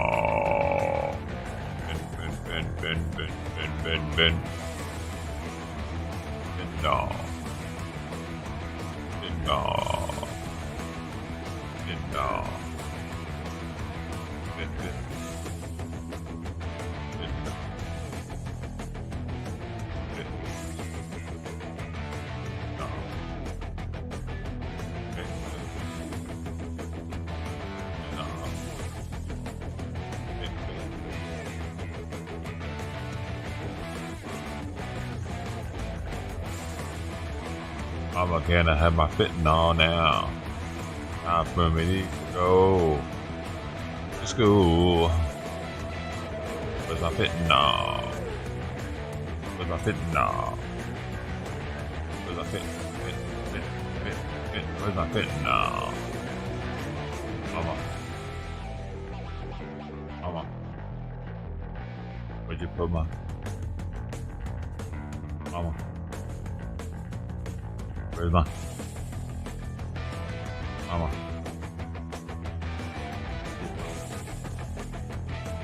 Mama. No. Mama. Where is my fentanyl? Mama. Can't find it. It's not anywhere.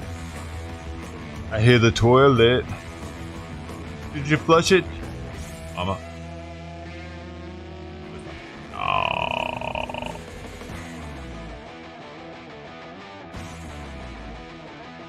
Ben. No. Ben. Mama. Mama. Where's my pen? Where's my pen? Mama. Did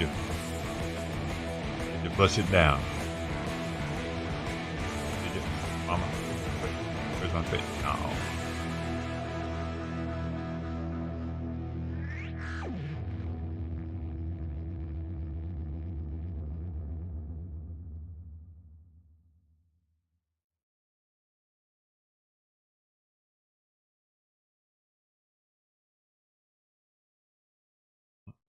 Never actually been done pen. Dude, she feels like she's getting skinnier.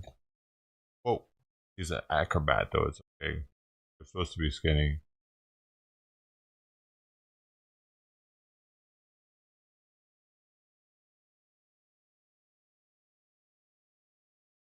Final press conference at EU Emergency Summit on Ukraine support. Look at this freaking shit. Why does it look like this?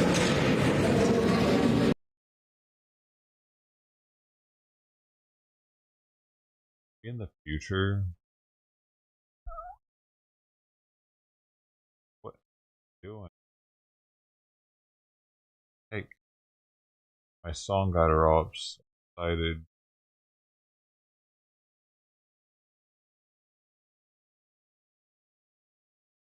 Gender man was tortured. Oh, never mind. Thought it was a new story. They're still talking about that thing. Making the rounds.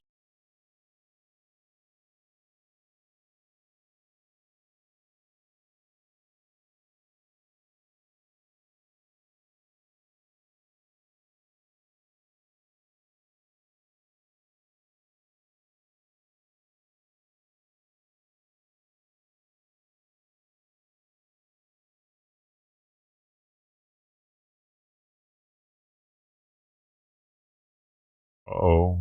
The Tate brothers are investigation in Florida now. They have surgery? They give it to me, I don't know. Why are you biting me?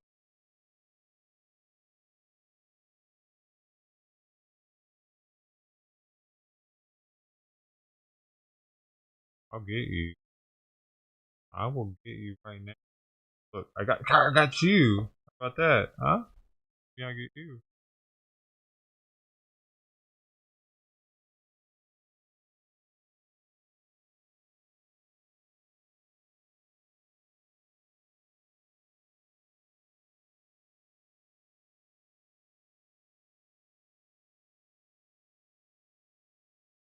Friend.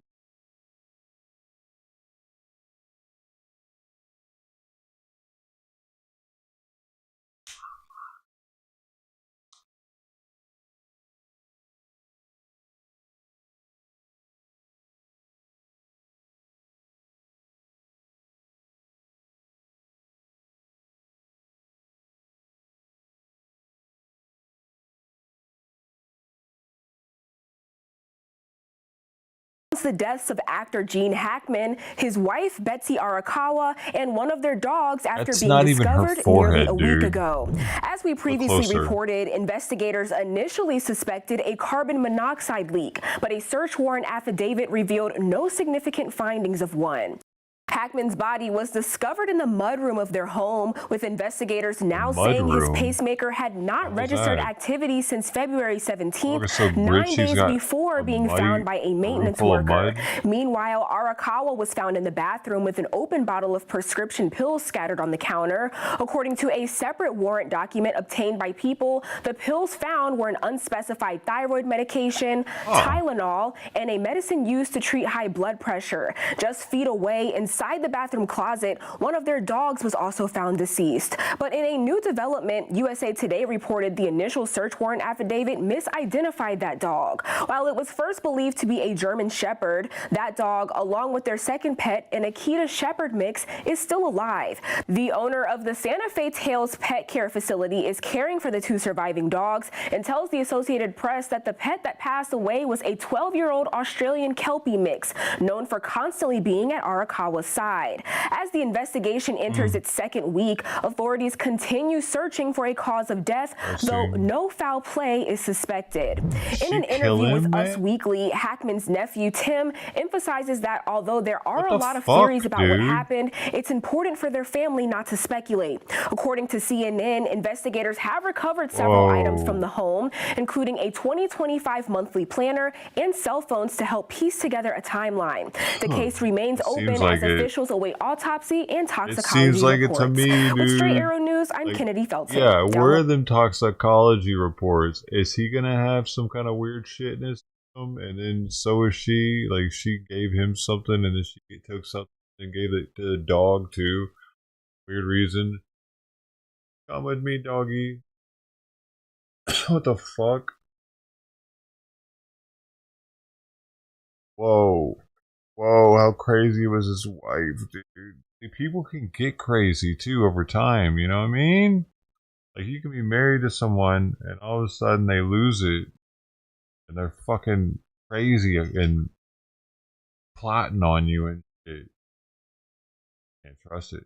Trust anybody. I can trust these cats, that's about it.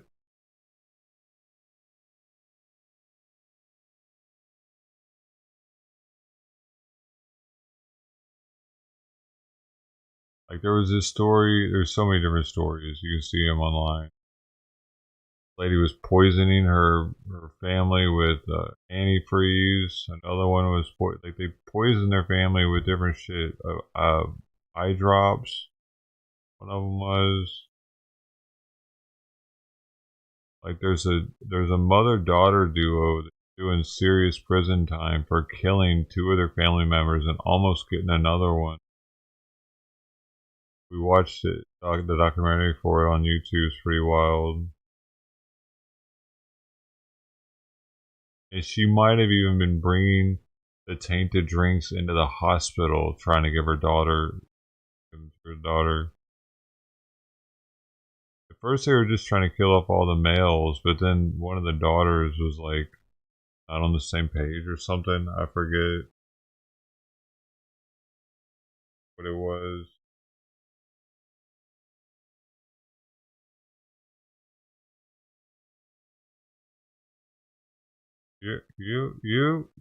You, sweet pea, sweet pea, you sweet pea, sweet pea, sweet pea. She's waiting on me to say it. Be hungry? Something to eat? Sweet pea. You be hungry? Yeah? Said something then. Probably couldn't hear. You standing next to a bowl.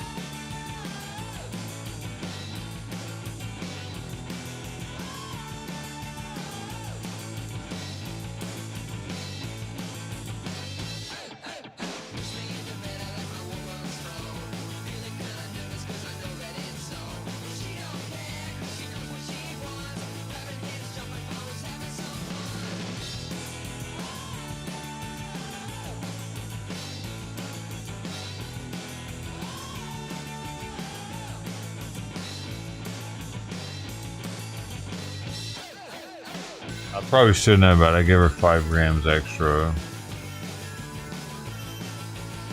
Just in case she's having a growth spurt or something. I don't know. That's like 10% more food.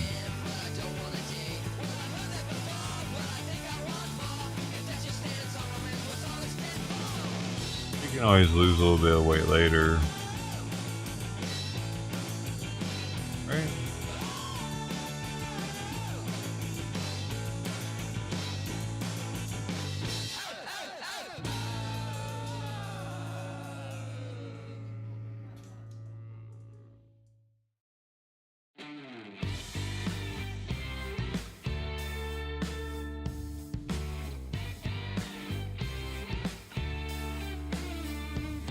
He eats that so fast, he's already done.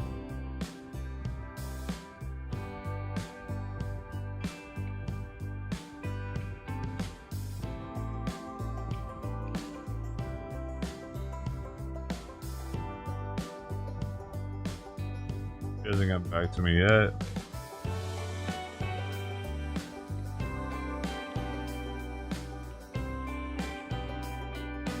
Oh yeah, I remember. I'm supposed to add.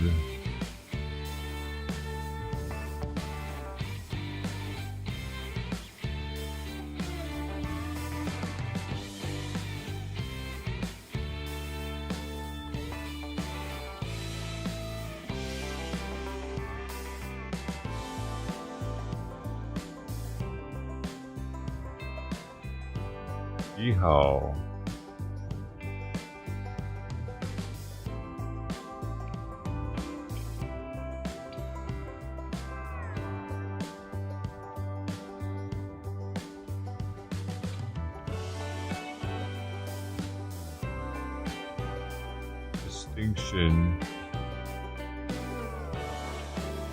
Distinguished.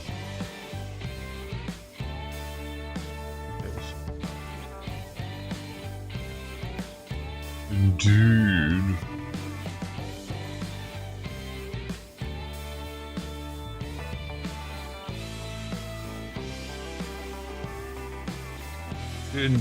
Dude.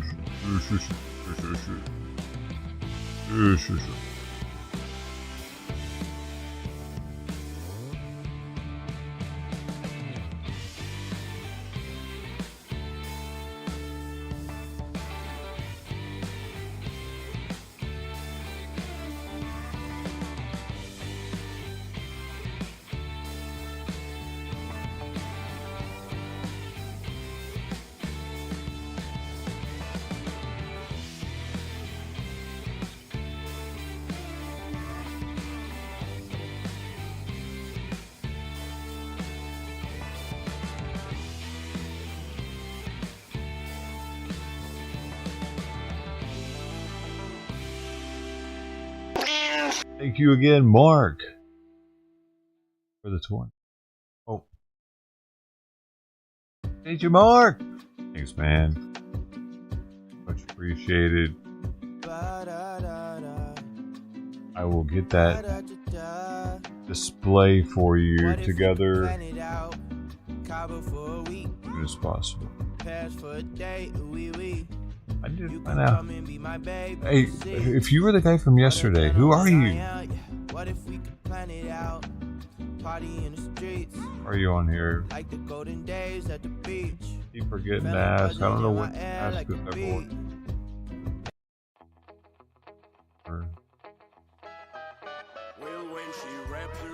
Gold wing trike. Dang, that's something from the 70s. Motorcycle money. Interesting. Thanks for sharing a little motorcycle money with us. All of your uncles are still nice and unbusted. Do you wear gloves when you work on stuff? So that you don't bust your knuckles?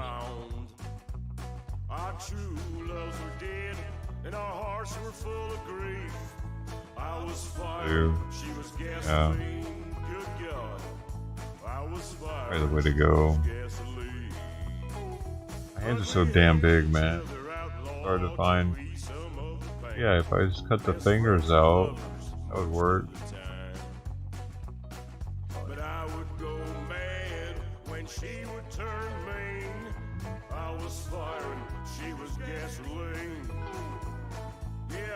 XL? What? That big, man.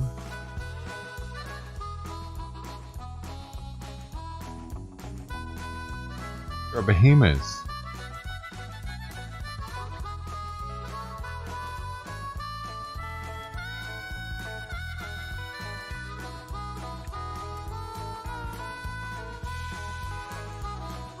Biggest hands I've ever felt are Tiny Lister.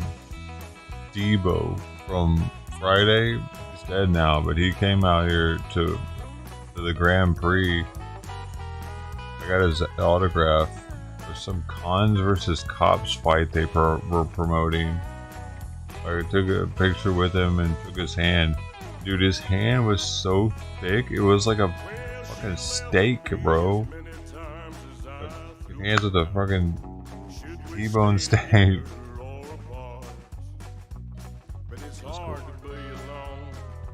It's crazy he's not here anymore.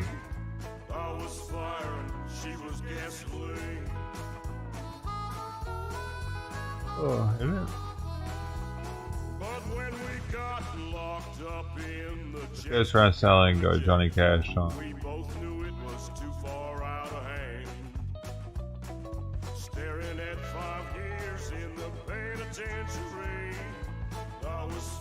This teen dies from the flu in San Diego. Wow. They're dying from the flu. Kids are.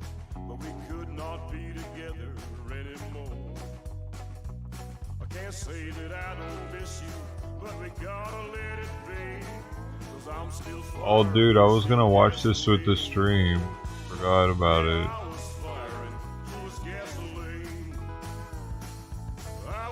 No person. This person came to Long Beach, man. This person came to Long Beach and filmed people. No person is illegal on stolen land. This is Puvunga. Hey, she's not this double is masking. native land. This is native land to begin with. I didn't show this on stream, did I? See?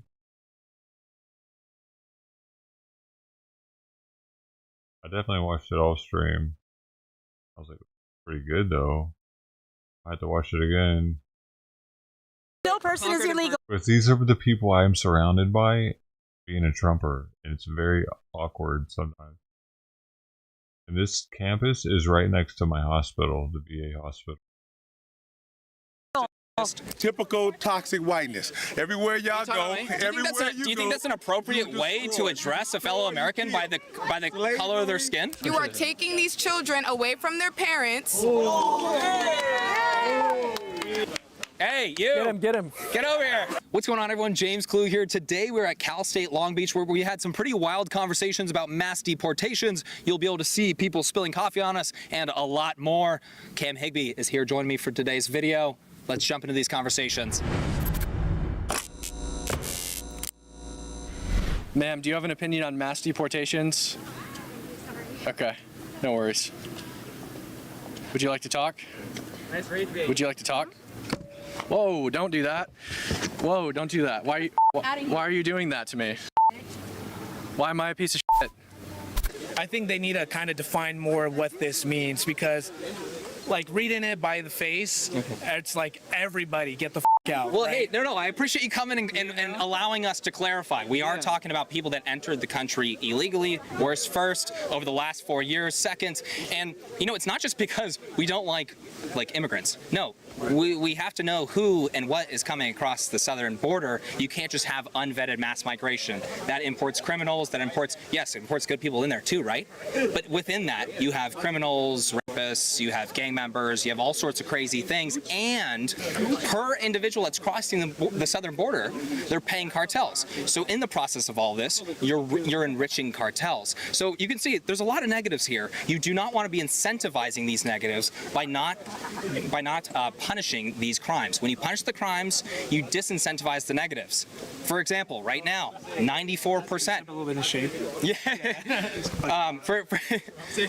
For example, 94% reduction in illegal immigration right now. That is a good thing for the nation. That is a good thing for the people that are coming across the southern border. That is a bad thing for the cartels, and good, because they're absolutely terrorizing the people down in Mexico and in Central America. Good. I hope they lose as much money as possible, because under Biden, they were richer than their wildest dreams. They went for like Sinaloa cartel went from about, what was it, 500 million per year to about $13 billion per year. Why?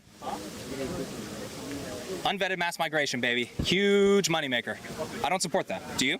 I wouldn't support that either.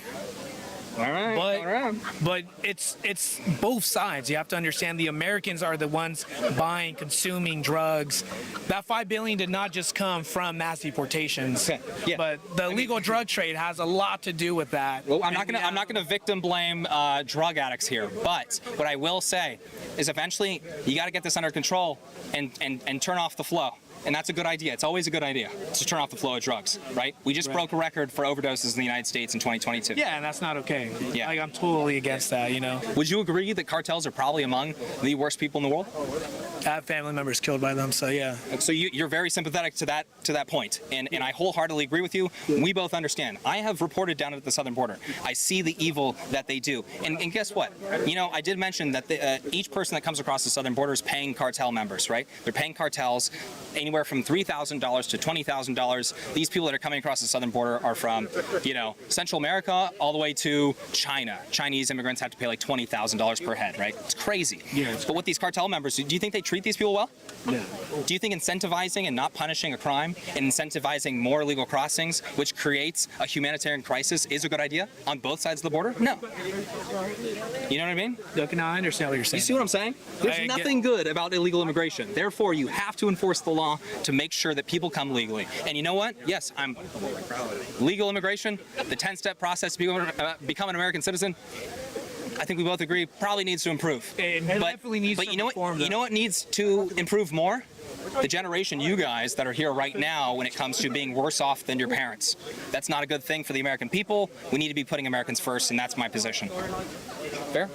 I'd say your position's pretty fair. Yo, let's go, man. What I'm saying is that if there's a person who's legally in the United States who commits a crime, you would uproot their life and send them to jail. Yeah, dismantle the family, right? Okay. You would send them to jail, right? They get no different treatment. Why should they get preferential treatment to American citizens who also get uprooted when they commit crimes? So you're saying that illegal immigrants... If you commit a crime, if you murder somebody right now, if you steal from somebody, if you assault somebody, you will go to jail and be separated from your family. Yeah. Yes. This is completely different. You can still visit your families in American jail. Your parents, they can call you, visit you. Because you're an when American you are deported, citizen. right? Which is a privilege you get as an American you are citizen. taking these children away from their parents. Hey, you! Get him! Get over here! Get over here! Get over here! Come here! Hey, let's talk. Is that the coffee? Yep. Hey, Nico, you can just show his face. Yeah, no, I already did. Hey, man, how you doing? What is your name, and why did you pour the coffee on Cam Higbee? What's going on, man? Huh? Why are you on this feet? Whoa! I don't appreciate you pouring coffee on us. Did you know?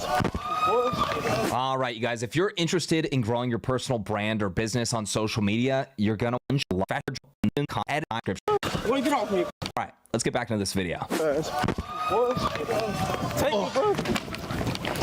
Give me the sign. Boy, get off me, boy. What's up?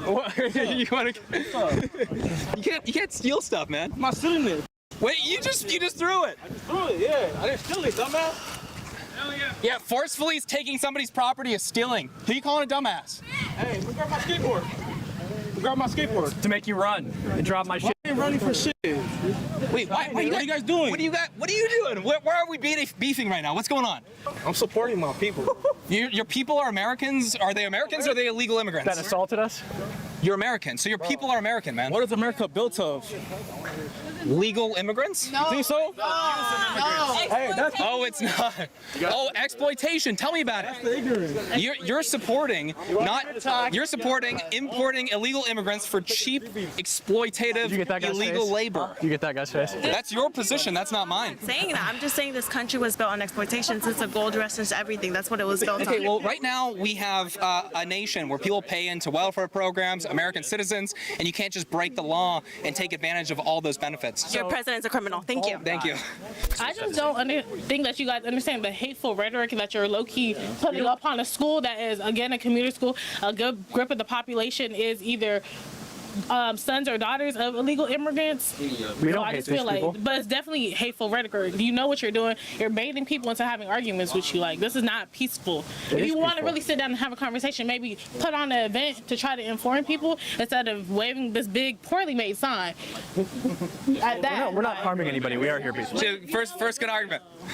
If we know that this whole country is made of immigrants or people stolen and brought here, why have we not gone our way to either improve the process of coming here legally so that, we don't have to have these quote-unquote criminals? Even though a lot of them do work, they're hard workers, they make up the backbone of a pretty decent part of our economy. So, American citizens can't outcompete them. So if you can hire 100 illegal immigrants for the price of one you, what's your name? It's fine. So for the price of one you can hire 100 illegal immigrants. You can never compete with those people. Hiring? Farmers who should also be in jail. Who brings them here? What do you mean? The cartel brings them here. No, they don't. The people who are taking going up on. I'm sorry, what was that? What do you That's not true. They can't outcompete them. But so you're telling me it disproportionately affects people that are in inner city communities as well, because they're going to New York, they're going to Chicago, and they're competing for jobs, for low wage work, for a lot of inner city communities as well. You're telling me that if you had the option to, you would go out there and pick berries. I'm not saying I would do that. Okay, you're not advocating for illegal, for exploiting illegal cheap labor, are you? Right now? No. We're talking about the fact that the people. But you're just asking the question. You're not actually advocating that position, are you? Most people who are taking these jobs are people who need the jobs and are here illegally. Yes, but it's also jobs that American people don't want to take. That's not true. There are 5 million Americans who turn 18 every year without a high school diploma. Those are perfect. Those are people perfectly ripe for those jobs. But you're telling me these people don't have jobs, but are they going to put in the effort to get those jobs? Of course they would, but they can't outcompete the illegal immigrants. Think about it this way. If a farmer hires an illegal immigrant, he's now in a mutually destructive situation with that illegal immigrant. If he rats on the illegal, he goes to jail. If the illegal rats on him, he also goes to jail, right? And you can hire 100 of them for the price of one American. But you're talking about it theoretically a sense of, oh yeah, these Americans would want the job if illegal people weren't taking it. I have never, because most people are like, oh, if it's not at least minimum wage or more, they don't want the job, which is fair enough. But you can't be mad at somebody who's doing the job for cheaper. The job would be minimum wage if they were hiring legal citizens, but they're not, and that's why they pay less. The question is, the illegal people aren't coming over here forcing these predominantly white-owned businesses to pay them cheaper. They're not. Don't try to play the game, because we've seen it. The way rich white people control the wealth and make their money is by saying, who can I underpay? Hold on, y'all. Wait. I want to ask you guys an honest question. I've Since used you support Nord before. mass deportation, do you believe that you should be deported? I'm sorry, what'd you say? Do you believe that you should be deported? No. Okay, but you're not from here. I'm a naturalized citizen. Okay, but didn't Trump is trying to get rid of naturalized citizenship? No, he's not. He's trying to get rid of birthright. That's equal. Exactly, but we're not citizens. No, your birthright. So your family came here from other countries. We are citizens because our parents are citizens. And your parents are citizens because your grandparents and your other grandparents and your great-great-great-grandparents came here from other countries. Therefore, you are not from here. There's a naturalization process when it comes to becoming a U.S. citizen in the United States. You are not officially from here. You guys are on native land. Do you think that's a really good faith argument, actually, what you're saying right there? It is. Do you believe that your argument is in good faith? Yes, it's a proper understanding of the 14th Amendment, which applies to Americans college such as kids, you, man. such as him, such as me, Here, but in does Long not Beach. apply to technically. I mean, it's never been. It needs to be debated in the What is Supreme American? Court. Is American strictly white? No. No. Okay, then who are you deporting? People that are in the country illegally. Surrounded by Do you people think that the process just of like them this. coming from whatever country they're coming from to America is an easy process? Why should it be easy? Yeah, I don't. What's These are people that need help, right? These are people that are either getting killed in their Do countries. you give money to every homeless person you see on the I street? actually do. Every single one. I actually do. I find that very difficult. I'm in a service organization. That's what I do. I don't know about you, but the federal government's job is not to improve the lives of foreign nationals. It's to put Americans first. We have a lot of Americans that are struggling right now. Oh, wait. The federal government's job is to improve the lives of foreign nationals? They made their job when they said, we're bringing democracy to the world. America made their job when they said that. Way back before I was born, before you were born, before he was born, America set that precedent. That's why we went and fought wars in other countries on the quote of, we're bringing democracy to them. So you're saying that you made... No immigration policy. What should the punishment be for entering the country uninvited? You guys, white people entered the country. Do you mind if I? No, it wasn't a country. Do you mind if I? Do you? This school is built on its native land, right? We came here and had no business. Do you mind if I ask you what should the punishment be for entering the country illegally?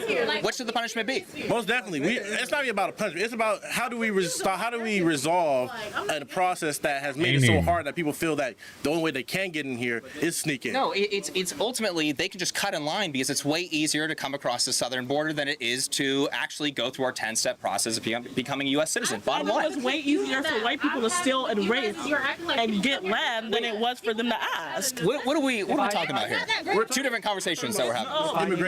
It's a broad concept, though. It's all together. You want to talk about it, then let's talk about it on all fronts. Did the people, were the original programs, did they give... Actually, I'm not sorry. Did they give people like all this money, all this everything, or was it them killing, stealing, and raping? Oh, this is like I think she's talking about how y'all just entered, pillaged everyone. Okay, not me, but I see what I never said you. I said your ancestors, the pilgrims that came here. They killed, still destroyed. My family is native. Are we acting like Native Americans didn't have a culture of raiding? Is that where we're kind of? We're not saying they didn't have a culture of raiding, but you trying to separate yourself like, oh yeah, we may have done this, but we built a country out of it. It wasn't us. Do we hold people accountable for the sins of their fathers? Yes. Yes. Why? Why? So if your great grandmother, step back, sir. I feel threatened. If your great grandfather was a slave owner who raped your great grandmother, was a slave owner. Okay, so how are you any better than me if your great grandfather was a slave owner? She just said she was native, and now she's saying her grandfather was a slave owner. The sins of your father. The sins of your father. The sins of my father. The only reason I came to be like that is because you guys' ancestors. Why are you more of your grandfather than Our your grandmother fault than your for grandfather? all their problems. Because that was washed. I am so sorry. I didn't mean to do that. But my blackness has washed. I hate your. Oh, you're good. My blackness has really came into my life, and I personally associate with my blackness more than I'm saying, oh, a culture that, and because Probably during the George Floyd era, she got super black. In the face of the earth. They all did. The whole thing made us more racist towards each other. country in the world. Let's get back to the argument.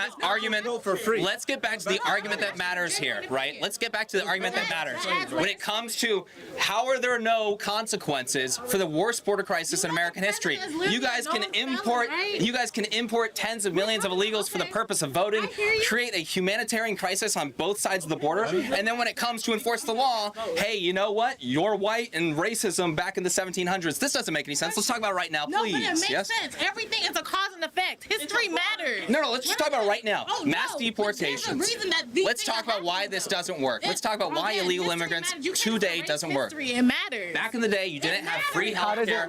How does it correlate? It's not that long ago. History How does it correlate? constantly repeats It itself. doesn't affect you in everyday life, but So when do we you walk around, we think get something that people happened are 100 years ago I'm sorry, doesn't you affect can't right now? do Is that what you're saying? No, I'm asking you how specifically No, I'm saying- colonialization in the I'm asking you a 1700s question. correlates to I'm this. taking the question back to you. Do you not think history constantly, one, repeats itself, two, has an effect of what's going on right now? Yeah. Slavery was not that long ago. Everybody's trying to make it seem like it was What does so long ago. slavery have to do with this? What does it have to do with deporting people that are in the country illegally? It's not prejudice. racial prejudice. White people should also, if they violate U.S. Code 1325 But and again, enter you the guys are acting country like improperly, one gone. America just It's prejudice. The people that this illegal immigration affects the most are brown and black communities and inner city communities. Bottom line. Okay. Bottom line. So the people that come here again are half the people that come here illegally are seeking asylum. So what do you think they should do? They should go through the asylum process. If they don't qualify, they should be deported. Do you have any family members that are immigrants? Family members that are immigrants, like first gen or something? No, like just in general, people who had to come here. Yeah, 1800s, yeah. And no. Do you have any family that's immigrants? No. So this doesn't affect you at all. You don't see it firsthand. We're talking about illegal immigrants, not immigrants. Can you not cut me off? Thank you. Illegal. So this doesn't affect you at all. So you don't understand how it feels to see your family going through in their home country, telling you about how people are getting killed, raped, having their homes destroyed at mass rates. You don't have a personal connection to it. So people who have My personal connection to it is that I'm a United States citizen. Do you just call us a Nazi? Yeah, I mean, I told you guys. Why are we Nazis? How am I Nazi? Wait. Hold on. How am I a Nazi, dude? No, you're a Nazi. I'm not a Nazi. At all, bro. How am I a Nazi? Well, I think that honestly, Like, tell me honestly. What is a Nazi? I don't think I have to really debate with people that are. They want you to get mad. They want you to get mad. Just, He's the one that called me a Nazi. ICE arrests nearly 200 Tren de Aragua members, prepares deportation flights to Venezuela. This was just a report that I pulled up from February 5th. But this is what being widely reported on. This is one of the most violent gangs in the world that Joe Biden and his open border Democrats imported to terrorize the United States, which is just really loving and amazing. Yeah, you know, it's also one of the most violent gangs in America. Proud Boys. No, it's not. Yes, they are. No, it's not. Yes, they are. Not by a long shot, actually. Not by a long. Okay, how about the KKK then? They're a gang. Name me one murder the KKK has committed in the last 20 years. Oh, honey. No. Let her answer. Oh, honey. This is Long In the Beach. last 20 I years. have to live here. In the last 20 years. Stuck here forever. One, I can give you an example, but they have a hard. The most violent gang in the U.S. You can't give one example of a murder over the last 20 years? Lynchings, honey. Lynchings by lynchings by Yeah, lynching. when? 50 years ago? They're not a pertinent problem right now, right? We should be focused on They're people who are not a actively pertinent problem slaughtering right people now? in mass. Oh my gosh, your brains are tiny. I This think is you're hilarious. overestimating how much of a threat those groups are. Those people are evil. Oh, no, Like when it they comes to are the KKK, evil, But here's bad the thing. people. I condemn them totally, but I'm not going to pretend like they're like terrorizing Americans everywhere. They are. But that, you It's not just a showed me. thing. It's like, oh, these are the most violent groups. This is the most violent. Tren de Aragua is way more violent than the hurting KKK. American people. These are the examples that you're giving me. I'm giving you examples. I'm saying that Proud Boys are the largest gang in America. That KKK is the largest gang. You're saying that Proud Boys are the largest gang in America? Most violent. Excuse my language. What is your basis for saying that, if you don't mind me asking? I'll pull it up. Talk about that. My man, you want to come? Wait, I just want to know your guys' argument. Our position? Yeah, I just want to know why you believe what you believe, because I feel like you're asking her lots of questions. No person is illegal on stolen land. This is Puvunga. Hey, she's not This double is native masking. land. This is native land to begin with. No person is illegal. If no person is illegal, then no land was stolen. Hold on. Don't put a camera in my face. If you're talking, let's go. He's telling you not to do it. Like, You all are colonizers. Toxic whiteness. Toxic whiteness. Hey, Hey, there's only one behavior that is destructive to the United States, and it's your behavior right now, sir. Hey, it's you. Yes. How's my behavior? I told you don't put that in my face. Nobody. I'm gonna tell you again. He said it very. He said no. Don't put it in my face. You guys, it's public Everywhere property. you've been in the world. I know that we're not familiar Everywhere you've been with in the the world, Constitution. I have a destroy. constitutional right to be free speech right. I have a free speech right to be having these conversations and You have filming. what you want, but it's just stop putting this in. Stop putting the camera and the mic in my face. I'm talking to you as a person. He told you to This is what I said. If I say that I am going to be talking to you, if you're going to talk to me, I'm going to talk to you with a mic. Is that cool? Okay. So let me say this. I'm James, by the way. What's your name? Typical toxic whiteness. Everywhere y'all go, Do you think that's an appropriate way to address a fellow American by the color of their skin? Y'all mess up other people's countries. They come here, then you want to tell them to get out. You ought to get out because y'all took the land from the Native Americans. Yes, sir. And all the messed up treaties that y'all forfeited. And then the Native American tribes were taking land for one another because there was a culture of raiding. But that had nothing to do with you. And then there was a war, and then California. Well, you don't just take nothing. Your ignorance in this issue is astounding. I just had a question. Like, I don't disagree with you guys, or I don't agree. I don't know. It's just like whatever. But if you guys are in favor of mass deportation, I'm just wondering, like, what is, as a country, are we doing to like stop people from coming in? Because I get like why we want people to leave, but like, what are we doing to stop people from coming in? Yeah, as policy, like such a good question. So what the Trump administration has done is reinstated, or actually, I'm sorry, gotten rid of catch and release, where it's like Border Patrol, they just basically get somebody. Under this last 4 years, it was basically like greet and release, where they just say, hey, how's it going? Okay, come on in, you're good to go.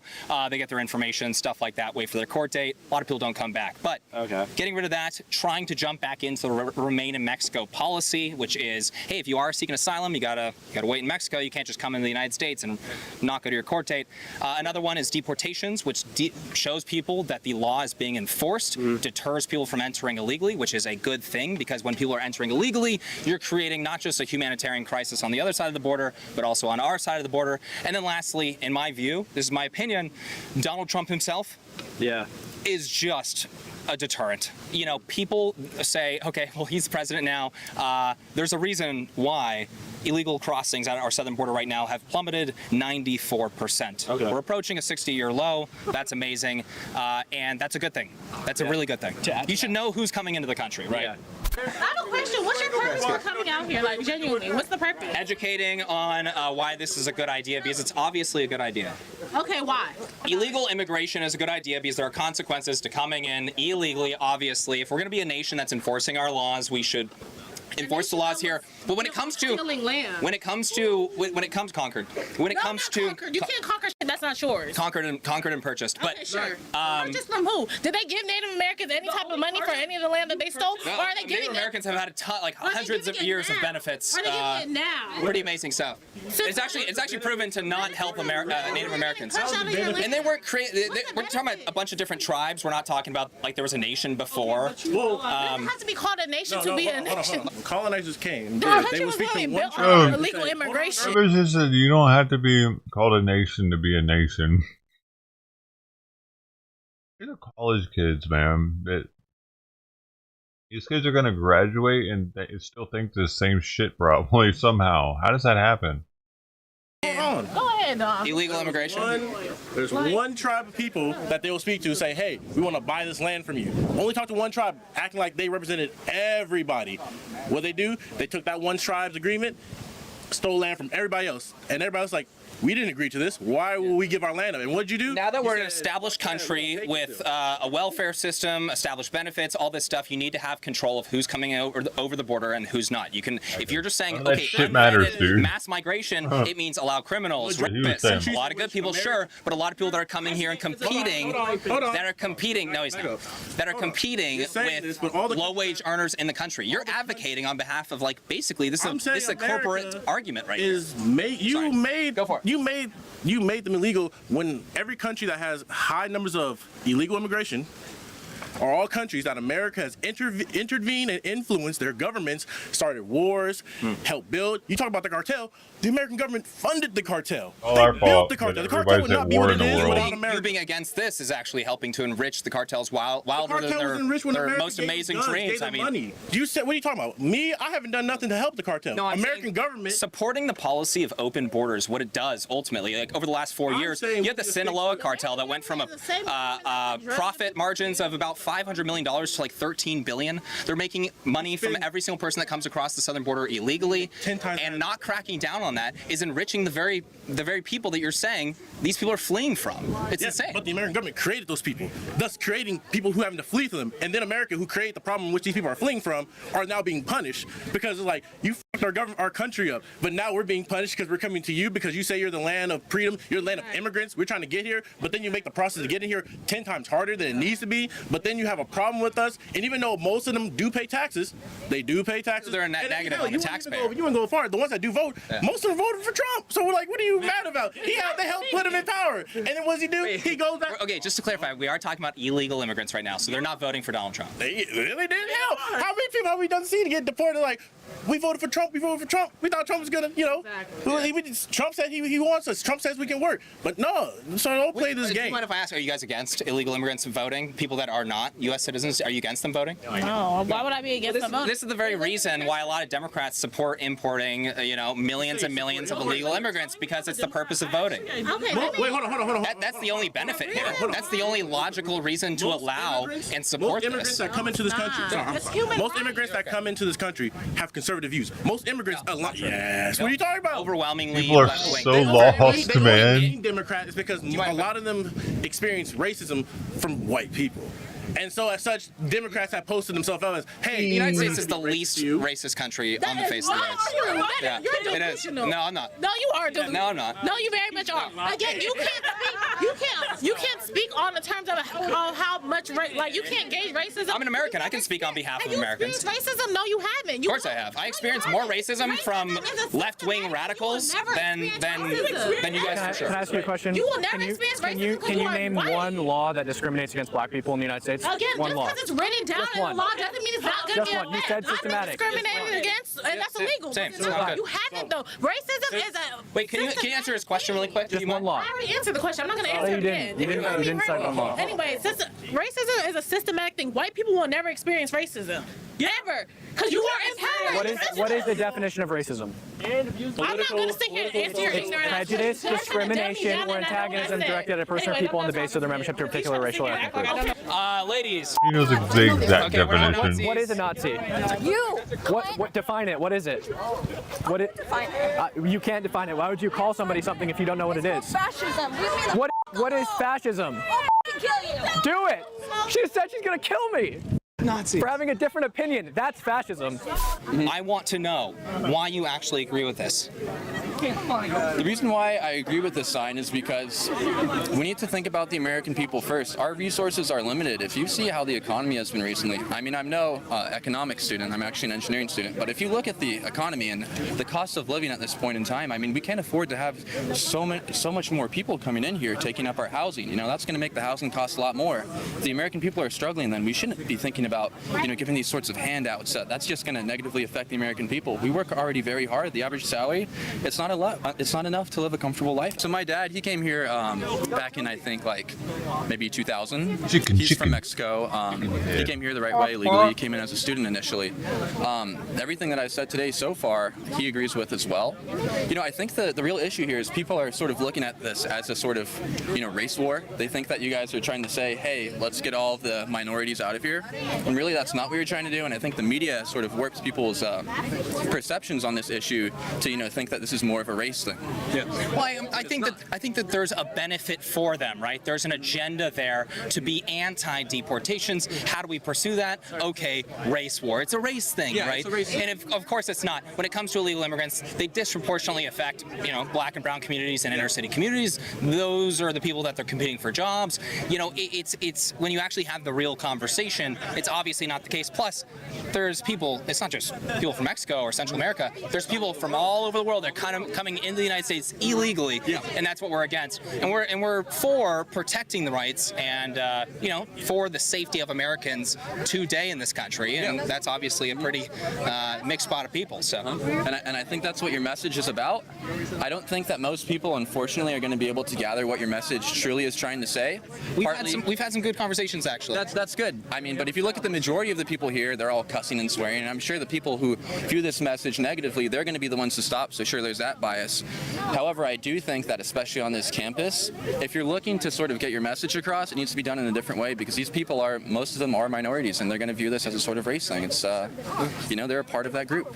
Well, we have these conversations. It's not just about this right here. It's about posting online and educating people all around the world and all around the country. So, hey, maybe we don't make that much of an impact just on this little scale here, but perhaps the impact can be received across the nation. I heard that you talked about gangbangers. Do you understand why? Can I hop on this side of you? Yeah, go ahead. Do you understand why there are gangbangers, or you just think it's like, oh, these people just go around killing people? Like, do you understand the history behind gangbangers to begin with? To be honest, I don't really care. I don't want them. I don't want them in my country. But it matters, though. The reason why gangbangers were created. I don't want illegal gang members in my country. I don't care. No, but it matters. You saying that you don't care, you only pick and choose what you care about. But it goes into the argument. What is your reason for Tren de Aragua being getting a stronghold in the United States over the last 4 years? Should I be asking, oh, what makes them a gang member? No, I don't really care why the most violent gang in the world, you know, got a foothold in our major cities. I don't really care. I want them gone. And I think that's a pretty reasonable position. What do you think? I feel like the whole idea, because to touch on your point about talking about. Do you think what I just said is reasonable? I can't really speak too much. All I'm saying Work is, with me. I can't though, because I don't agree with you, so I can't. Really you don't agree with deporting Tren de Aragua gang members? I don't support mass deportation. I don't. Why would I? No, I'm just asking that specific one. Do you support deporting Tren de Aragua gang members? Say if I agree or if I don't. Do you support deporting violent gang members that are in the country illegally? That have charges on them? Yes. Like got arrested multiple. Criminal gang members. They're known to local authorities. Do you support deporting them? I'm not going to speak on that. Yeah, I mean, if you can't condemn that and say that you want to deport them, the conversation, we can't even have a conversation at that point. That is on them all the time. Those people are terrorizing American citizens, black, Hispanic, white, Asian, whatever it may be. They're terrorizing people in communities, and you're saying, oh, I'm still not supporting deporting them. That is wild. At the same time, why are you so focused on deporting all these people that are doing all these things? Focus on who's here. They came into the country illegally. Okay, but why? I feel like everybody's not. Yeah. Let me finish. Finish yours, and then I got a response. You're neglecting the fact of why people come here. People don't come here for funsies. America's not this great country that you painted out to be. People come here because they need to without a necessity. Right. So it goes back to this fundamental question. If I felt I needed to steal from you to survive, does that justify me violating your rights? Hypothetically, if I owned a grocery store and somebody was on the street starving and they came and stole from my grocery store, I know I would not be mad. What if they did it every single day? They need to eat. What if 10 more? What if 10 more came? What if 10 more came? And it is what it is. I feel like you guys are neglecting human rights. Do you not care about human beings? Like, no. That's what it sounds There's no more caring country on the face of the earth than the United States. America's not a caring country. Yes, we are. No, we're not. Way more to them. Hell, they give people who are first-time citizens free health care. We don't got that. But illegal immigrants get free health care in the United States. You said SUNY College? SUNY Canton. SUNY Canton. Yes. Okay, so what about America as a caring country? The fact that I have a question to ask you. We go back to that every single time. You're stating your fact. You said what percentage of the school is non-white? It's probably like 50%. I don't have exact numbers. I don't know how that works. It's interesting how it's interesting how a lot of the people that support or are against mass deportations, they don't care about the law. They also don't happen to like their country. You tend to protect what you love in this world. You would probably go really far to protect your family, but you obviously don't care about America that much to protect the United States. What does that mean? That means I know. And that breaks my heart. That breaks my heart. I'm a Nigerian American. I really don't give a about America, if I'm being quite honest. So your position makes a lot more sense. Yeah, it does. Because my mom is an immigrant. My dad is an immigrant. My whole family is in Nigeria. I do care about the United States, so I will educate people on horrifying issues. Have a great one. Hey, America's the best country on the face of the earth. Remember that. Remember that. That's why she doesn't care about deporting people. She hates the country, and it's like, yes, you don't protect what you hate, of course. All right, everyone, that is it for today. So you guys, we had some pretty interesting conversations. Let me know your thoughts down in the comment section below. Cam, thank you so much for joining me today. I'm curious, what was your biggest takeaway from the day? We had some great, pretty much that. We had some great conversations. We also had some not so great interactions where we got assaulted, and it is what it is. If people want to find your work and support what you're doing, where can they find you? They can just find me at Cam Higby on any platform. Awesome, man. Thanks so much for joining me. You guys, if you enjoyed this video, please make sure to hit that like button. Make sure to subscribe.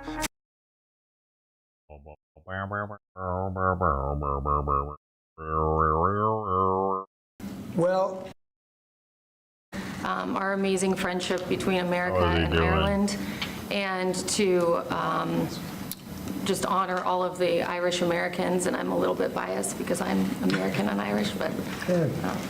Good. Well, great people. Yeah, great St. people. Patrick's Day is coming up as well. And they voted for me in heavy numbers, so I like them even more. You have to like it. You know, you're not supposed to, but you have to like that. All right. So for the Irish American people, proclamation. Okay. Thanks, Lindsay. Mr. President, your envoy, Steve Witkoff, told us a little while ago that if Hamas does not release hostages, that the U.S. and Israel could take some action. What does that mean in your eyes? Is that military action? Would you join strikes with Israel? Well, you're going to find out.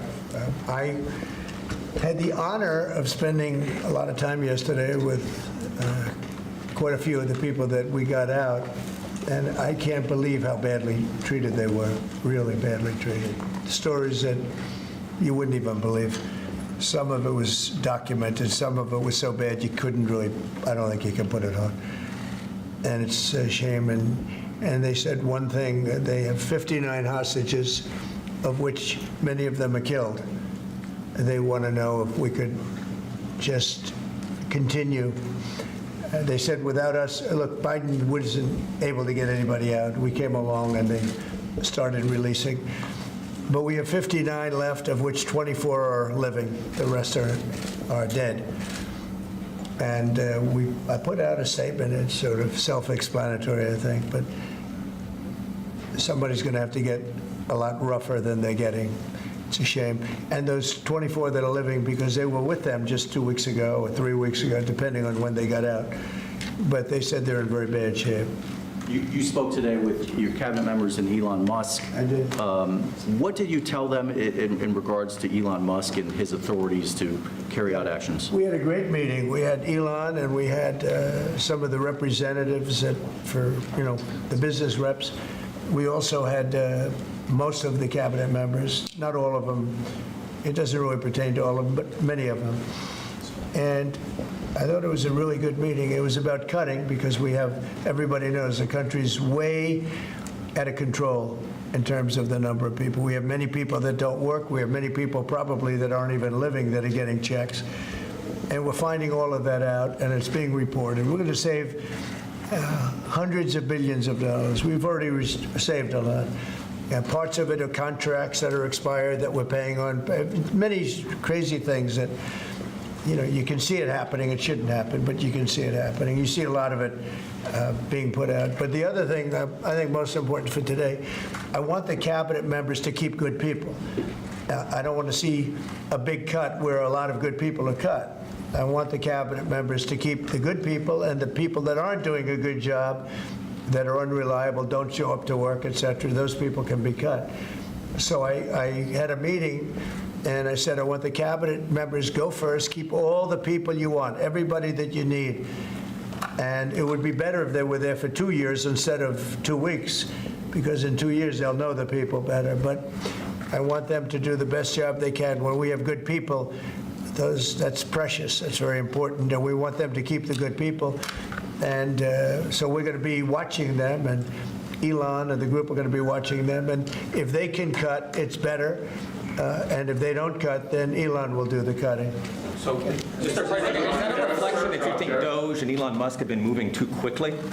No, I think they've done an amazing job. They've done an amazing job, and look at what they found. I read it the other night in the speech. I mean, they found these things where billions of dollars has been poured down the drain to things. That's not about people. That's about contracts where billions and billions of dollars was just thrown out the window. It probably got kickbacks. I'm sure there were tremendous kickbacks for the people that authorized those contracts. But no, Elon has been really teaching everybody about the numbers that you can do. But what I want the numbers, but I also want to keep the good people. We want to get rid of the people that aren't working, that aren't showing up, and have a lot of problems. And so they're working together with Elon.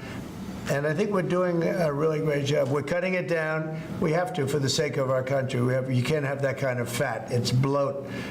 and like nobody's ever seen before, where you need 20,000 and they have 120,000 people, and you just don't need that many.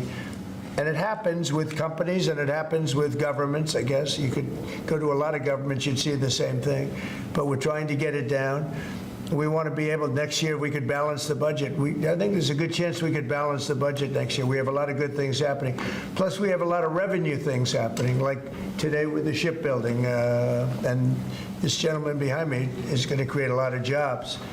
And he's about the biggest there is in the world. We had the biggest chip maker in the world here a few days ago. He's going to be spending $200 billion on building plants. We're not giving him any money to build it either. It's not, that Chip Act is ridiculous, where the Biden thing, where they give billions of dollars to people that have nothing but money. They're not going to spend that money. They're just taking that money. We're giving nothing. They're coming in because of the tariffs, because they don't want to pay the tariffs, and they're opening up big. So, but with respect to people, I said, I want to cut the people, but I want to keep the good people. Tariffs, sir, can you walk us through the next steps on this? Steel and aluminum tariffs are due to kick in next week on Canada, Mexico, and every other country. Are those going to be modified as well? No, those aren't modified. Those are happening next week. And the big one will be on April 2nd when reciprocal tariffs. So if India or China or any of the countries that really, India is a very high tariff nation. I'll tell you what's a high tariff nation is Canada. Canada charges us 250% for our milk product and other product, and a tremendous tariff on lumber and things as such. And yet we don't need their lumber. We have more lumber than they do. We don't need Canada's lumber. Their milk So or what what? I'm doing is didn't I'll say be we didn't need signing the an milk. executive order freeing up Scary. our forests Dun, so that we're dun. allowed to 126 take milk. down trees and milk make shortage. a lot of money and then reharvest trees. And why didn't you Also, keep we're making cutting it? fire divides. A fire divide is a 50-yard to 70-yard swath where the trees can't, it's long enough so trees don't burn forever until you can get them out. And those trees can be sold and made a lot of money with. So, but we'll be doing that. We don't need trees from Canada. We don't need cars from Canada. We don't need energy from Canada. We don't need anything from Canada. So where we can be self-sustaining, which is in most things. Look, we have more oil and gas than anybody. Our forests are massive, massive forests. We're just not allowed to use them because of the environmental lunatics that stopped us. So I'm going to be freeing that up very shortly so that we don't have to go to other countries to buy lumber. Why should we be buying lumber from other countries, paying tariffs, paying big prices, extraordinary prices, and we have lumber. We have the best lumber. Go ahead. And this USMCA exemption you're essentially announcing today for this 1 month. It's just a modification, short term, because I didn't want to hurt the American. It would have hurt the American car companies if I did that. Would you consider the same sort of exemption or pause for the auto tariffs you're talking about next month? We're not looking at that, no. You're not No, we're not looking at that, no. No. TPS for the Ukrainians who live here in the U.S.? What about it? Are you considering revoking the TPS status for the more than 200,000 Ukrainians who live here in the U.S.? What are you saying? The Ukrainians that are here in the U.S., they're under a TPS status. On GPS? TPS, temporary. Oh, I thought you said GPS. TPS. Yeah. There was some news saying that they were going to be revoked and they were going to be deported from the country. Are you considering that for the Well, we're not looking to hurt anybody, and we're certainly not looking to hurt them. And I'm looking at that, and there were some people that think that's appropriate and some people don't, and I'll be making a decision pretty soon. Okay? President Trump But we're not looking to hurt them. President Trump said- Especially Ukrainians. They've gone through a lot. Yeah, Peter? The clocks are going to spring forward on Sunday. When are you going to get rid of daylight savings time? Okay, are you ready? So, this should be the easiest one of all, but it's a 50-50 issue. And if something's a 50-50 issue, it's hard to get excited about it. I assume people would like to have more light later, but some people want to have more light earlier because they don't want to take their kids to school in the dark. And it's a little bit one way, but it's very much a 50-50 issue. And it's something I can do, but a lot of people like it one way, a lot of people like it the other way. It's very even. And usually I find when that's the case, what else do we have to do? And I gotta ask, because you were talking about this in your joint address, you were talking about Butler. It's been 7 months. Why do you think we don't know more about the guy who shot you in the ear? Yeah, oh, well, and the second one with all of his cell phones. So I want to find the answers. I've told them. In fact, today I said, I want to find, we can no longer blame Biden for that one. He should have released that a long time ago.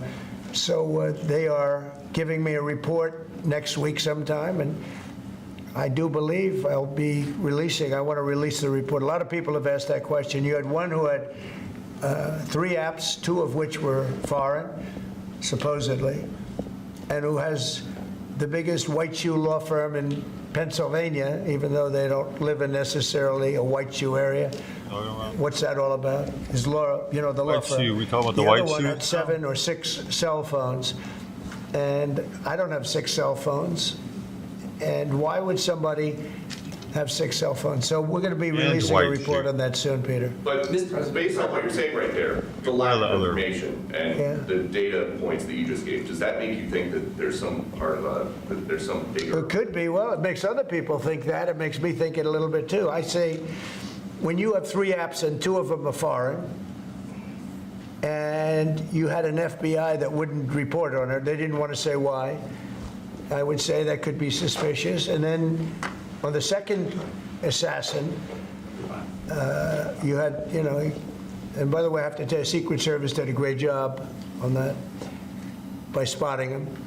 But on the second one, he had 6 cell phones. That's a lot of cell phones. And a couple of them had some strange markings on them. So, yeah, I want to find out, and I would be willing to release it. I mean, maybe there's a reason that we shouldn't, so I don't want to get too far ahead of my skis, but yeah, I would be very willing to release that. I'd like to see it. I want to see it myself, Peter. President? Not only you, I want to see that one myself. Mr. President, may I? Yes. President Macron yesterday said that France was ready to offer its nuclear protection to other European countries. What do you make of it? And in this case, would the U.S. also maintain a nuclear umbrella for European countries? Well, France is also willing to put soldiers into Ukraine for safety reasons if we can get it. I will say that we've made a lot of progress with Ukraine and a lot of progress with Russia over the last couple of days. And it'd be great to bring that to an end so we don't have to talk that way about nuclear. It'd be great if everybody would get rid of their nuclear weapons. We have Russia and by far the most. China will have an equal amount within 4 or 5 years.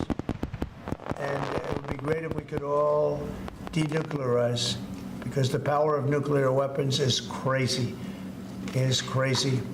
And I was very far along a process with Russia, despite the Russia hoax, which didn't make it easy. It was a total hoax, a total rigged hoax by some bad people. But despite that, I was very close to having a program with Russia, denuclearization, and we were going to get China. I spoke to President Xi about it, and he would have been very happy to have gone along with it. But bad things happened, like an election that was rigged happened, and so we had to come back 4 years later. But I would very much like to start those talks. The opposite of what you say, the denuclearization would be incredible. Mr. President, on the auto tariffs that you were talking about, I know yesterday you spoke with the big 3. Did you tell them that no more exemptions were on the way, and what was the reaction? I told them, that's it. This was a short-term deal. And they came back to me yesterday. They said, could we have some help on the tariffs because of the speed? And I said, look, I'm going to do it, but that's it. Don't come back to me after the April 2nd. I don't want to hear from you after April 2nd. We're not going to be doing it anymore. I want to help them. What was the response? They didn't complain, but I helped them short-term during this short-term transition. April 2nd is going to be a very big day for America. Mr. President, my understanding is that the longstanding U.S. policy is that we do not negotiate with terrorists. So how did you come to the decision to send somebody from your team to negotiate with Hamas? We are having discussions with Hamas. We are helping Israel in those discussions because we're talking about Israeli hostages. And We're not doing anything in terms of Hamas. We're not giving cash. We're not giving $6 billion like you hear other administrations give. In fact, I got 59 hostages out, and we gave nothing. In 59, we gave nothing, not including what's going on with Hamas. I mean, I consider that something where we're helping Israel for the most part. We had a couple of hostages, as you know. We got a couple of hostages out, American hostages.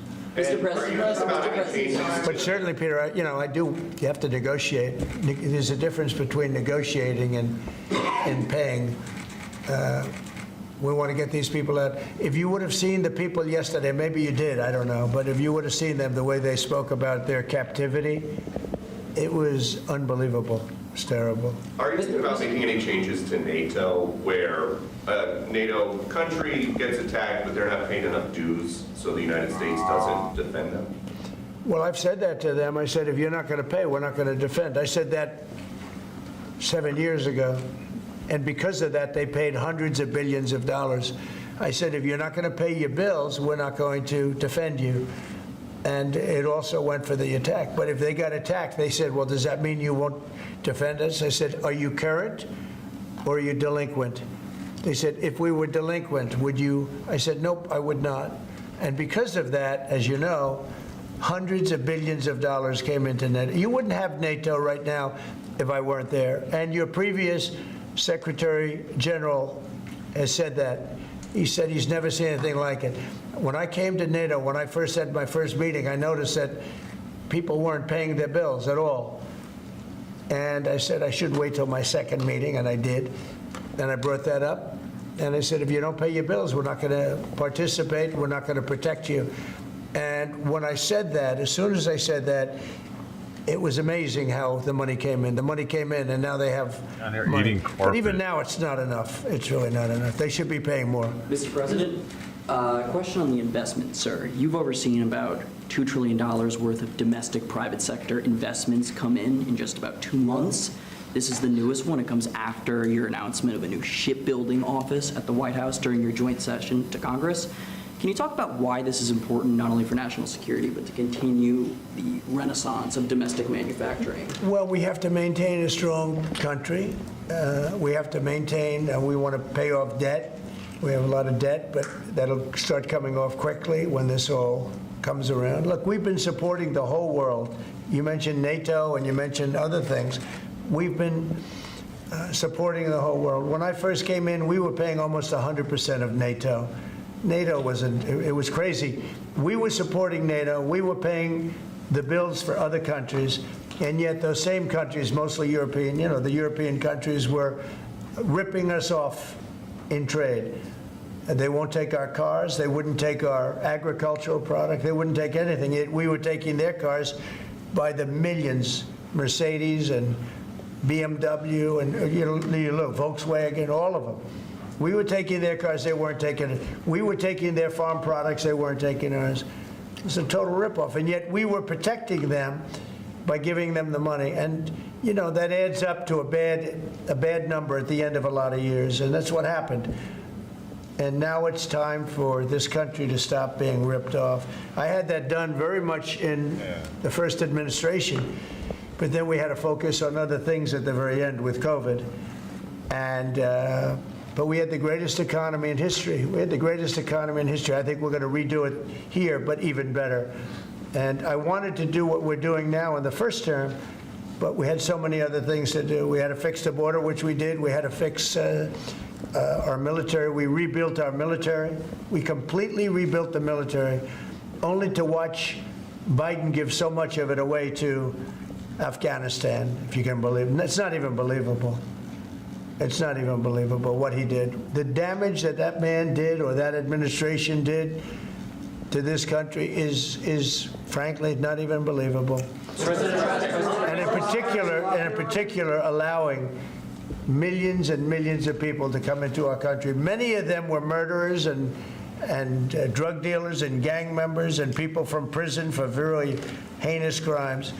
For him to allow those people into our country, and now we're spending tremendous amounts of time and effort. Nikki and Tom Homan, who's doing an unbelievable job, but we shouldn't have to be spending anything on that. We had the safest border ever. Now we have actually, as you saw, the numbers just came out, where we have actually the lowest numbers in the history of our country. But we shouldn't have had to do that. What we're doing now is we're looking for murderers. Can you believe it? We're looking for murderers because thousands of murderers, some about 50%, killed more than one person. One killed 5 or 7. And we're looking for those people right now. We shouldn't have to be looking for them. President Trump, on Peter's question, are you going to make that policy, U.S. policy, that the U.S. wouldn't defend NATO countries that don't pay? Well, I think it's common sense, right? If they don't pay, I'm not going to defend them. No, I'm not going to defend them. I got into a lot of heat when I said that. You said, oh, he's violating NATO. And, you know, the biggest problem I have with NATO, I really, you know, I mean, I know the guys very well. They're friends of mine. But if the United States was in trouble and we called them, we said, we got a problem, France, we got a problem, a couple of others I won't mention. Do you think they're going to come and protect us? They're supposed to. I'm not so sure. So you know, with Japan, we have a deal, which is a very interesting one. And I love Japan. We have a great relationship with Japan, but we have an interesting deal with Japan that we have to protect them, but they don't have to protect us. Hey. You know that? That's the way the deal reads. We have to protect Japan. And by the way, they make a fortune with us economically. There's another case. But we have to protect Japan. But under no circumstances do they have to protect us. I actually asked, who makes these deals? Yeah, Peter? Well, so why stay in NATO at all? I view NATO as potentially good, but you gotta get some good thinking in NATO. It's very unfair what's been happening. Until I came along, we were paying close to 100% of NATO. So think of it, we're paying 100% of their military, and they're screwing us on trade. And when Zelensky inevitably comes back to the White House, what do you expect from him? And do you think you'll see him in a necktie? Well, I think what's going to happen is Ukraine wants to make a deal because I don't think they have a choice. I also think that Russia wants to make a deal because in a certain different way that only I know, they have no choice either. Are you still thinking of going to Saudi Arabia and meeting with Putin about this? I don't know. I can't tell you. I'm going to Saudi Arabia. Mr. President, They've been very, you know, I've made a deal with Saudi Arabia where, because normally you'd go to UK first, and last time I went to Saudi Arabia, they put up $450 billion. You know that, right? You were there. We had American companies that took in $450 billion. I said, well, this time they've gotten richer. We've all gotten older.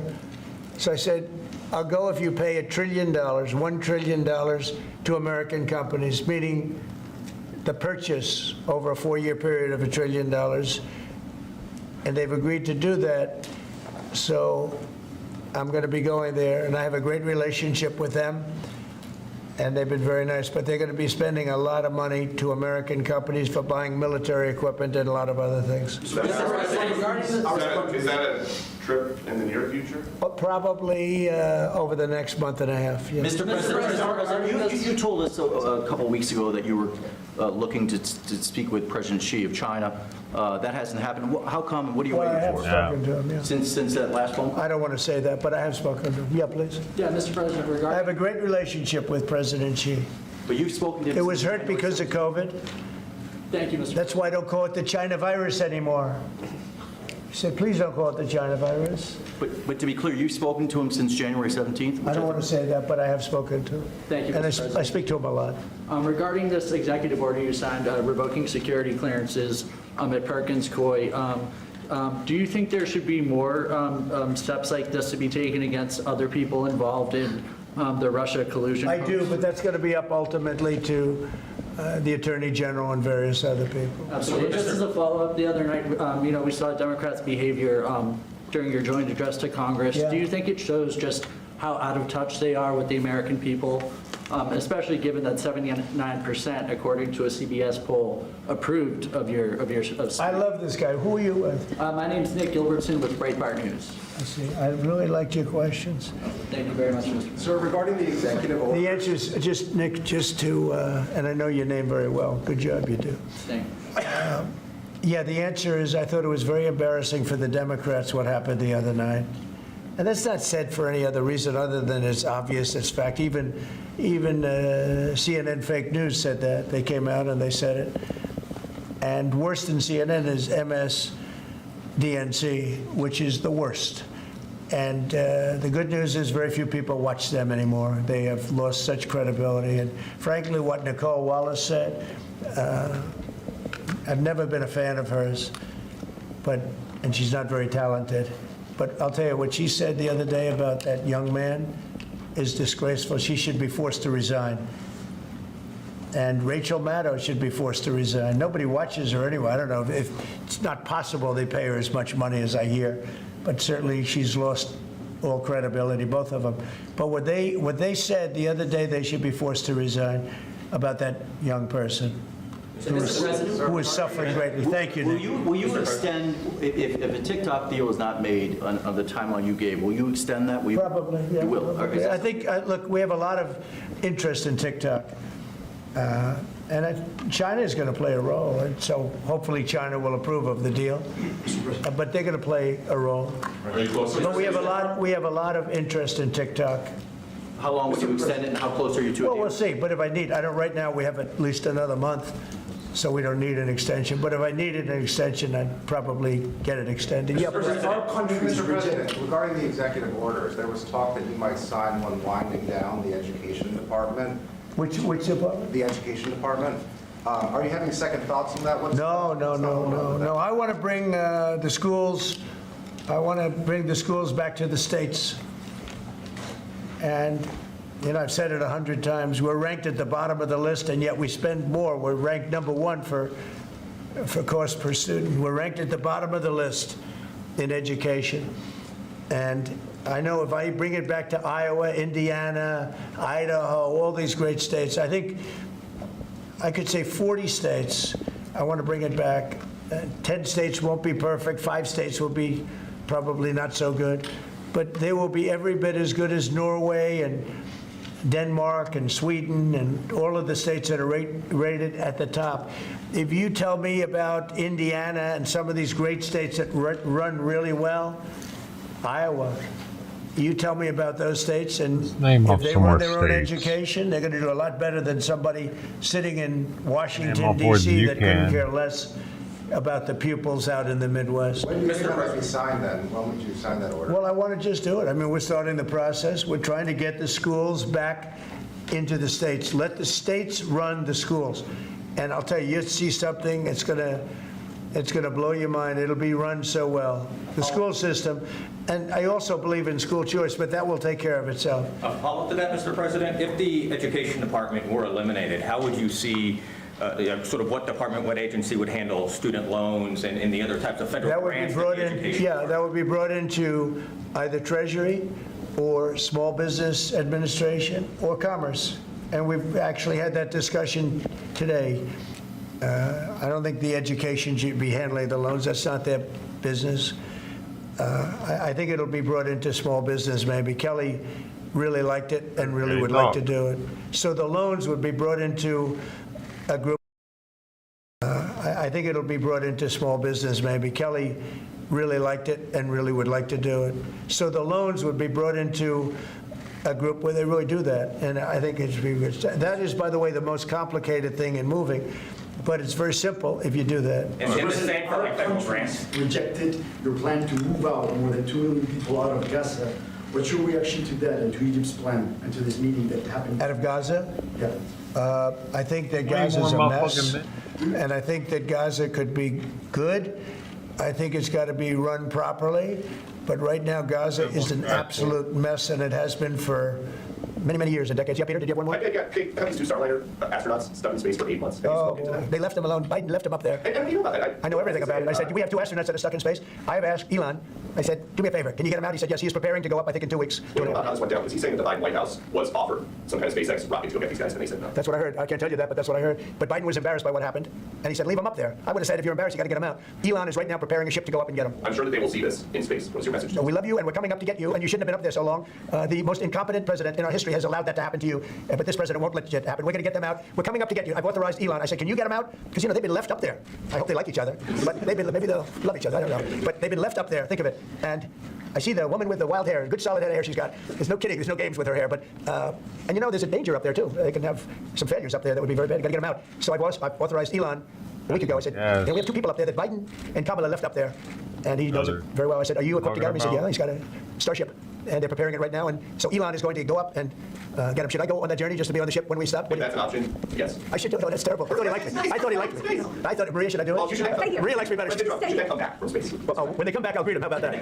No, we're going to get him out. I've authorized Elon Musk to go and get him, and he's prepared to do so. So, President, what are you making of the market sell-off? I think it's globalists that see how rich our country's going to be, and they don't like it. There's a big market out there.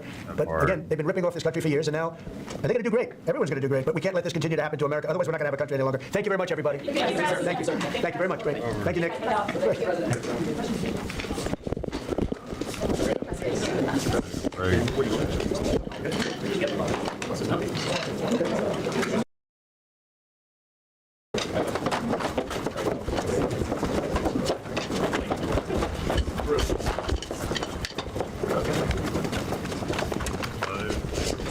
You've done this before, right?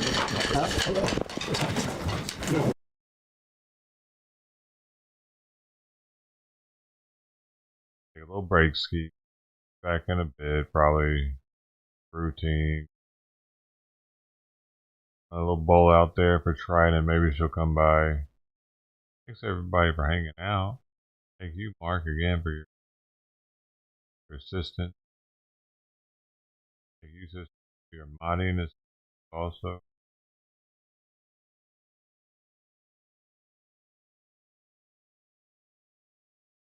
Something, I'm here. If you don't sing, I'm probably not. Maybe you'll hear Sweet Pea in here.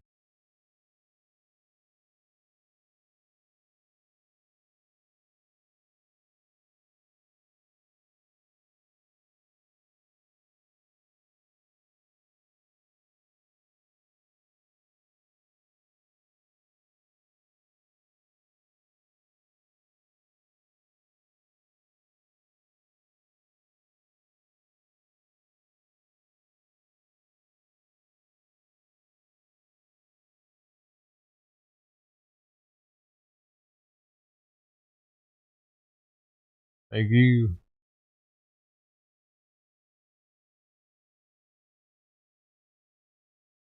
Thank you, sister. You too.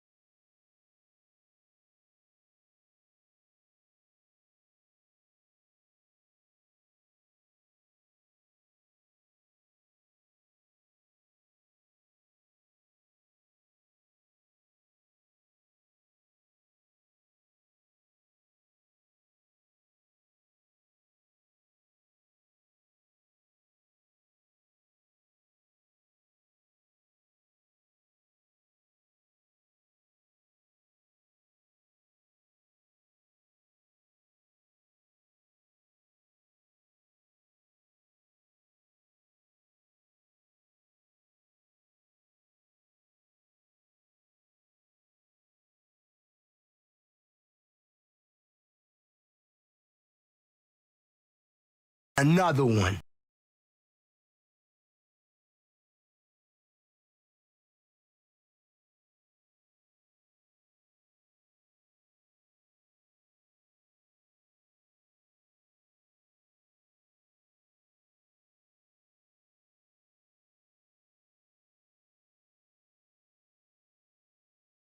Meow, meow, meow, meow.